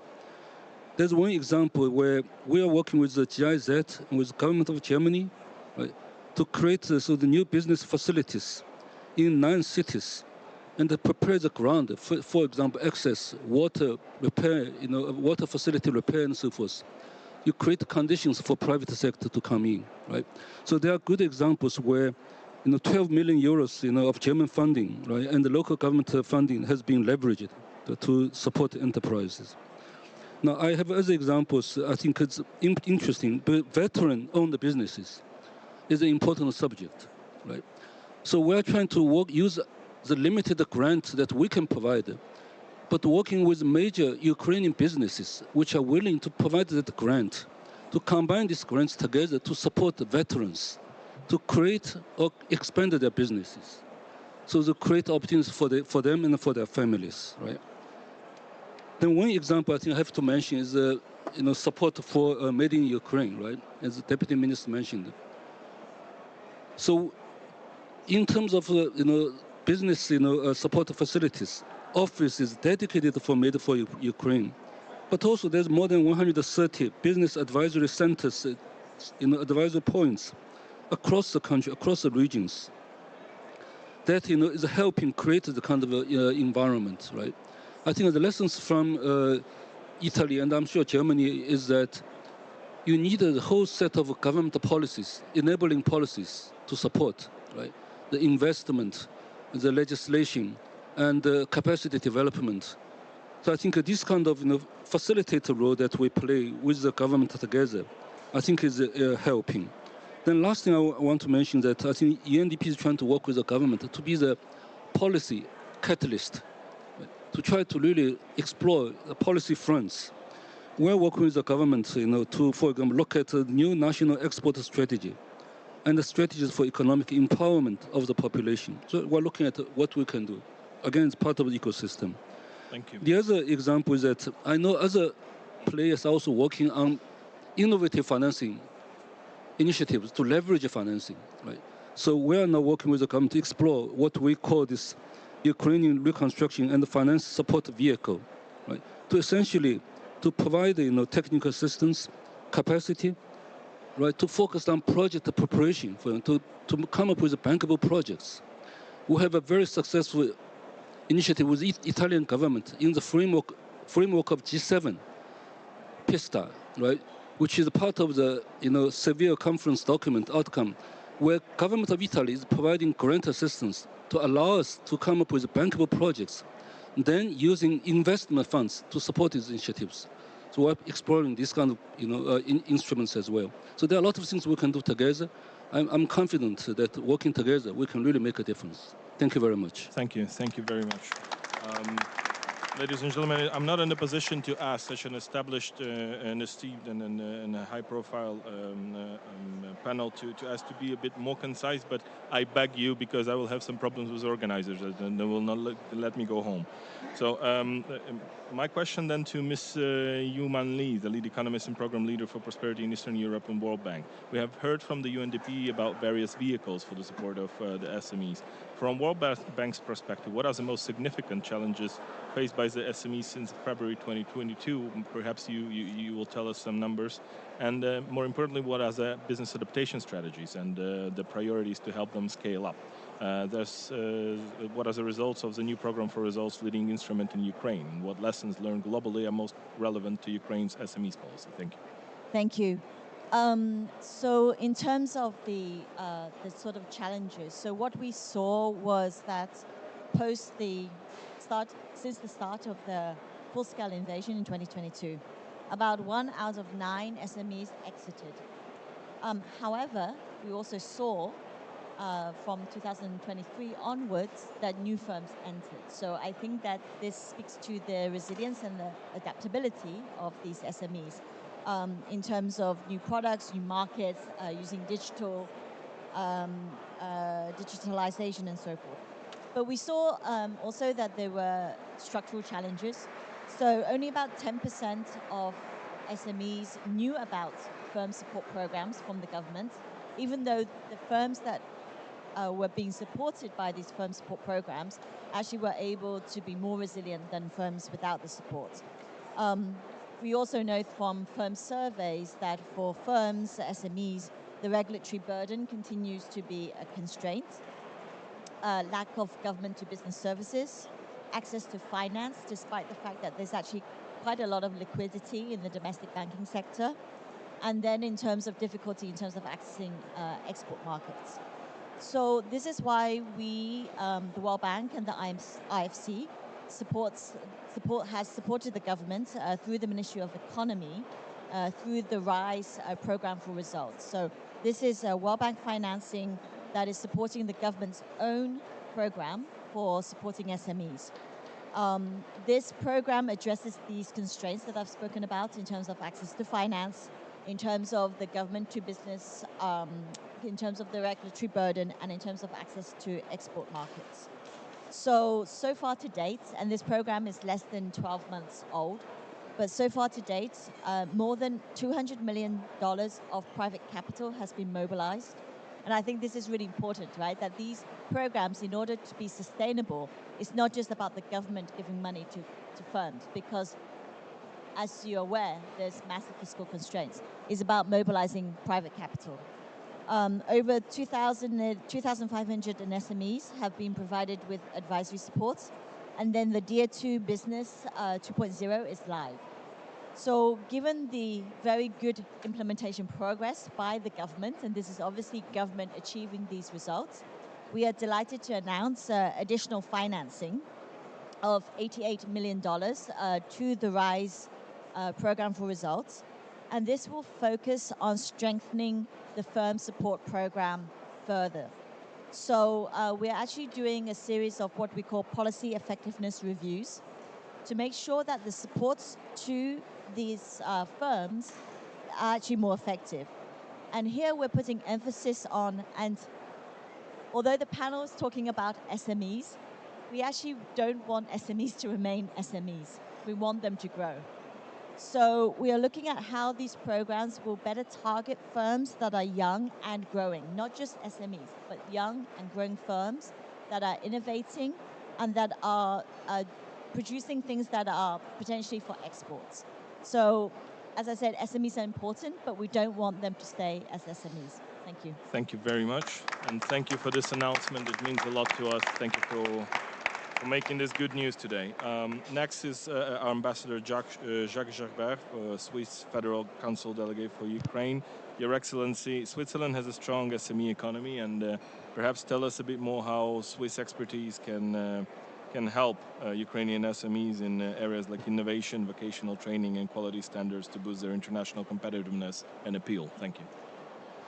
Yeah, thank you for your question. To be able to bring specific expertise, we have first of all to know the success factors that contribute to the strength of the Swiss SMEs sectors in Switzerland.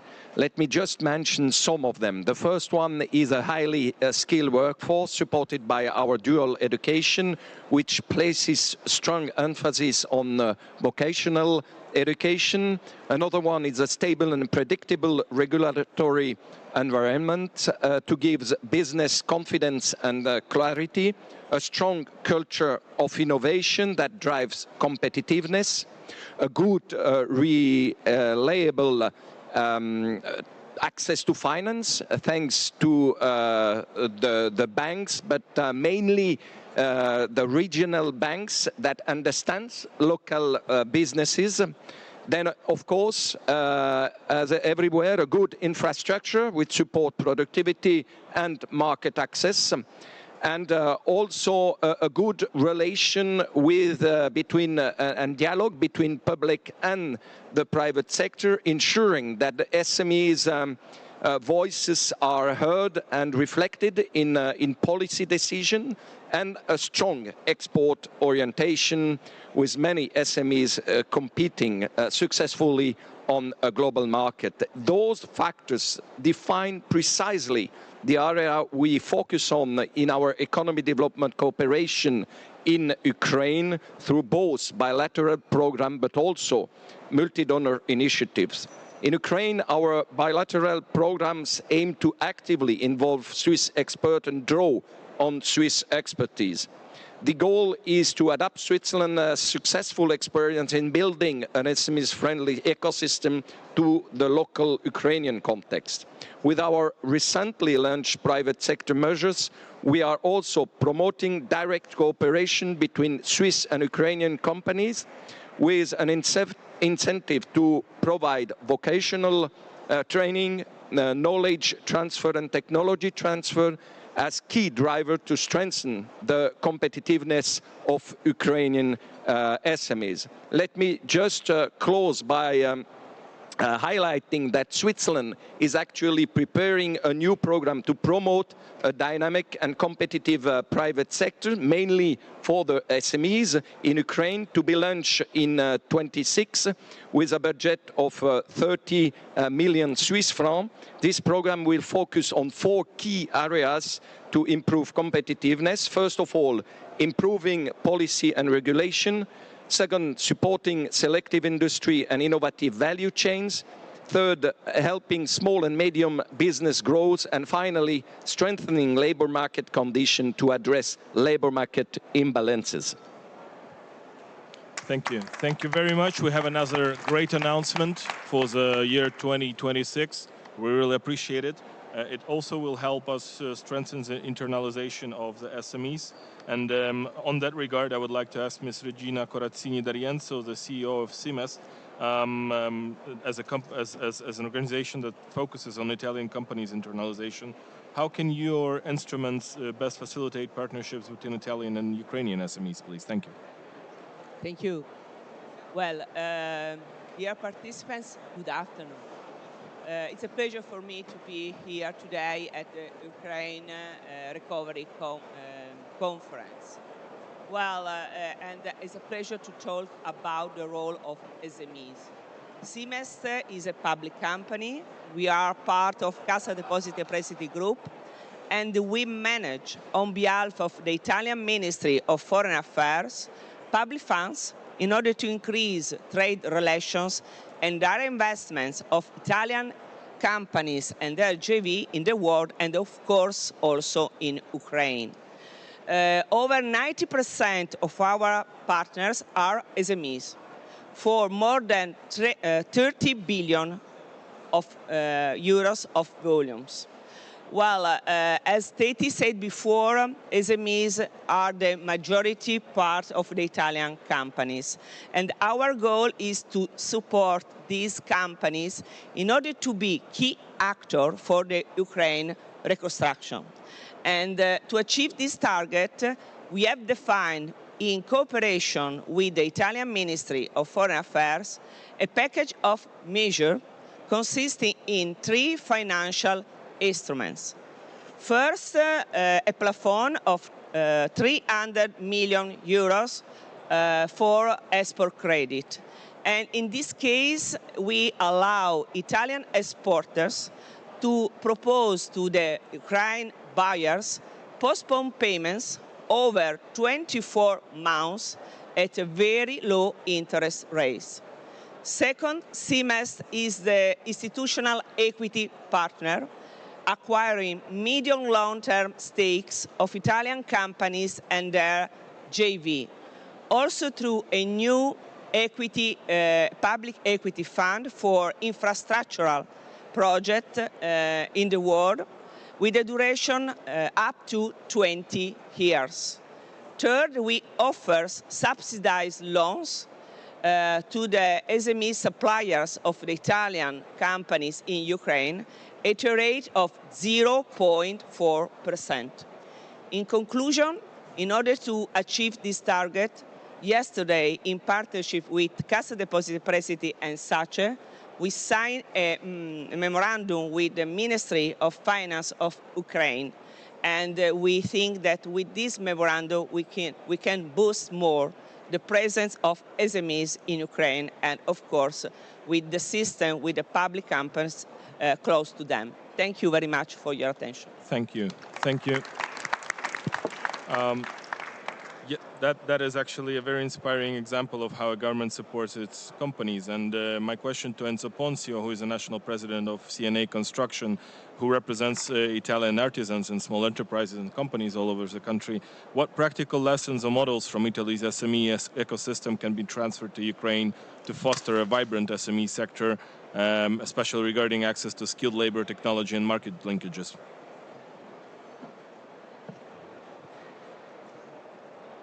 Grazie.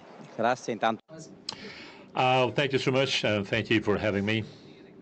Well, I have to say that this conference takes place in a moment where, for the association I represent, by the way, my association has 400,000 small companies. You know, the construction, association is part of the confederation, so we represent every single industry. For my organization, CNA, this is a special year. Our association was incorporated 80 years ago. We've been, let's say, created back in, 80 years ago, in 1945. Many small and medium enterprises, they decided to work together, to work hand in hand. So they started, rebuilding the country, Italy, after the Second World War. So what we deal with today is the war in Ukraine.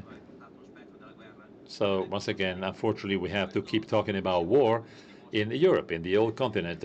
This is not only surprising, but I'm so worried about this because maybe, history is not teaching us anything. So once again, back to war, back to suffering, deaths, and destruction.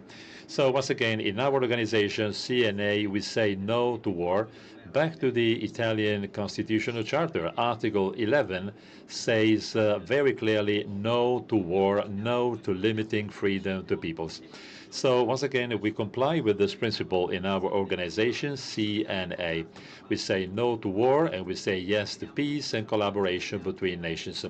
So we strive in our organization to, again, say no to war and to help those peoples involved in war. So CNA, our organization, thinks that this panel is absolutely fundamental. Small and medium enterprises are absolutely fundamental when it comes to rebuild Ukraine. So the economy developed by small and medium enterprises represents an economic value, but we can also produce a major social value, which is based on the connections that those companies have with local communities. And this is why our organization has offices in every single major Italian town. So as a system, and in the last months, we have participated in many forums and conferences. We went to Verona, Milan, and Warsaw. And we also have taken part in in dozens and dozens of local meetings that we organize for all of our members, because of course we have plenty of relationships with local administrations. We have put together many different missions in order to help Ukraine. Now, we took part in an international forum on reconstruction in 2023. We presented an international cooperation project with a team of Italian experts, and it's a project on laser scanners based on 3D technology. This project has a specific target. We want to preserve the Ukrainian heritage. And our team, of course, they went through many different, difficulties and logistics problems in order to rebuild the Saint Saviour Church and the Saint Anthony Theodosium Church. Two beautiful historical churches in Ukraine. Once again, we got surprising results. So we have used this new technology. We have created a highly reliable, detailed 3D models, an incredible level of accuracy. And this means that now we know how to rebuild those two churches. Of course, we will use the same technology to rebuild many other churches, or in general, the Ukrainian heritage that was damaged. So once again, we leveraged the cooperation with many companies. We are used to work in, let's say, emergency areas. We would like to promote long-term vocational training centers with local labor. Once again, we said that labor, or the scarcity of labor is a big issue, not only in Ukraine. These projects have been presented to the Italian Ministry of Culture, and so all of these initiatives show that solidarity and international collaboration can really make the difference when it comes to rebuilding countries and conserving heritage. Once again, our organization, CNA, takes part in many initiatives. We cooperate with the International Cooperation Ministry and the Foreign Office. We started working with Ukrainian organizations and associations many years ago. For example, we're now working with the Ukrainian Chamber of Commerce Network. We have created the East Invest project. We work with many local promoters in Ukraine. As CNA is working with local communities in order to develop many projects. The primary objective is to make sure there will be economic growth in the eastern part of Ukraine. There will also be plenty of partnerships with the European Union institutions. So the CNA in Italy has understood many of the needs now required in Ukraine based on the Italian experience. We are ready to offer skills, cooperation. We also are specialized in biomedical equipment, agricultural machines. Once again, we can represent every single economic sector. And once again, I do confirm in Italy we can build every single product. Svolge un ruolo attivo nella ricostruzione. Grazie. Grazie mille. I'm terribly sorry, but I have to be I have to be a bit strict because we're running out of time. Mrs. Yaroslava Johnson, the president of Ukraine Moldova American Enterprise Fund, I would really like to hear from your experience on the ground challenges for Ukraine's SMEs in terms of growth and attracting investment. How can organizations like yours can be most effective? Please tell us.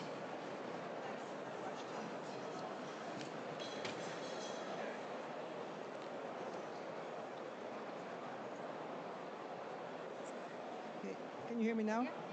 Thank you for the question.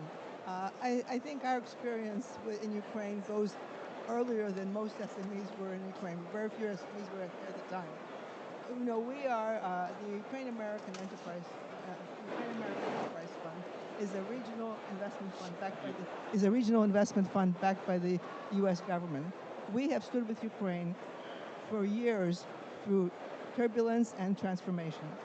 And since 1994, we've invested hundreds of millions of dollars into nearly 200 SMEs, which employ 27,000 people, which trained a new generation of business leaders, and in fact participated in the rebuilding of Ukraine's economy.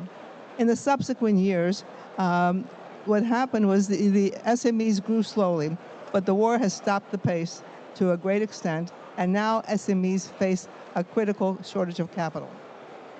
To meet the growing demands of the Ukraine's wartime economy and to bridge the gap between international support for local SMEs, we have started a targeted equity program designed to expand access to capital to Ukrainian SMEs. Under this initiative, we will be investing $1 to $5 million per company to strengthen the businesses which are essential to recovery and which will be competitive in the future. And we will welcome international business to join us in these projects. To be an attractive investment target, a company should have at least $5 million in annual turnover, be profitable, and have an EBITDA of $500,000. To be targeted, to be interested in our projects, we want companies to look at what is available in Ukraine and what is possible. Our plan is simple. We are going to partner with SME owners looking to acquire loans or looking to acquire capital investment. And in the process, we will enhance the operational capability, governance, and operation of these companies so that they can attract growth stage capital from American and international investors. We are interested and think that great opportunities exist in the asset-intensive industries, like manufacturing, in particular construction material, food processing, and non-food FMCG, sectors that have been traditionally where equity wasn't utilized properly. We understand that the risk continues, and the risk will exist for a while. This sector faces political, physical, and economic problems, and is constantly under attack. But we made a deliberate decision as a board, as a fund, to not delay investment right now until the end of the war, but to invest now where our capital can make the greatest impact. Thank you. Thank you. That's a great decision. Okay. Thank you. Thank you very much.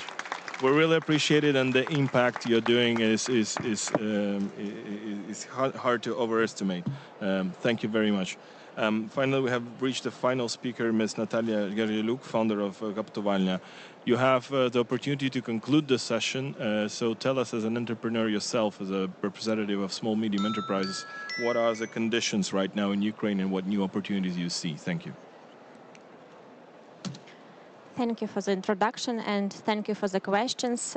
First of all, I'm very happy to be here today, and I would like to thank our international partners and our government for supporting small business in Ukraine and for all opportunities that we have in Ukraine now. Running the business in Ukraine during the war is a huge challenge, it's true, and we face with different problems. Electricity issues, problems, and other.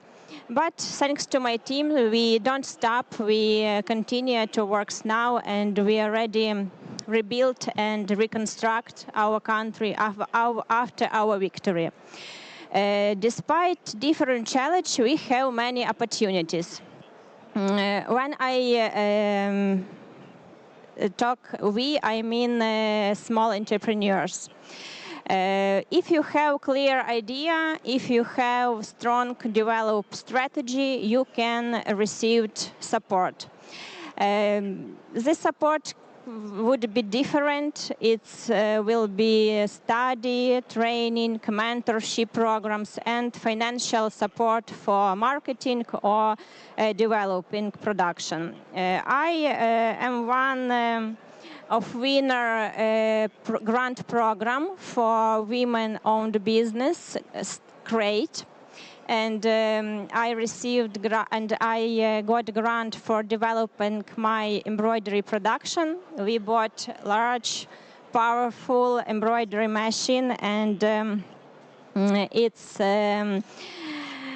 had a very positive impact on my business. Thanks to this grant, we reduced the time production of each items. Our employees can work faster and with best quality.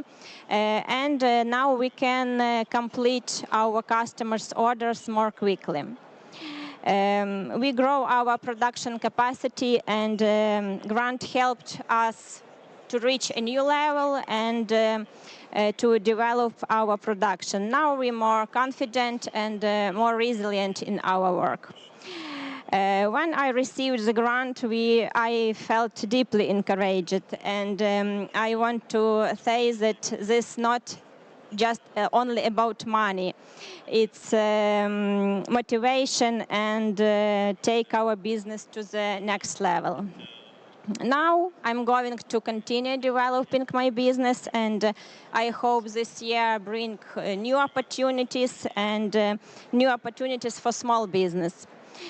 Sometimes I give mentoring session for small business, and for young people, and my main advice is don't be afraid. Don't be afraid to think globally, and don't be afraid found different opportunities.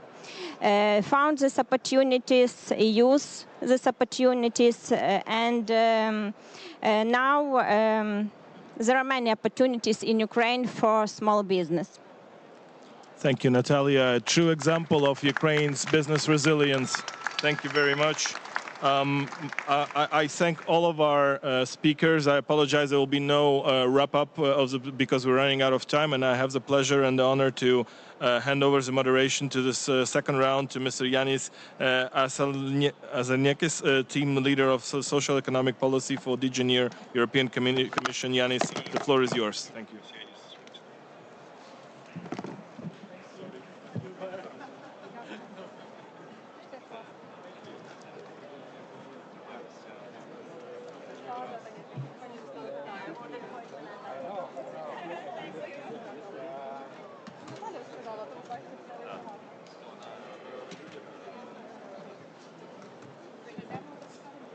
Yes. This is mine. I'll just... For the BGK, there is a change. I will be instead of Marta Postula. Okay, very good. Yes. Managing Director, yes. Ah, you're Olga. Okay, all right. Nice meeting you. You have all the name tags for speakers here. Uh-huh. So let's add Do I need to put them on the table or what? Or how? Yes? Okay. So... It's just that Marta Postula is Pavel Chorazi. How? Choronji.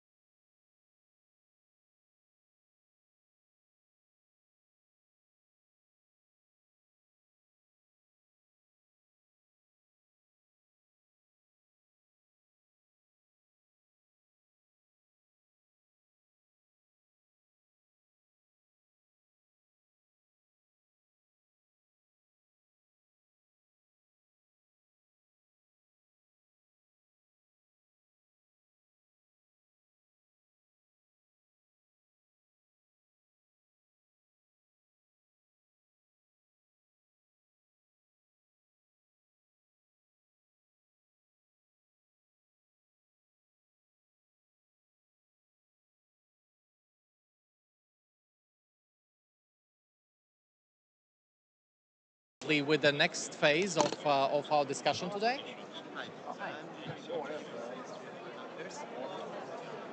Yes. That 6:30, because the closing ceremony will be at 6:30. Okay. Yeah. So we would like everybody to to move there. Okay. Yes. Sorry, I don't see my name. What's my name? Mattia Macella. Mattia Macella. Yes, I'm so sorry. Yes. Yes. Yes. Yes.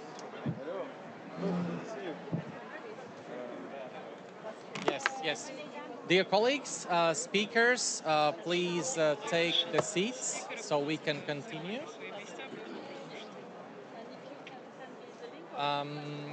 I see that we are still missing two speakers.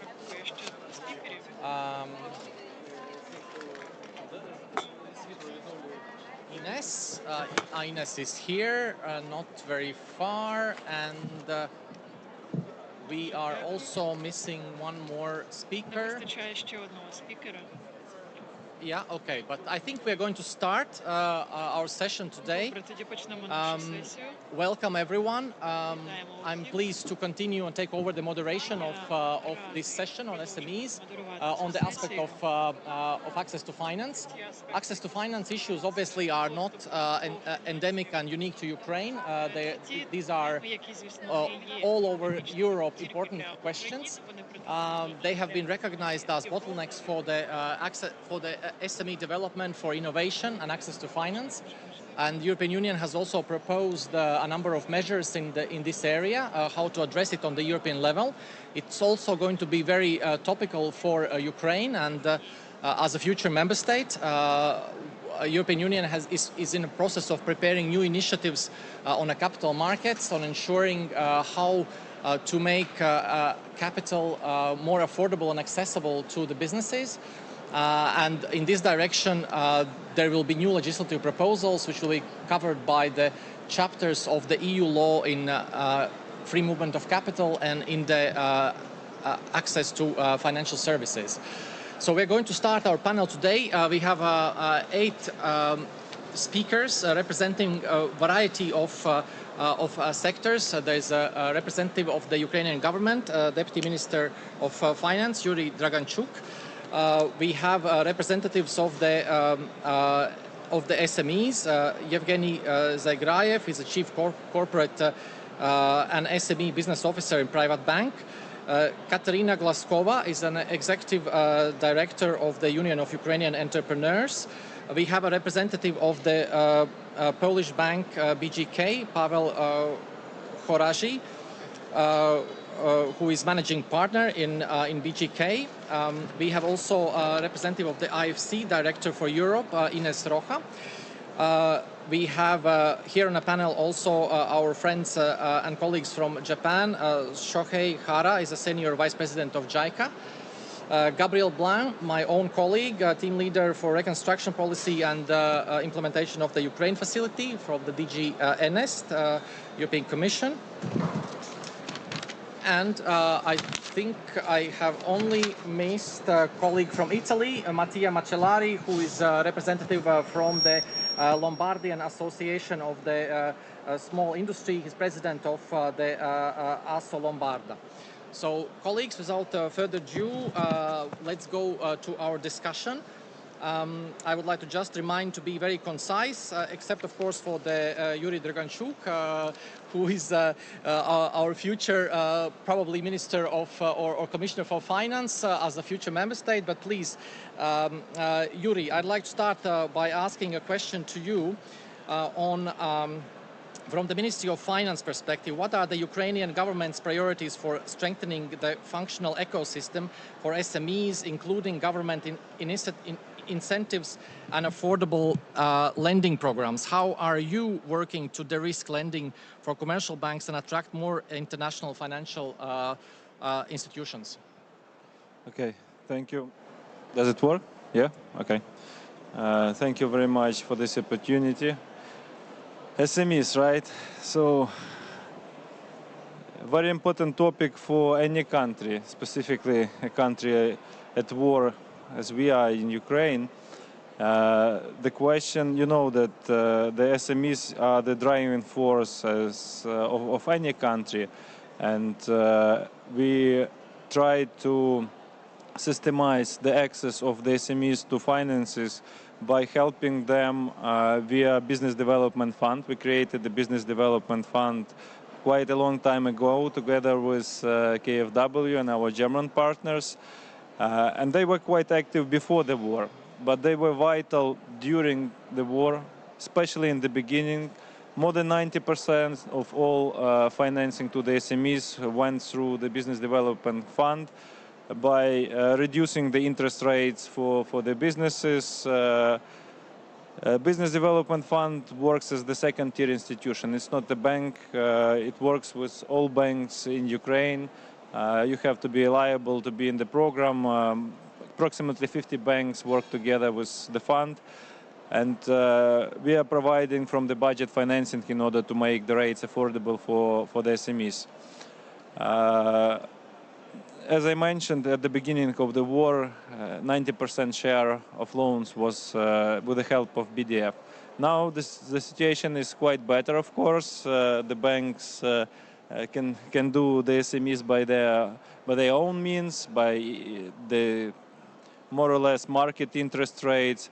So now we are focusing on targeting financing the most needed businesses. I mean, the key spheres like energy, like processing, and key regions, the regions who are the most vulnerable during the war.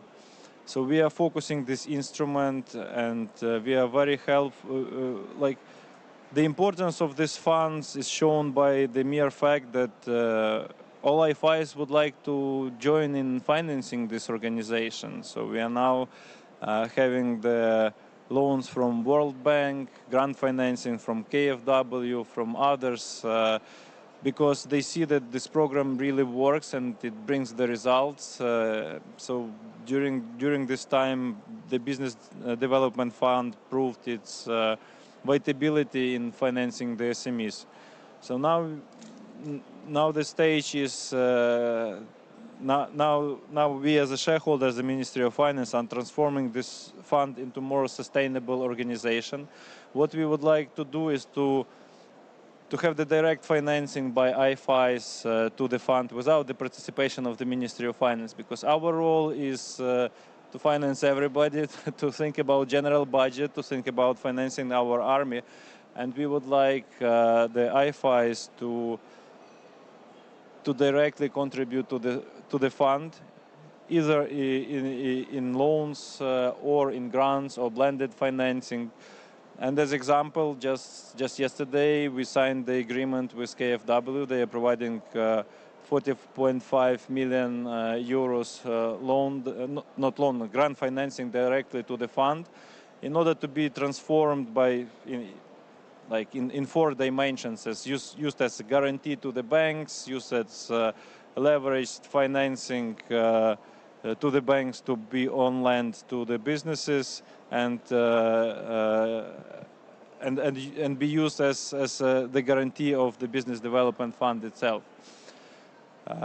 We had the productive discussions with JICA, our partners, with KfW, not KfW, because KfW are already delivering, they're doing the results, as evidenced yesterday. But we are talking to the World Bank to finance directly this fund. In order to make it happen, we do understand that the fund should be top level in terms of structure, in terms of all the procedures. For that reason, we have now selected this supervisory board.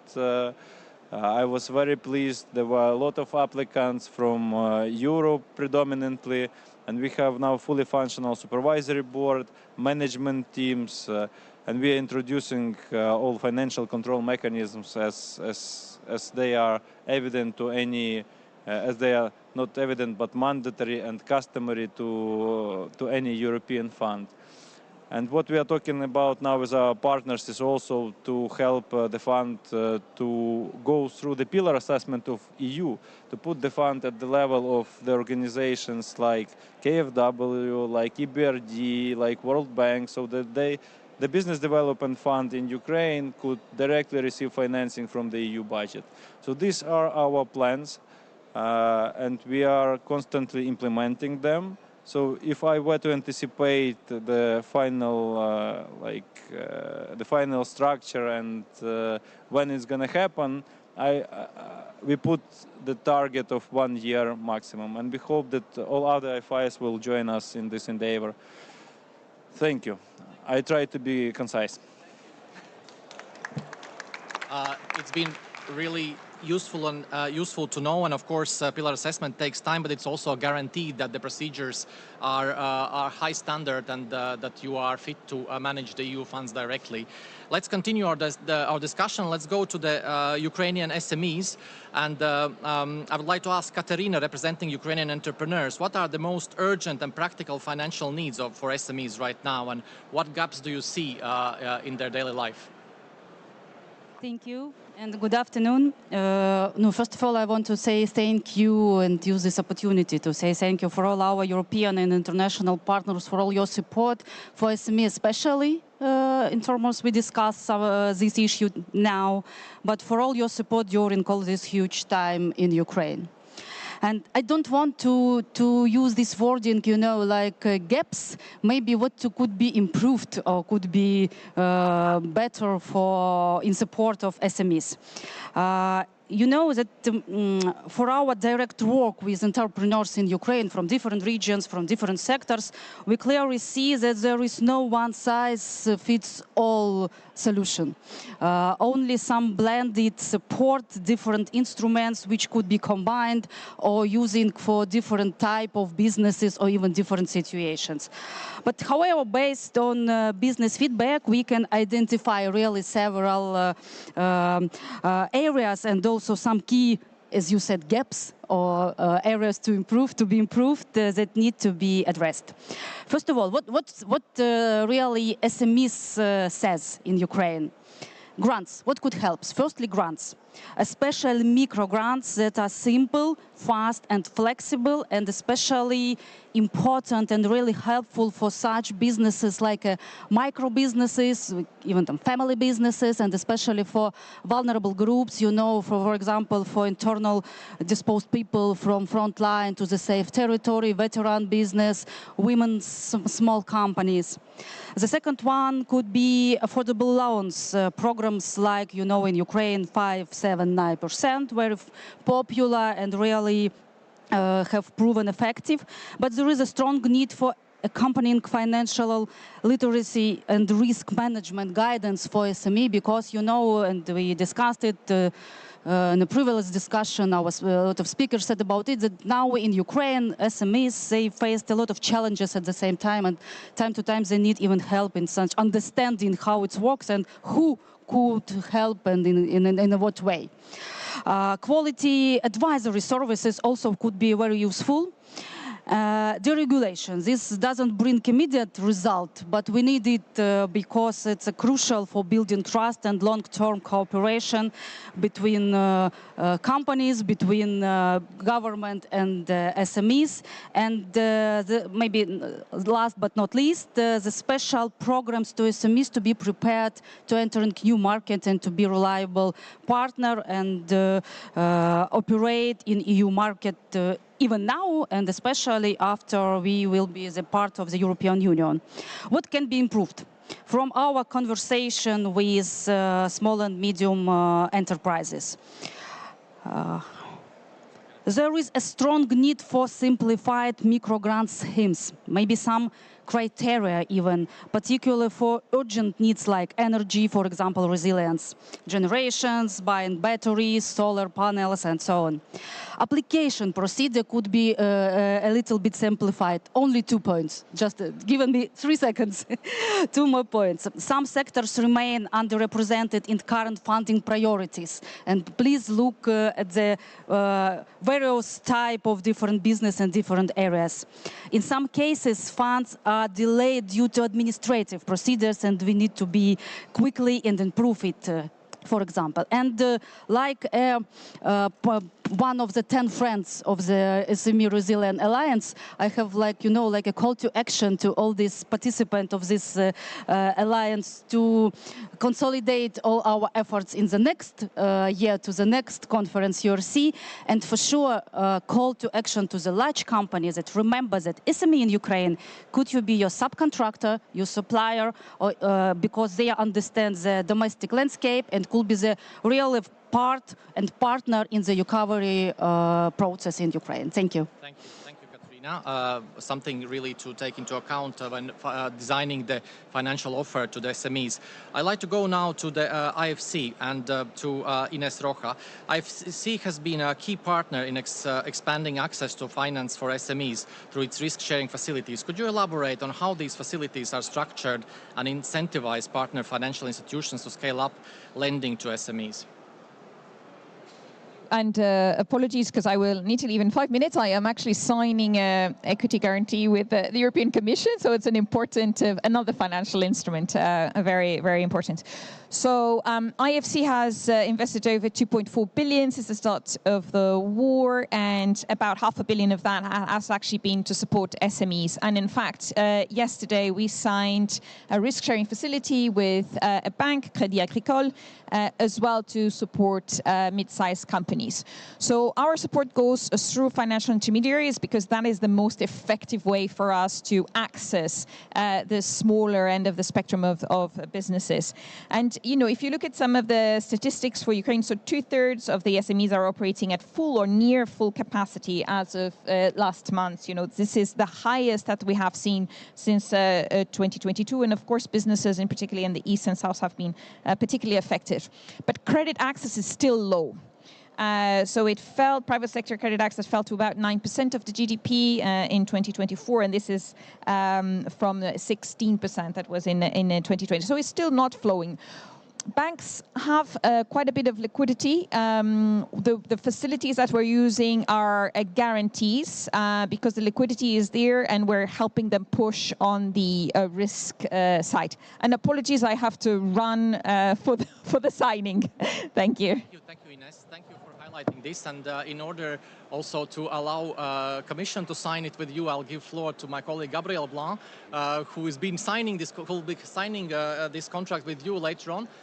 When he finishes, but Gabriel, please tell us how the EU's Ukraine investment framework, it's been really critical, and how is the Commission leveraging this framework to directly improve SMEs' access to finance for growth and all other purposes? Thank you. This one is working? Yes. Can you hear me? Yes, this is excellent. So indeed, I'll try to do it in a format of elevator pitch because I will have to run with the IFC colleagues for the signature ceremony. So indeed, we are very much supporting access to finance for SMEs, and we have announced actually yesterday a significant package of new programs to support access to finance for SMEs in Ukraine, which is worth 500 million euros. This is a continuation of existing programs with the EBRD, where we will continue financial inclusion program, which is already in place in Ukraine, backed by our guarantees, and to provide to Ukrainian banks risk-sharing mechanism that are providing capital relief and allow them to do more with riskier SMEs. We are also working with BGK, and that I think present also at this panel, a very significant program that will also provide risk sharing with a Ukrainian bank. And with the Council of Europe Bank, we are having a new innovative program that will focus on microcredits, working also with credit unions in order to target segments that are generally not fully covered by a Ukrainian bank. And so it constitutes a new package of funds that we hope will significantly boost SMEs access to finance. We are speaking about unleashing 3 billion euro of financing for SMEs thanks to these funds.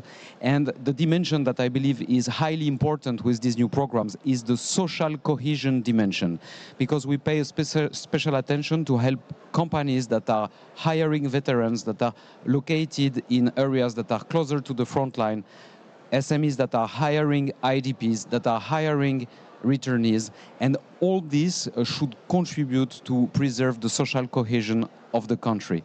Thank you very much, and I'm running. Thank you. Thank you, Gabriel, for highlighting the key highlights of the program.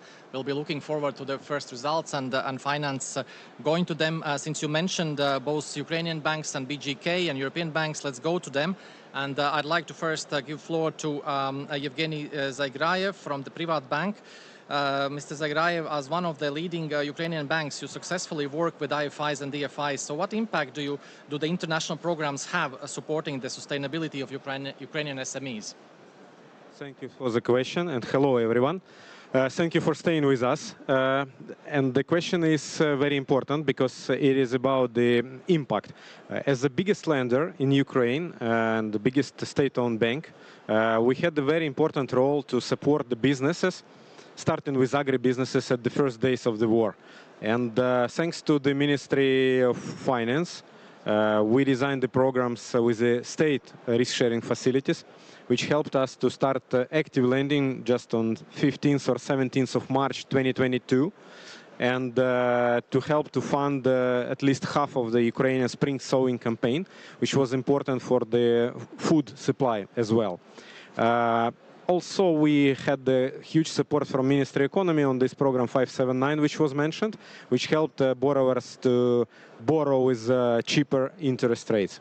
But since then, we, of course, understood that there is a huge need to diversify the sources of support, and we knocked the doors of IFIs.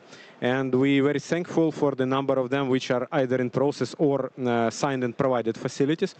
Just today, we signed the biggest and historical agreement in the Ukrainian banking sector. Privat Bank signed with EBRD 0.6 billion euro agreement. Once again, 0.6 billion euro agreement for risk sharing, which we plan to utilize in full during 1 year only, to support SMEs, micro, small, and medium customers. We also have a successful project, but in smaller scale, with BGK, my Polish colleagues.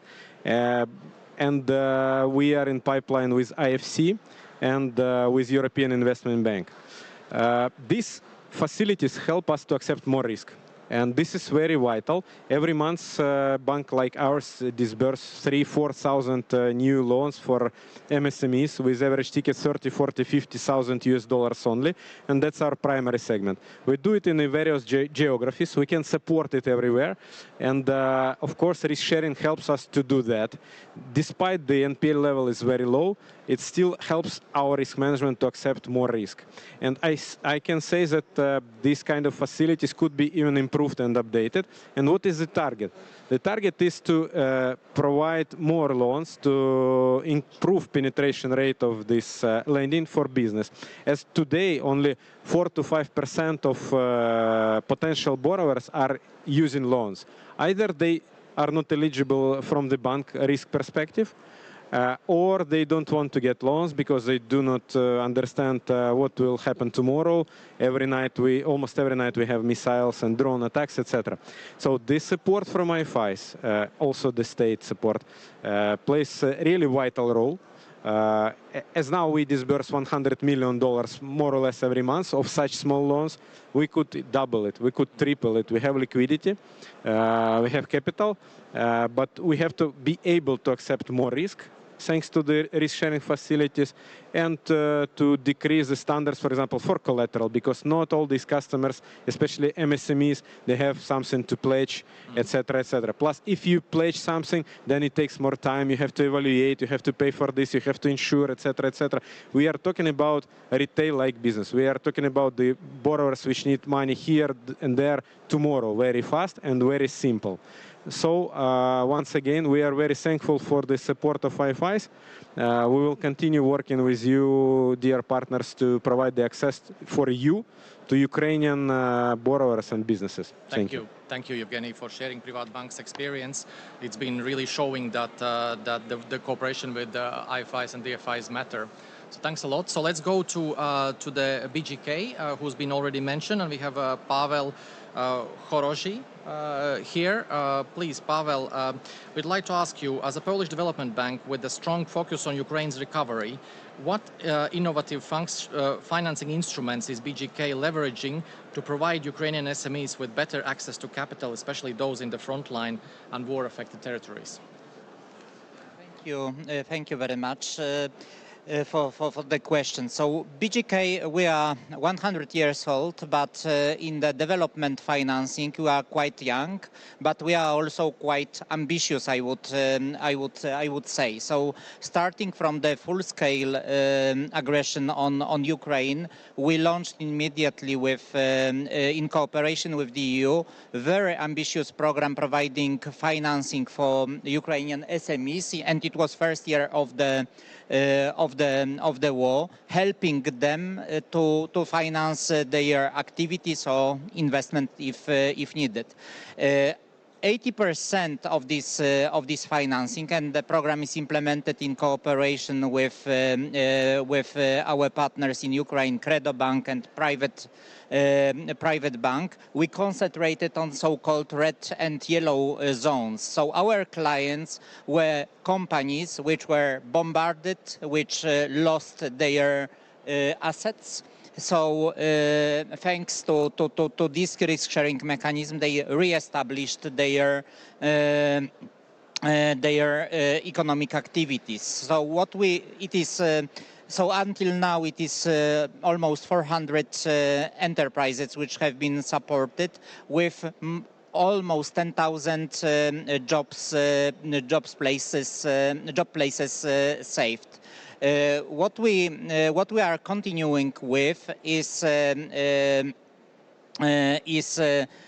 another risk-sharing mechanism, and we hope it will be in the place in next month, supported by the guarantee provided at European level within UIF. So what we want to be our speciality.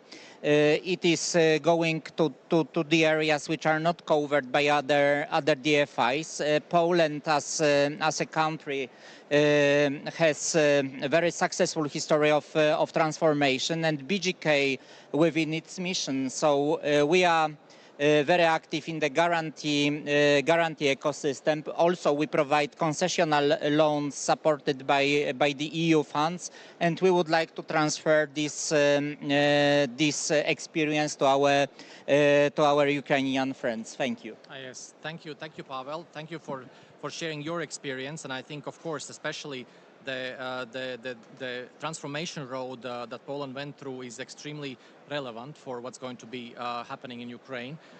We are going to now go to our friends in Japan, Vice President of JICA, Mr. Hara. JICA has a significant experience in supporting SMEs in challenging environments. What are the key financial and technical cooperation approaches that JICA is deploying or plans to deploy to enhance access to capital for Ukrainian SMEs, especially for green investments? Thank you. Yeah, it works. Yes. Yeah, thank you very much for this opportunity. Well, JICA as a Japanese agency is supporting Ukraine's reconstruction. And as an international partner, I think it's very much important for us to make a capacity development contribution to Ukraine, as well as to support the funding side of the small and medium-sized industries. So in this regard, as Japan has got extensive experience of SME development, especially after the Second World War. And so we are going to invite a delegation from the Ministry of Economy as well as Ministry of Finance to Japan to interact with the Japanese counterparts, like the Ministry of Agency for Small and Medium-Sized Industries, as well as Japan Bank for International Development Bank of Japan. So by inviting those delegates and have interactive sessions with the Japanese counterparts, we hope that it's not a kind of a unilateral learning to the Ukrainians, but also the Japanese can learn from Ukrainian unique experience going through this very much difficult situation. So we hope to make some good co-creating new values of this collaboration. In addition to that, JICA is now going to start, along with the Ministry of Economy, picking up roughly 10 Ukrainian companies to develop their business capacities. So we will be choosing, confectionery industry, as well as food processing, furniture production, etc., etc. So, I think Ukraine is very much well exposed to the European market, but I think our intention is to make a new marketing, venue in Asia. And I just want to introduce this book, which was just recently issued by one of my colleagues. That is a complete guide to Ukrainian products. And it says that from goodwill to the material desire to support Ukraine. So this covers various products from Ukraine, and I think most of them are from the SME sectors, if you like to see. Yeah. So, though Japan is quite far away in physical distance, we are trying to connect with the Ukrainian products and Ukrainian people with Japan. And lastly, we are trying to mobilize Japanese companies as well to do their business. And we have selected the 14 Japanese companies to make a pilot case studies in Ukraine. And one of them, named as Kakuichi Company, which has got nanobubble generator technology, will be starting their project in Ukraine along with the agriculture sector. So all in all, we are very much hopeful that we can make new, opportunities for Ukrainian SMEs, as well as we are hoping to work closely with Ukrainian authorities like the BDF, for our funding side as well. Thank you very much. Yes, thank you, Mr. Hara. Indeed, your experience is very interesting, and we're also following and researching how, especially your work in connecting Ukrainian producers to the Japanese value chains. We would like to now go to Mattia Macellari. Mr. Macellari, representing a large industrial association with many SMEs. What is your experience? What are the financial obstacles that Italian SMEs have been facing considering investment partnership with Ukrainian SMEs, and how can associations like yours facilitate their work?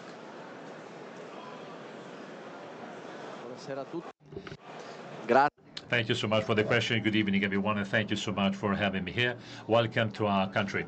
My name is Mattia Macellari, and I represent Asso Lombarda. So, as you probably know, we have 7,000 companies which are our members in Milan and in the outskirts of Milan. Now, once again, more than 7,000 companies are members of Asso Lombarda. But of course, we have an entire ecosystem working for and in innovation. So small and medium enterprises, large companies, multinational companies, together with top-level, top-notch university centers. In our opinion, this is the right mix to really produce and generate innovation. It's a pleasure to see here person representing the so-called SUP, which are the, once again, small and medium enterprises from Ukraine. Because very briefly, I'd like to tell you about some of the actions that we are implementing, and I'd like to share this with my colleagues. We may organize other, specific meetings in Milan or even here in Rome. So what do small and medium enterprises need? What do they want from us? Well, first of all, they want to grow. They want to be even more competitive. What they want is funding, money, skills, upskilling, and then they really want to be supported in becoming international. So if we offered our own innovation mix to Ukrainian small and medium enterprises, I'm sure we would be so effective.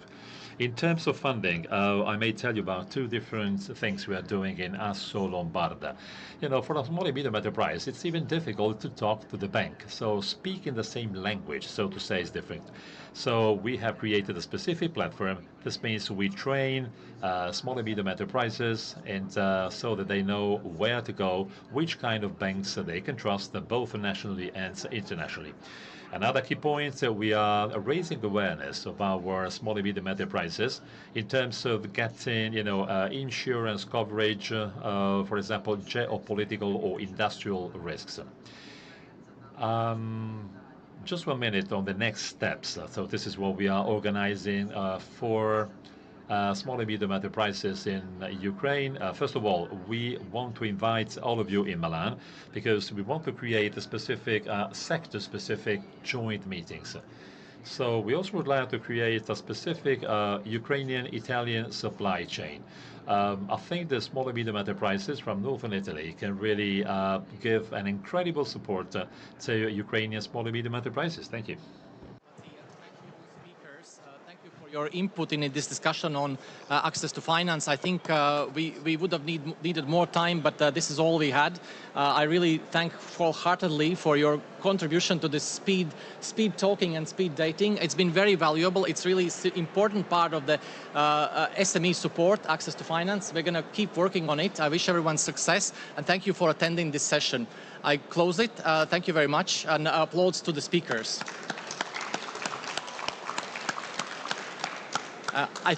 I would like to announce that the new session is starting very soon, right now here, so the organizers need to rearrange the room. Could you kindly now, those who will not be staying for the next session, move to the next one. And there's also an announcement that be mindful that at 6:30 there will be closing ceremony in the lobby, so follow what's going to be going on there. Thank you very much.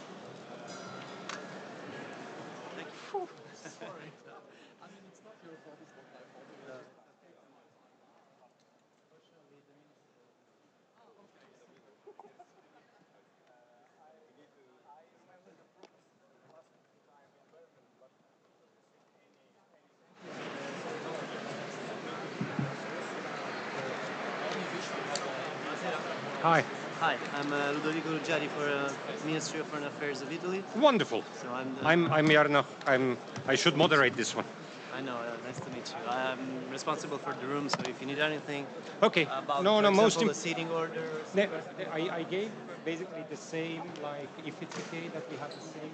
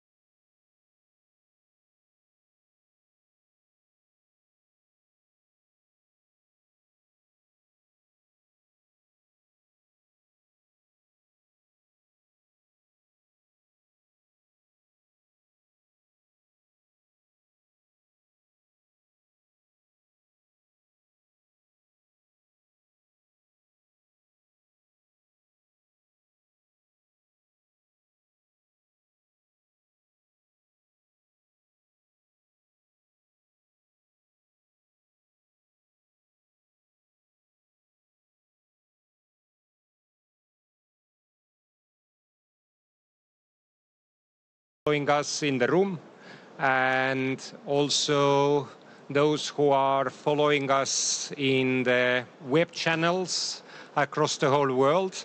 Sorry for the small delay, but the Ukraine Recovery Conference 2025 in Rome is very intensive.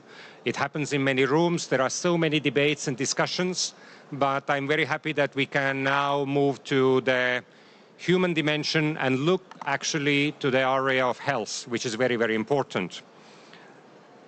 We will discuss how the health sector and the health is really a prerequisite for the recovery now, but also in the long term. We talk more about how health system has been resilient and what has taken place. As well, we heard yesterday the First Lady saying saving lives is the top priority, both investing to physical, social and mental health. And we here are with the partners. We are here from the government and public sector, from international organizations and also civil society to reflect during the next 75 minutes as much as we can. And to start session, we started with a short video reminding that also with us are all the healthcare workers, as yesterday we in Ukraine were commemorating all the healthcare workers who have lost their lives during the war since Russian Federation invasion on 24th of February 2022. And also yesterday was a grim day when WHO counted 2,500 attacks on health. So the attacks on health are continuing as today in Kharkiv, yesterday in Kiev, but we have healthcare workers who are investing their daily life and efforts to make the difference. So please, the short video, and then we start with the presentations and panel.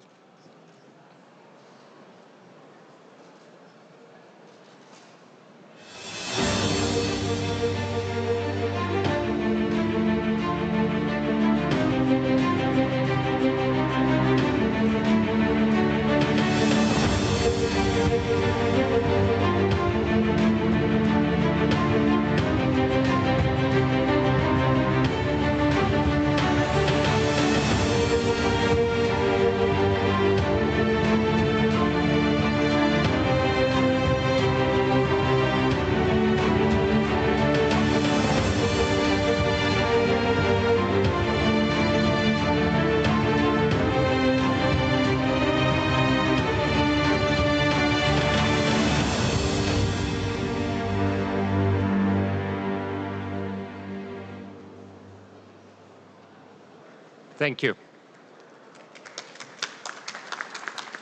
With this one, I would like to first, we have two longer statements, and I would like to give a word to Minister of Health, Orazio Schillaci.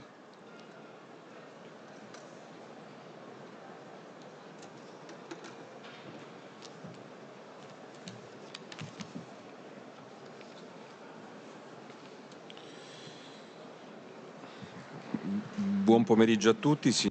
Good afternoon, all of you. Ladies and gentlemen, I'm extremely glad to see here so many distinguished representatives of international health and the civil society. We have in common the goal to support our Ukrainian friends to develop their national health system. I would like to be short and leave room for the speakers, the next speakers. International cooperation is very important in order to develop the Ukrainian health system that is free for all citizens based on the Ukrainian constitution. But we need to have a common perspective.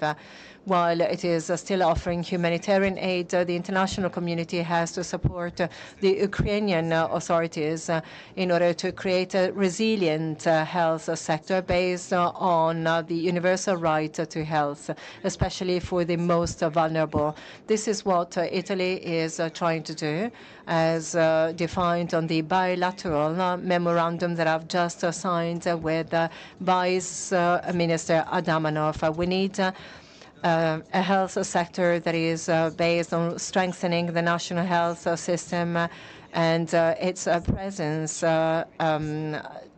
local presence. We also need to provide equipment. We also need to give priority to the most affected areas.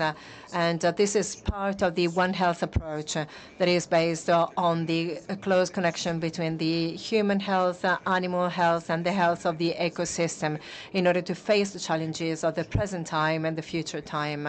We need to have this overall approach that aims at strengthening the Ukrainian health system, guaranteeing its sustainability and equality.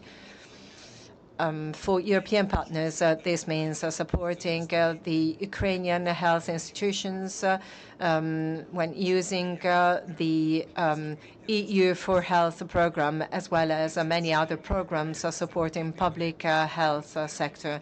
And also the European institutions should find a way to collaborate with the Ukrainian institutions in order to adjust the Ukrainian legislation to the European standards. Besides, the international institutions will have to intensify their collaboration in Ukraine by introducing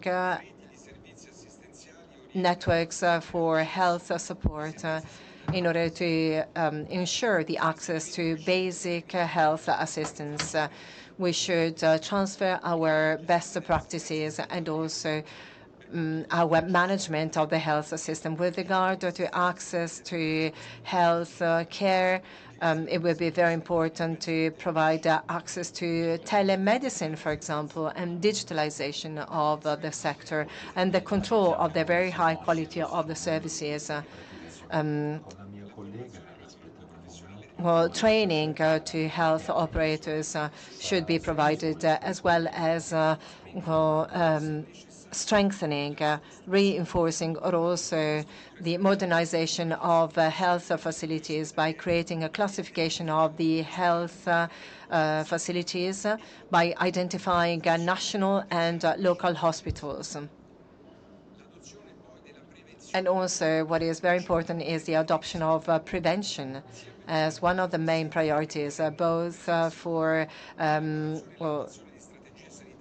diseases that can be transmitted and also other diseases. And also we should focus on mental health, prostheses, blood transfusions should be safe, and also prevention of diseases with especially neoplasias, a focus on neoplasias.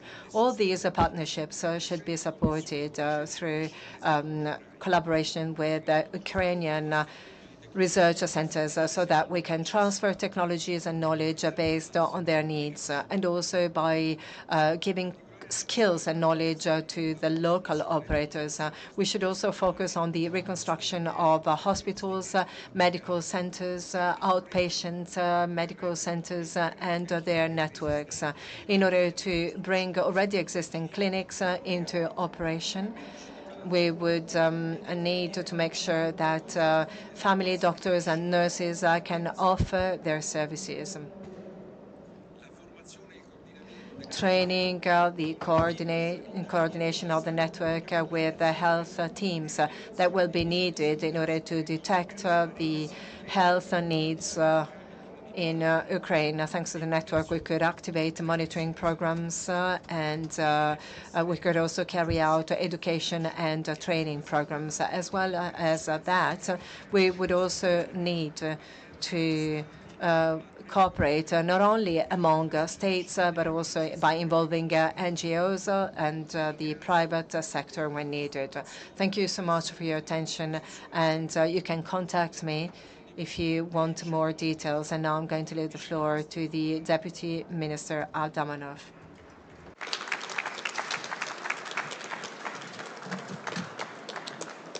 Thank you. And it's a great pleasure to hear about the developments as well. We are in the important point when this bilateral agreement was also signed. But I like now to give a floor also to Edem Adamanov to give us the perspective where Ukraine is going now, especially as the health strategy 2030 was just adopted. The country is responding to the war, but at the same time is recovering, reforming. So please, Adam.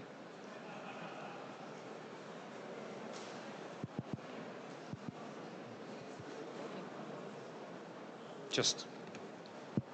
Yeah, it's working. Yeah, thank you, Jarno. I'll try to be short as much as it's possible. So first of all, I want to thank all our international partners who are here for supporting us, and our doctors who are working 24/7 in our hospitals, because only because of these people and partners and our friends we are standing, and thank you for being with us. So what we are doing now in our healthcare system. We have RDNA 4. Of course, we have a lot of damages, and we understand that it is next to impossible to restore each hospital which we have right now. Of course, we're thinking about building back better, but still it's enormous amount of money. So the total losses for medical healthcare facilities, equipment altogether is almost 20 billion euros. So it's a huge amount of money. So that's why we're thinking about private investments. We're thinking about PPPs. We understand that we cannot cover it only with our state budget or our grants. And when we speak about facilities, our hospitals, it can be a big hospital, it can be a small hospital, but when we speak about buildings in near these hospitals, more than 2,000 of them were damaged or destroyed already.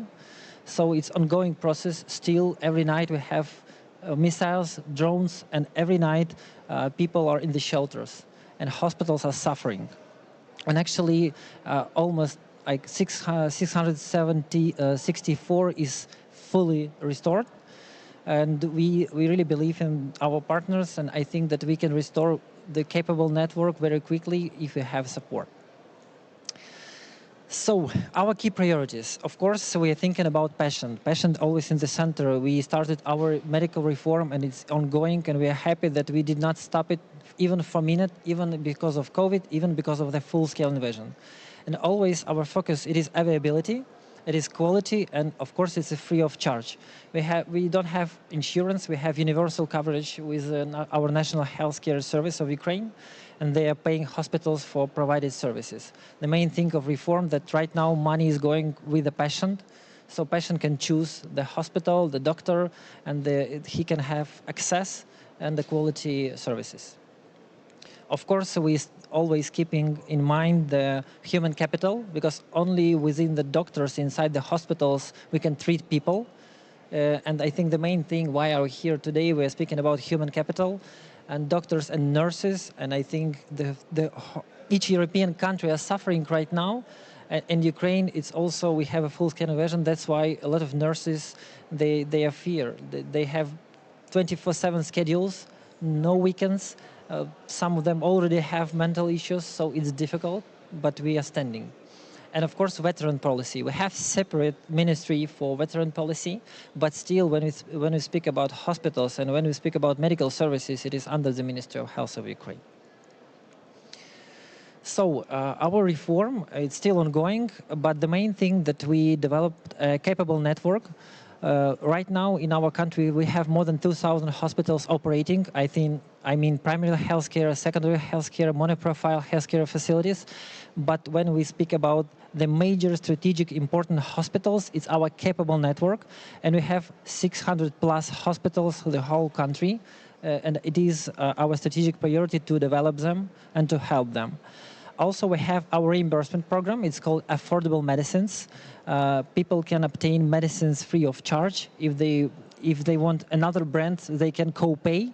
But still, every year we're expanding this program, and this year we have 6.5 billion hryvnias allocated for reimbursement.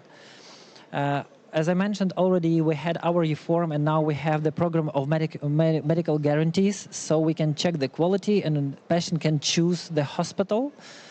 And as I mentioned, we have supercluster hospitals, we have general hospitals, and we have cluster hospitals. Jarno, you already mentioned that we have adopted our strategy, and Cabinet of Ministers voted for that, and we are very happy. And also, not only the Cabinet of Ministers, our parliamentary members always helping us to reach our goals, and WHO as well. They helped us to develop it, and we are very happy with that. So the strategic goal number one, it is universal access to quality healthcare services. And believe me, it's a very big challenge when you have a full-scale invasion. It's everyday work. Also, our strategic goal number 2, it is about governance of the healthcare system.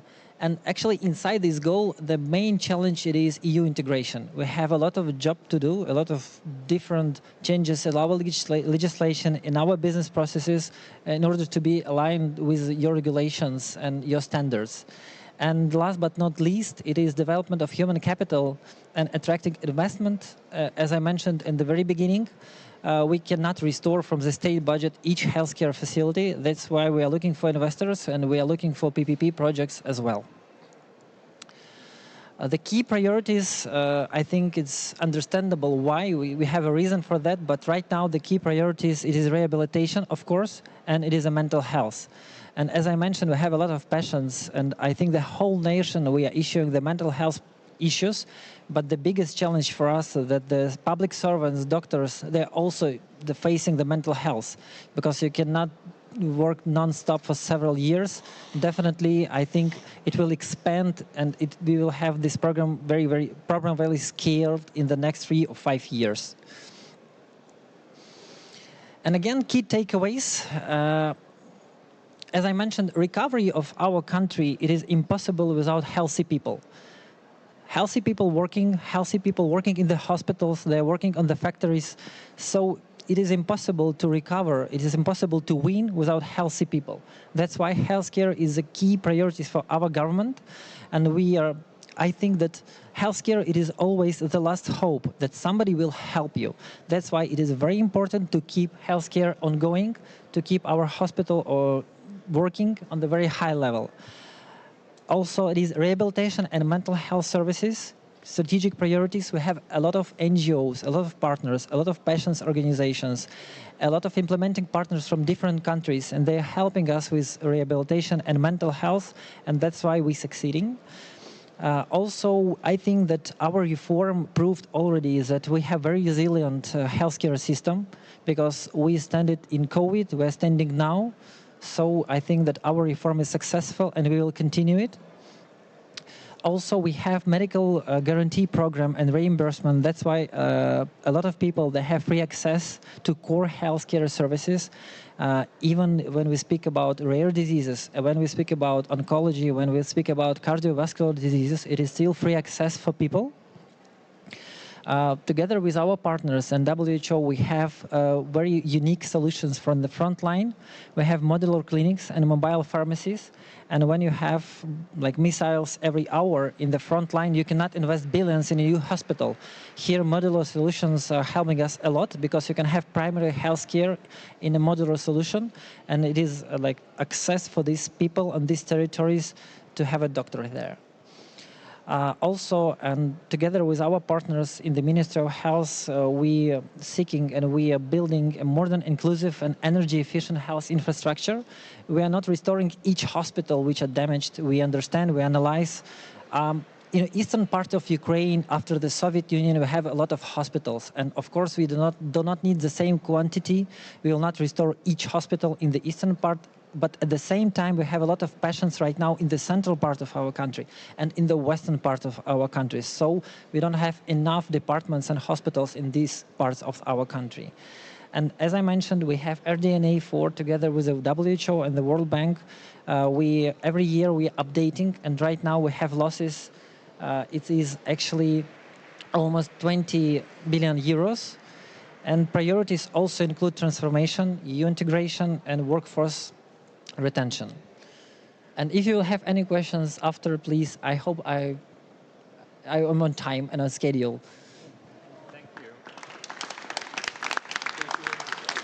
Thank you. And I really like to thank Edem and Orazio, because you provided a very good overview what has been agreed, where to go, as well, and then where the vision is. And also, I think all of our thanks also to the Viktor Leshko as a minister who has been spearheading and support, keeping the health sector resilient and moving forward. I would suggest that we change slightly the scenario, as always we do, and we are always adapting at the time of war in Ukraine. So because you gave such a good overview, let me go then we have one round of reflections, and I want to turn to Bob who has been, we are meeting very often in Kiev, walking around, and the World Bank has been one of the largest partners since the beginning of the martial law. And World Bank has been supporting health sector in particular with more than $1 billion value of investment and work that is going through the Ministry of Health.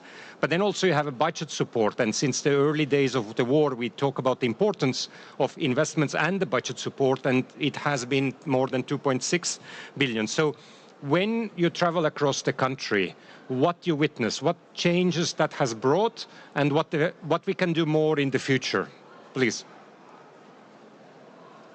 Thank you for this opportunity to be here today, and thank you for Italy for hosting us and for your opening remarks. And Deputy Minister, I think you did a terrific job of describing the realities, but also the successes of healthcare in Ukraine. From the World Bank's perspective, first of all, it's a privilege for us to be able to provide this support along with partners. And I think what we are able to do is we are able to provide analytical work. We are able to provide financing, and we work closely, for example, with the Council of Europe Bank, with WHO, with other partners to provide those financing mechanisms, to provide that. We have a large office with us, our team in Kyiv, where I live and work. We have an office of over 40 people working across sectors, and so that on-the-ground presence actually is important for that. We look at healthcare from a perspective of the World Bank's, where we have our vision is a world free of poverty, and all of you who are shareholders of the World Bank know that, a world free of poverty on a livable planet. In order for people to have jobs, to have the private sector-led growth, people need to be healthy. In order for people to prosper, they need to be healthy. And so healthcare is critical for people themselves, for their families, and for the economic future of Ukraine. The economy of the future of Ukraine is all about people. Labor shortages is the #1 issue facing the private sector and looking for job creation and looking for growing their companies. There are hindrances to that. We are working across a number of issues. One of those clearly is to make sure that there's quality health care. I think it was really interesting, Deputy Minister, you're a bit modest because you didn't talk about all the successes. For example, despite the war going on, over 90% of the payments from the national health system to the healthcare facilities are on time. Now, I know there may be other countries in the world where 90% is not even achieved during non-war times. At the same time, despite the extreme challenges that he described, which are very real, over 90% of healthcare workers describe being satisfied with their jobs. And I think the most phenomenal is that only 11% of patients identify security as a reason why they are not able to get the health care. So imagine in a time of war what this healthcare system is delivering when the patients themselves, only 11% are saying that security is the reason they can't access healthcare. That is, I think, a terrific set of data points to put us back into reality. From the World Bank's perspective, when we look forward and what do we see, you asked as we go around, I think we see 3 areas of continuing reforms. I want to emphasize on continuing because these reforms have been started, they are underway. The first one is continuing reforms on healthcare facilities, hospital modernization, hospital rationalization, getting the right services to the right people, the right level of services, the ownership of those facilities so that the financing of the services are correct. Secondly is looking at the issues around family health, preventive health. Again, I think what's interesting, this is an issue I think that many countries face, but making sure that those basic issues around preventive health, basic health care are in place, people have access to those. And then finally is continuing the reforms on healthcare financing. Ukraine has been able to shift tremendously towards an output-based system where healthcare facilities are paid based on the services that they deliver. And I think delivering those reforms, continuing those reforms is critical. One last point is Ukraine has a very robust civil society and monitoring mechanism. And we meet with a number of civil society organizations who are patient. There are some who are patient advocates, There are some who are sort of disease specific, helping families, helping patients. And what's very, I think, unique in Ukraine is that these various civil society organizations that provide oversight, that provide objective information, work very closely with the Ministry of Health, where they listen to each other, they work together. They're invaluable for us so that we have this understanding as well. So from our perspective, to summarize, continue the reforms. We, and along with others, are here to support you. Thank you. Thank you. Thank you. Thank you, Bob, and very good to see alignment of thinking also. And I think that shows also the trust among the partners and constant dialogue and thinking together, which is extremely important. Carlo Monticelli from Council of European Development Bank, you, I think, have been very active during the day. And we are very eager to see you here also with the health sector, because there has been more than 100 million euro value of investments. There are new agreements coming up. So what changes you see, and what more is coming in coming years? Well, thank you for organizing this panel on this crucial sector. And before saying a few words about the SEB and what we do, I want to stress again one point that in one way or another has already been made, but it is crucial now to the activity of the multilateral development banks. The point is that we understand really thoroughly the importance for MDBs to work as a system, to coordinate the special situation in Ukraine as work as a catalyst to enhance collaboration, coordination, and we are taking these very, very seriously, so much so that indeed the group of heads of multilateral development banks with the SEB this year chairs just recently at the last meeting agreed on a document just reinforcing the importance of doing that, in the social sector. And why? Because the social sector, and of course health, is a crucial input for the development of the society, both from a social but also from an economic point of view. Now, the Council of Europe Development Bank is the only multilateral development bank whose only focus is just social investment. And of course, health is at the very core of this mission. Health, indeed, is the very sector where we start our engagement in Ukraine. Indeed, we have been operating in Ukraine since 2023, when Ukraine became a member of ours, and the very first operation was in the health sector, co-financed with the World Bank. Again, collaboration, synergy, working together on the health sector, with a particular focus on our side on mental health support, and indeed with what we have already achieved. We have had more than 600,000 people being taken care of. The SEB then continued in other social sectors such as social housing, but our commitment to health continues with just agreements that have been signed, especially in looking at making projects really subject of financing. And indeed, I want to conclude quoting the so-called PEG hospital, the hospital for maternity care in Kyiv. Thank you. Thank you. And And I think what you described here is, you remember, we discussed these matters just few recovery conference back. It was 2023.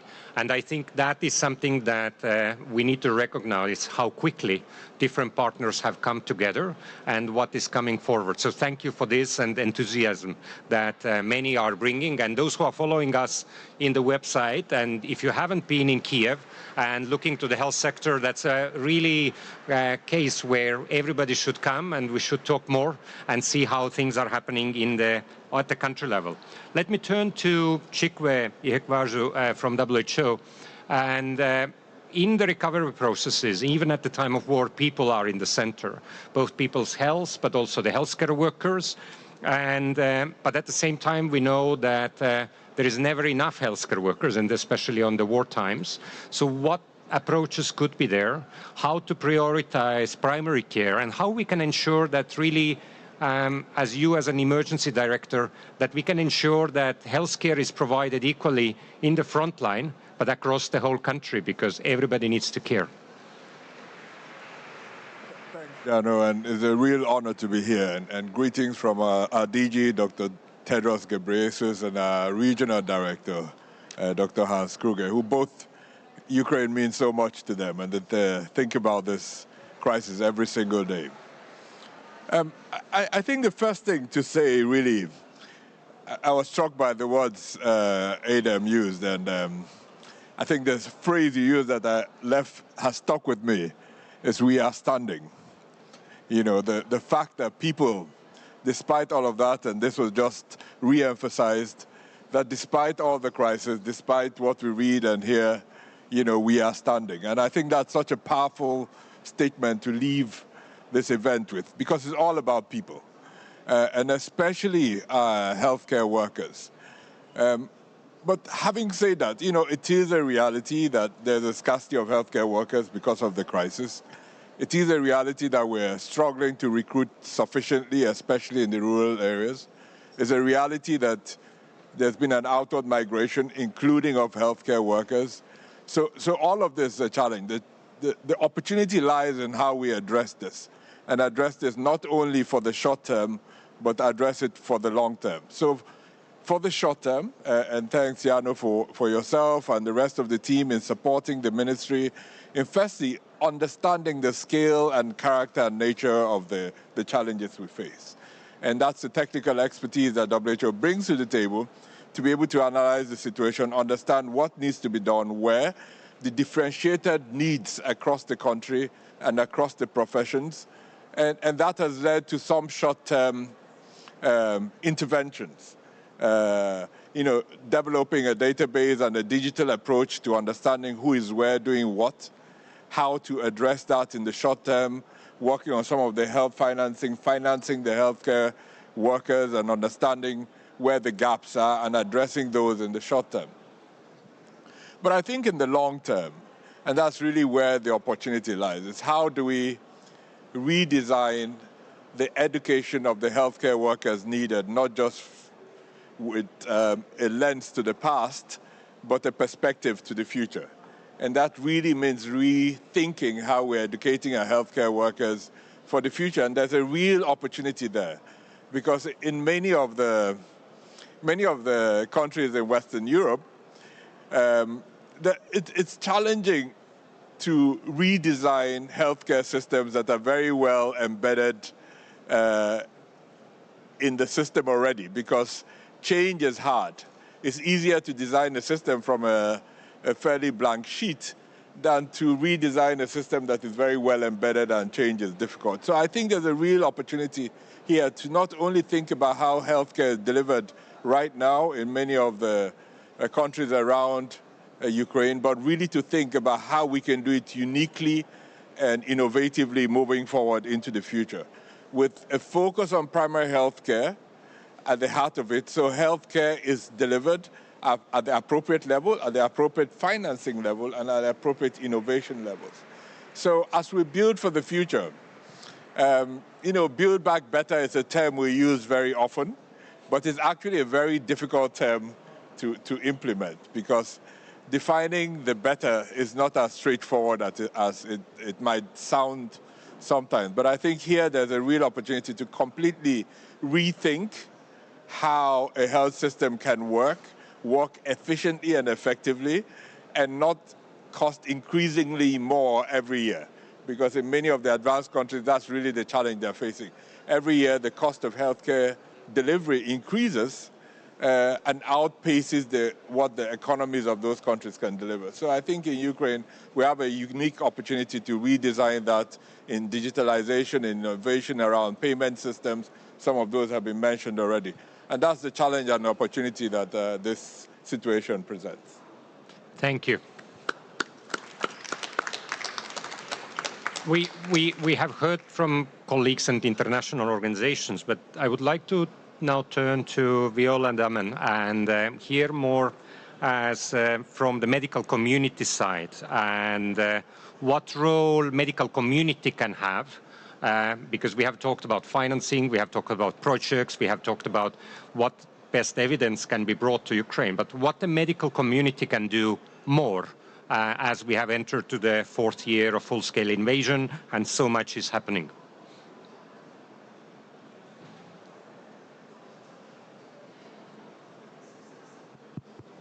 Okay. Thank you very much for the opportunity to be here to represent my hospital, my institution, and all the institutions that collaborate with us in this project. We are that is financing by Italian government to support hospitals in Ukraine. And we think as a world-leading hospital in orthopedic surgery, and as doctors, we think that the rebuilding of a country starts with giving its people the chance to make a full recovery, so they can once again support their families and help rebuilding their nation. For this reason, we think that our surgeons has a responsibility to support their colleagues in Ukraine by sharing their skills, their knowledge, and available tools. For us, this means help building coordinated care pathways focused on surgery and rehabilitation, designed to be easy transferred to other areas of the country. It means learn to manage and prevent infections, as these represent a serious challenge and risk in surgery, but in care all over, and promoting the use of complex and innovative surgical techniques to improve outcome for patients. Physical rehabilitation is the main focus of our ongoing project. Together with our partners involved, we work in synergy to improve services and strengthen collaboration both among professionals, but also between professionals, institutions, and patients. We, as a Rizzoli Orthopedic Institute, put our expertise on orthoplastic surgery.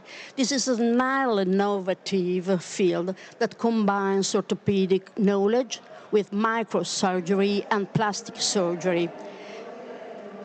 This approach is especially important for limbs reconstructions in case of severe traumas, not just as war-related injuries. We thus work in a prosthetic center that gives its experiences in prosthetic fitting and training for orthopedic technicians. There is the Santa Lucia Foundation, who has created the support plan for physical and neurological rehabilitation, and the Pediatric Hospital Bambino Gesù, that takes care of orthopedic and neuro-orthopedic injuries and deformities in children. Last but not least, the Italian Red Cross is implementing a wide program of door-to-door psychosocial support. Altogether, I think this is an example of reconstruction and strengthening of the Ukrainian healthcare, which needs to be supported by other structural and social services to help citizens of Ukraine to endure this difficult moment and to grow towards a happier and hopefully easier future. So thank you very much. Thank you. Thank you, Viola, and you describe very nicely what can be done. And we are witnessing hundreds and thousands of healthcare workers who are coming to Ukraine, and thank you for many.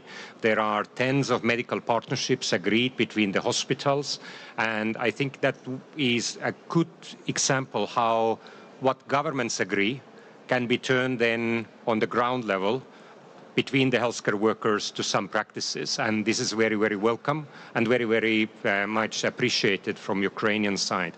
But also where you finished was the community and people. So I would like to go to Adriana Rocuzzi to talk from community perspective and what it means for people and what more can be done while we address the crisis, but also we bring innovation, we bring hope and difference for people. Thank you, Mr. Chairman. If you allow, I would like to say some words in Ukrainian. I'm very happy, extremely happy to have this opportunity to address this conference because I've got some personal links, relations with Ukraine. Firstly, for the first time I visited Ukraine in 1999, and since then I've been dozens of times to Ukraine after the full-scale incursion. I visited Ukraine for 13 times, but I'm happy, first of all, because this address, this is appreciation of the activities of the work St. Egidius Fund in Ukraine community. In 1991, this St. Egidius community started its activities in Ukraine and Kyiv. Since then, Ukraine is in the heart of the community of St. Egidius. And also the St. Egidius community has become Ukrainian in spirit and nature. I also feel myself a bit of Ukrainian in my soul, though I'm a citizen of Rome. And here in Rome, let me continue speaking my native language. Thank you. Дякую вам. La comunità di Sant'Egidio, lo dice. The community of Sant'Egidio has been in Ukraine since 1991. It is an international reality that is deeply rooted in Ukraine. Sant'Egidio community operates in the interest of the most vulnerable elderly people, children, and we also have a method of work. That is to say, we want to understand the reality of the most vulnerable. We want to be deeply rooted and understand their needs. So actually, we kept on working in this way after the invasion.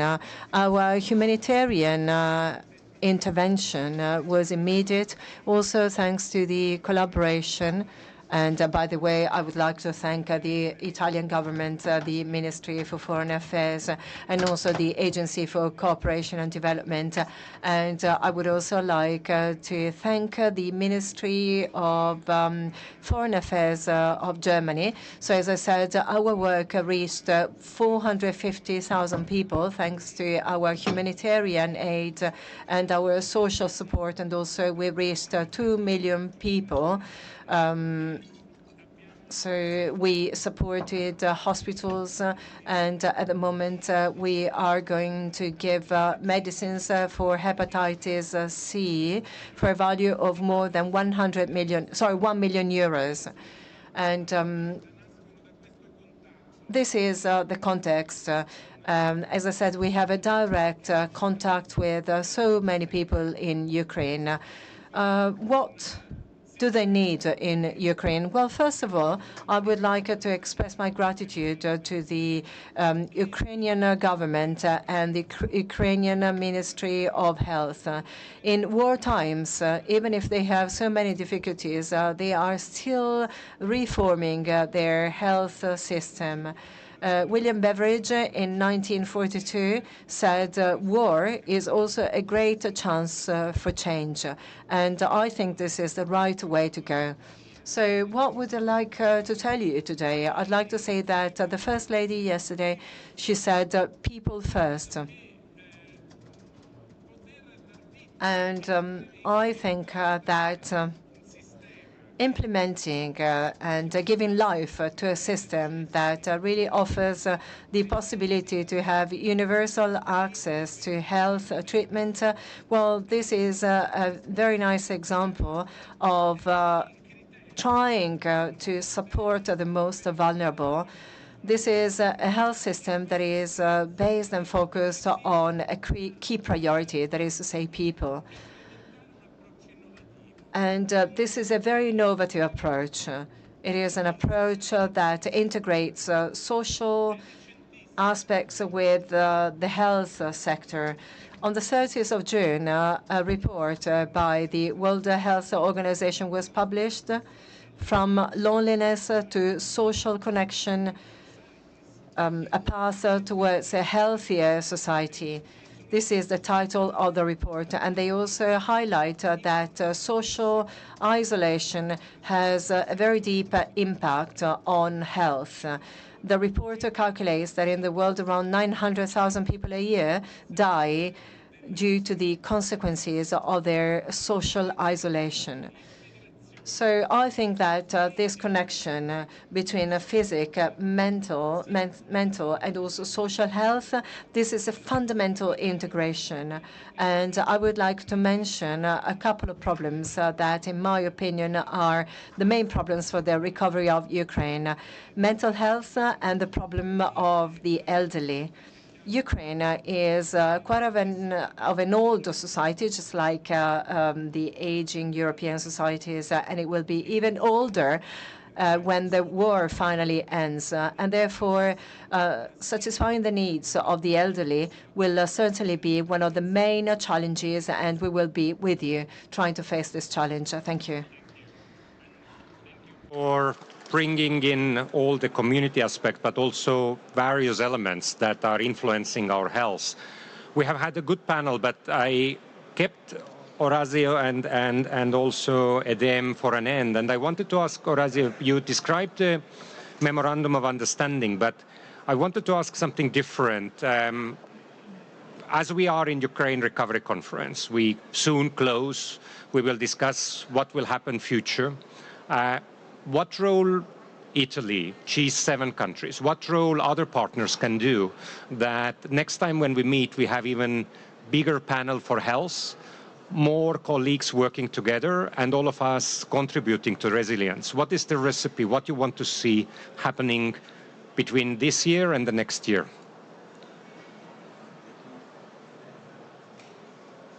Thank you so much for this question. First of all, I would like to point out the G7 consolidated political commitment and infrastructure rebuilding. The G7 has established a strong political commitment to support Ukraine in protecting its people health with coordinated technical cooperation among member agencies focused on reconstructing healthcare infrastructure and achieving standards superior to the pre-pandemic levels. Then I would like to remember the Italian leadership and the digital health innovation opportunities. Italy, as a G7 2024 host country, positions itself as a key facilitator of health cooperation, leading specialized initiatives like the high-level conference on antimicrobial resistance, while promoting Ukraine's healthcare digital transformation through cutting-edge telemedicine and artificial intelligence applications. In particular, targeted antimicrobial resistance response, the G7 specifically identifies the urgent need to address Ukraine's rapid antimicrobial resistance increase and its cross-border spread exacerbated by conflict, creating a coordinated intervention opportunity that benefits both Ukraine's recovery and the broader European health security.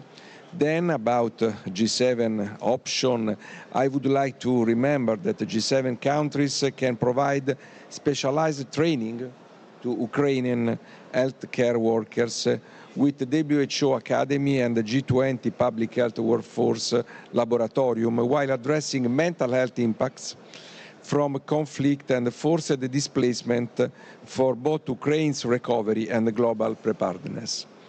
Then Ukraine's reconstruction can serve as an innovation laboratory for testing advanced healthcare delivery models, resilient systems, and a universal health coverage approach, so providing valuable lessons for future humanitarian crises while contributing to regional and globally health stability. Thank you. Thank you. And it's good to hear that there more can be done. I would like to go Adam to you with one question on, you mentioned very shortly about the EU and European Union integration. How you see the recovery now and EU integration, will it be an accelerator also to the reform processes? Thank you. Yeah, actually it can be accelerator because we have a lot of tasks to do, so everybody motivated to do it. Along with that, we'll face some challenges and we have to be prepared. We understand that after EU accession, the salaries for doctors in EU and salaries for doctors in Ukraine will be different. So we have several months or years right now to be prepared for that.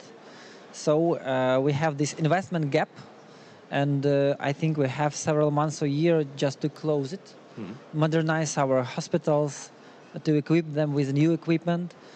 We have to invest heavily in trainings. That's why we really supporting international medical partnerships. Because even today, our doctors, we have several, I think actually it was 64 when I was leaving Kiev, international medical partnerships. And just imagine, right now our doctors, they fully understand how doctors in Sweden or, for example, in Germany or, for example, in Norway, how are they operating in operating theaters. And the same, for example, doctors from Italy or doctors from Toulouse, from France, they're coming to our hospitals in Dnipro, like Mechnikova, not very far from the front line, actually, and operating together with our doctors. So in the human capital perspectives, we're already harmonizing our practices. So we still lack a little bit investments, and we have to deal with like optimization of the processes, because the journey map of the patient in EU hospital and journey map of the patient in the old hospital in Ukraine can differ. So we have to optimize it. And first of all, we have to invest heavily in primary healthcare, because diagnostics, it always helps you to save money when you treat people. It is task number one for us. So we're supporting trainings for family doctors. Actually, we have, even with the mental health, patients can ask for help in these primary healthcare facilities. And after that, we understand that we have certain amount of very, very big hospitals like monoprofile or supercluster, and we have to equip them with new equipment, and we have to train doctors there, and we have to pay very high salaries for them in order to save them in Ukraine. Thank you. Thank you. And I think you described exactly the tasks ahead of us. So when we meet in a year time in Ukraine Recovery Conference next time, then we need to look back and see which of those tasks together with all the partners, both at the Ukraine level as well internationals, have taken. We have also a few statements from the floor, which are very, very short, 60 seconds, because otherwise we have those panels where there are a lot of wise people in front, and then there are a lot of people who follow. But actually, there is always a dialogue among the practitioners, what we can do differently. So I would like to ask first Sophia Aliniuk, who is the country director of Expertise France, to say a few words, followed by Olga Rudneva. And let me take your microphone. thank you, Jarno, and thank you, everyone, for an honor being here. A few words on behalf of my great team taking care of health program in Ukraine and Expertise France. First of all, yesterday was Deputy Minister and our CEO of Expertise France. We've signed the MOU to strengthen and to reiterate our cooperation on what we are already doing, but what we can do more, among other things, is to set up together a facility to cover the needs of Ministry of Health in terms of recovery, reconstruction, and to continue this dialogue and work together.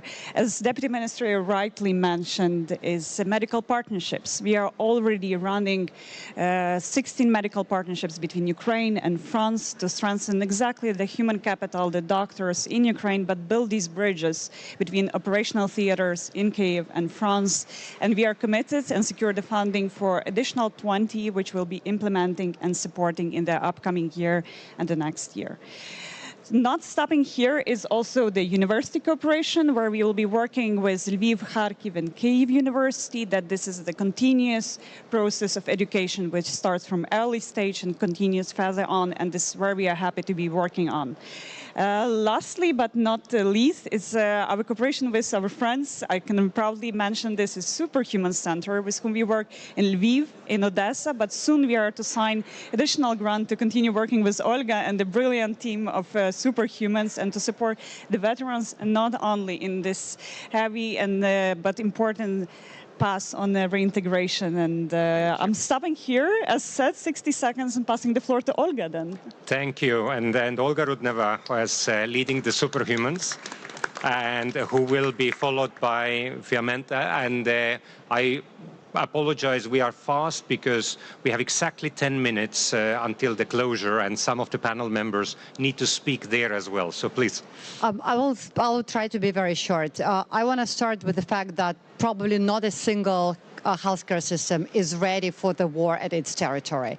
And Ukraine is doing that for 3 years already, and doing that pretty successfully. You've seen numbers with our deputy minister of all our healthcare system facilities ruined and a lot of human capital lost, but we are still performing at quite a high level.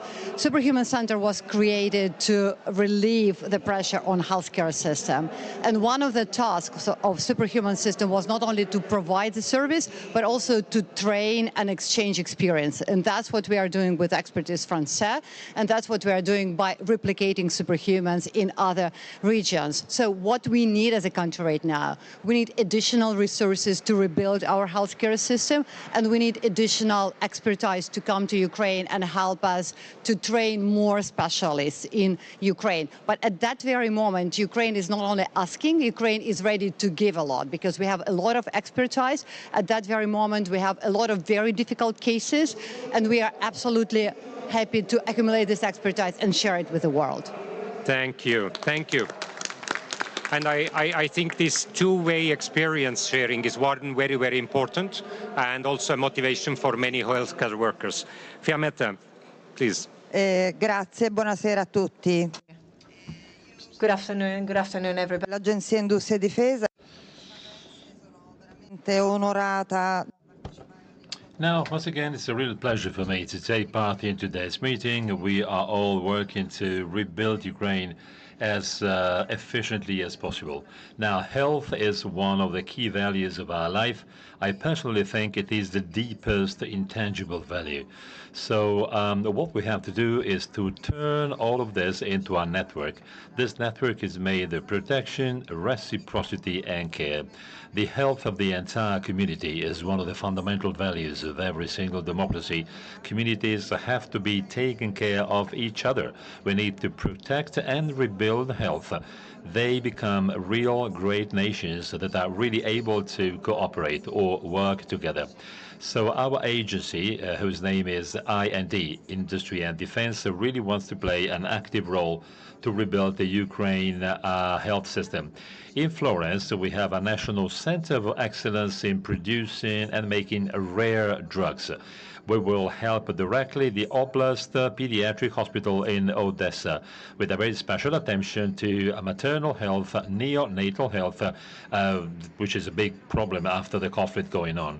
So I really would like to deeply thank the Foreign Office and the International Cooperation Minister, and once again, allow me to say thank you to Mr. Cirielli, the Vice Minister, because he is the creator of this wonderful initiative. Slava Ukraini, thank you so much. Thank you. Thank you. And good to see such an energy and enthusiasm that takes us further as well. Do we have Anna Derevenko here? No. Then, please. And then after Anna, we will have Ina. Thank you very much. Dear colleagues, I think that on behalf of the Ukrainian citizens, I would like to thank also all our partners. I would like to thank the gratitude which was expressed by our ministry, because actually with your support, of international partners, we can really sustain our development and our lifestyle in Ukraine. Health as a prerequisite for recovery. Obviously, it is positive momentum, and it is a fact which is very easy, which is very difficult to argue with. And I agree with the World Bank representative who said that actually it is really the basis for the labor market development as well. And I agree that labor market shortages is actually the key thing for the business, because I represent the business community. It's around 1,000 member companies, and all our members complain that indeed we are lacking people. Now also, when we build the healthcare, it will be also a good basis to return our refugees from those homes which are the new ones for them. But I would like to mention that the healthcare system, indeed, as Olga said, improves, because according to our survey, and we have received 1,000 respondents this year, 50% said that the level of healthcare system is satisfactory, compared to 37% who like the level of healthcare system in 2021, so basically before the war. So in this respect, obviously, there is lots to do, but one of the key things also to concentrate on is mental health. The business community makes a lot to sustain it, to help people, but obviously both donors and healthcare system should also keep an eye on this. Thank you. Thank you. Thank you. And please, Inna Ivanenko. And hello, everybody. My name is Inna, and I'm an executive director of Patients of Ukraine. My organization unites 4.5 million patients with severe diseases, with chronic diseases, oncology, and rare diseases. And actually, I would like to ask our international partners to help our patients, because they are also our human capital. Unfortunately, Ukraine as a state has not enough resources to provide essential life-saving treatment for all patients with severe diseases who need it. Unfortunately, part of them die, or they should go abroad to seek for the treatment together with their families, and we lose our people. While they could have treatment in Ukraine, live in Ukraine and work in Ukraine. We as NGO also contribute to recovery and stay side by side with Ministry of Health, with our governmental institutions, in order to help to develop patients' path, not to overwhelm the healthcare system, rehabilitate healthcare facilities, and contribute to development of physical rehabilitation, a national system of Ukraine. But what I want to emphasize is the importance of protection of our cities from drones and missiles, because every night Russian attacks becomes heavier and heavier. And protection is first. To be protected, we can proceed with our recovery and rehabilitation. Thank you. thank you, Ina. So what we have heard is the importance of unity among the partners and continuous investments to the human capital and health. I think we have heard that people need to be in the center. We have, during these days, signed so many agreements with value of more than 75 million and counting. So I like to thank many. I have a long list of countries and partners to list. If I count all of them, we will not make it to the closing session. So follow URC website and do it more. And I think from my side, most important is to have courage to act now. I think what we have heard during these 2 days is that the recovery at the wartime is possible. It is needed for people, and it is needed for the trust, social cohesion and development. But with this one, I would like to give a word for closing this session to Edmondo Cirielli, the Deputy Minister of Foreign Affairs.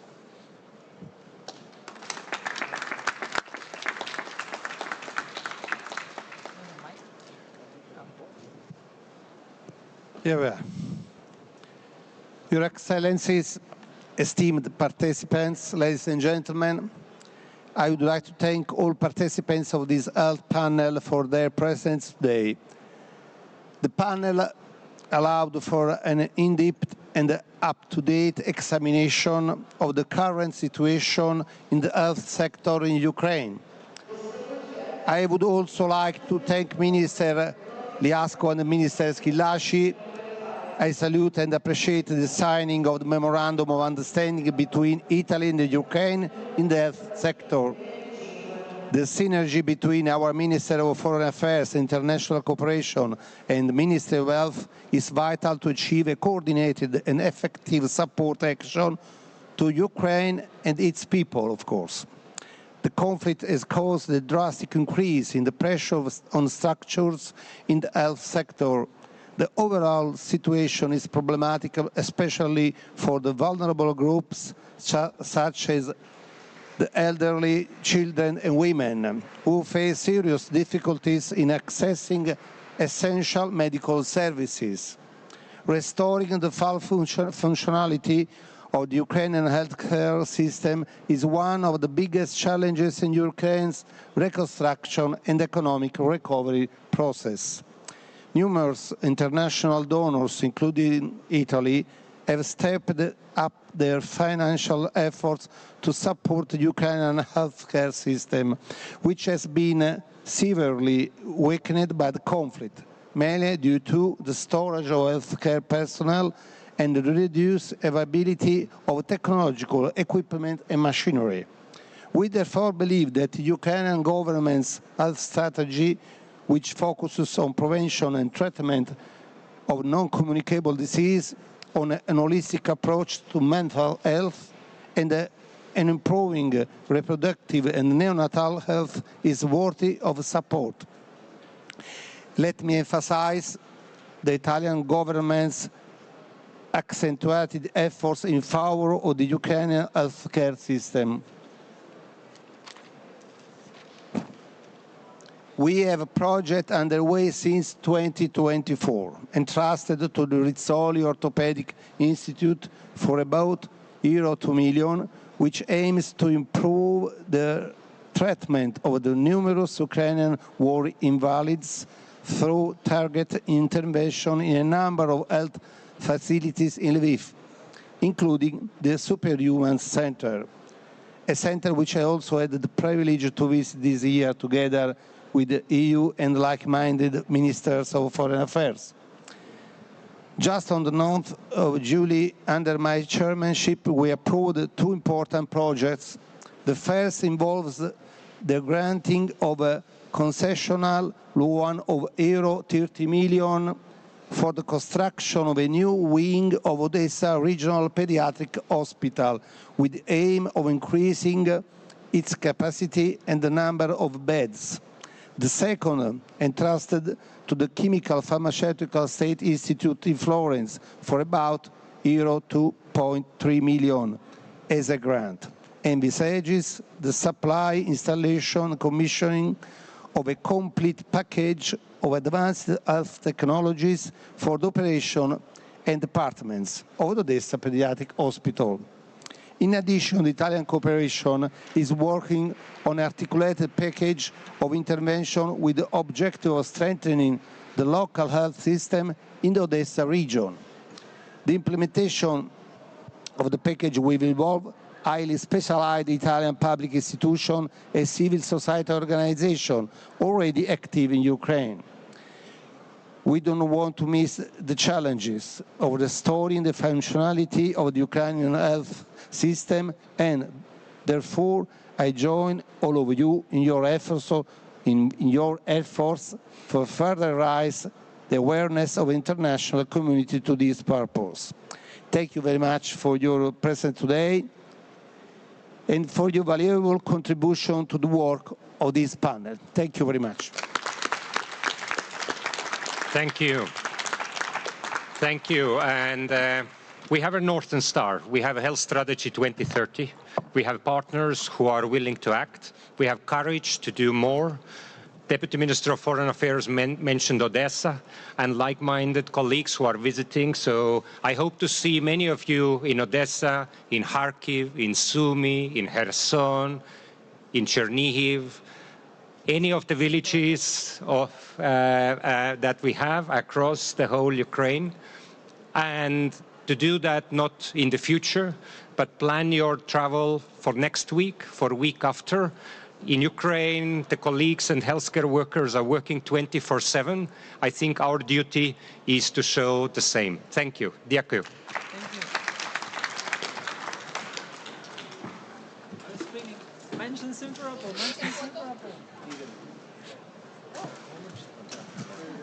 Well done. I'm trying to manage the time, sorry. No, that's good. Thank you, thank you. Let's do a group photo.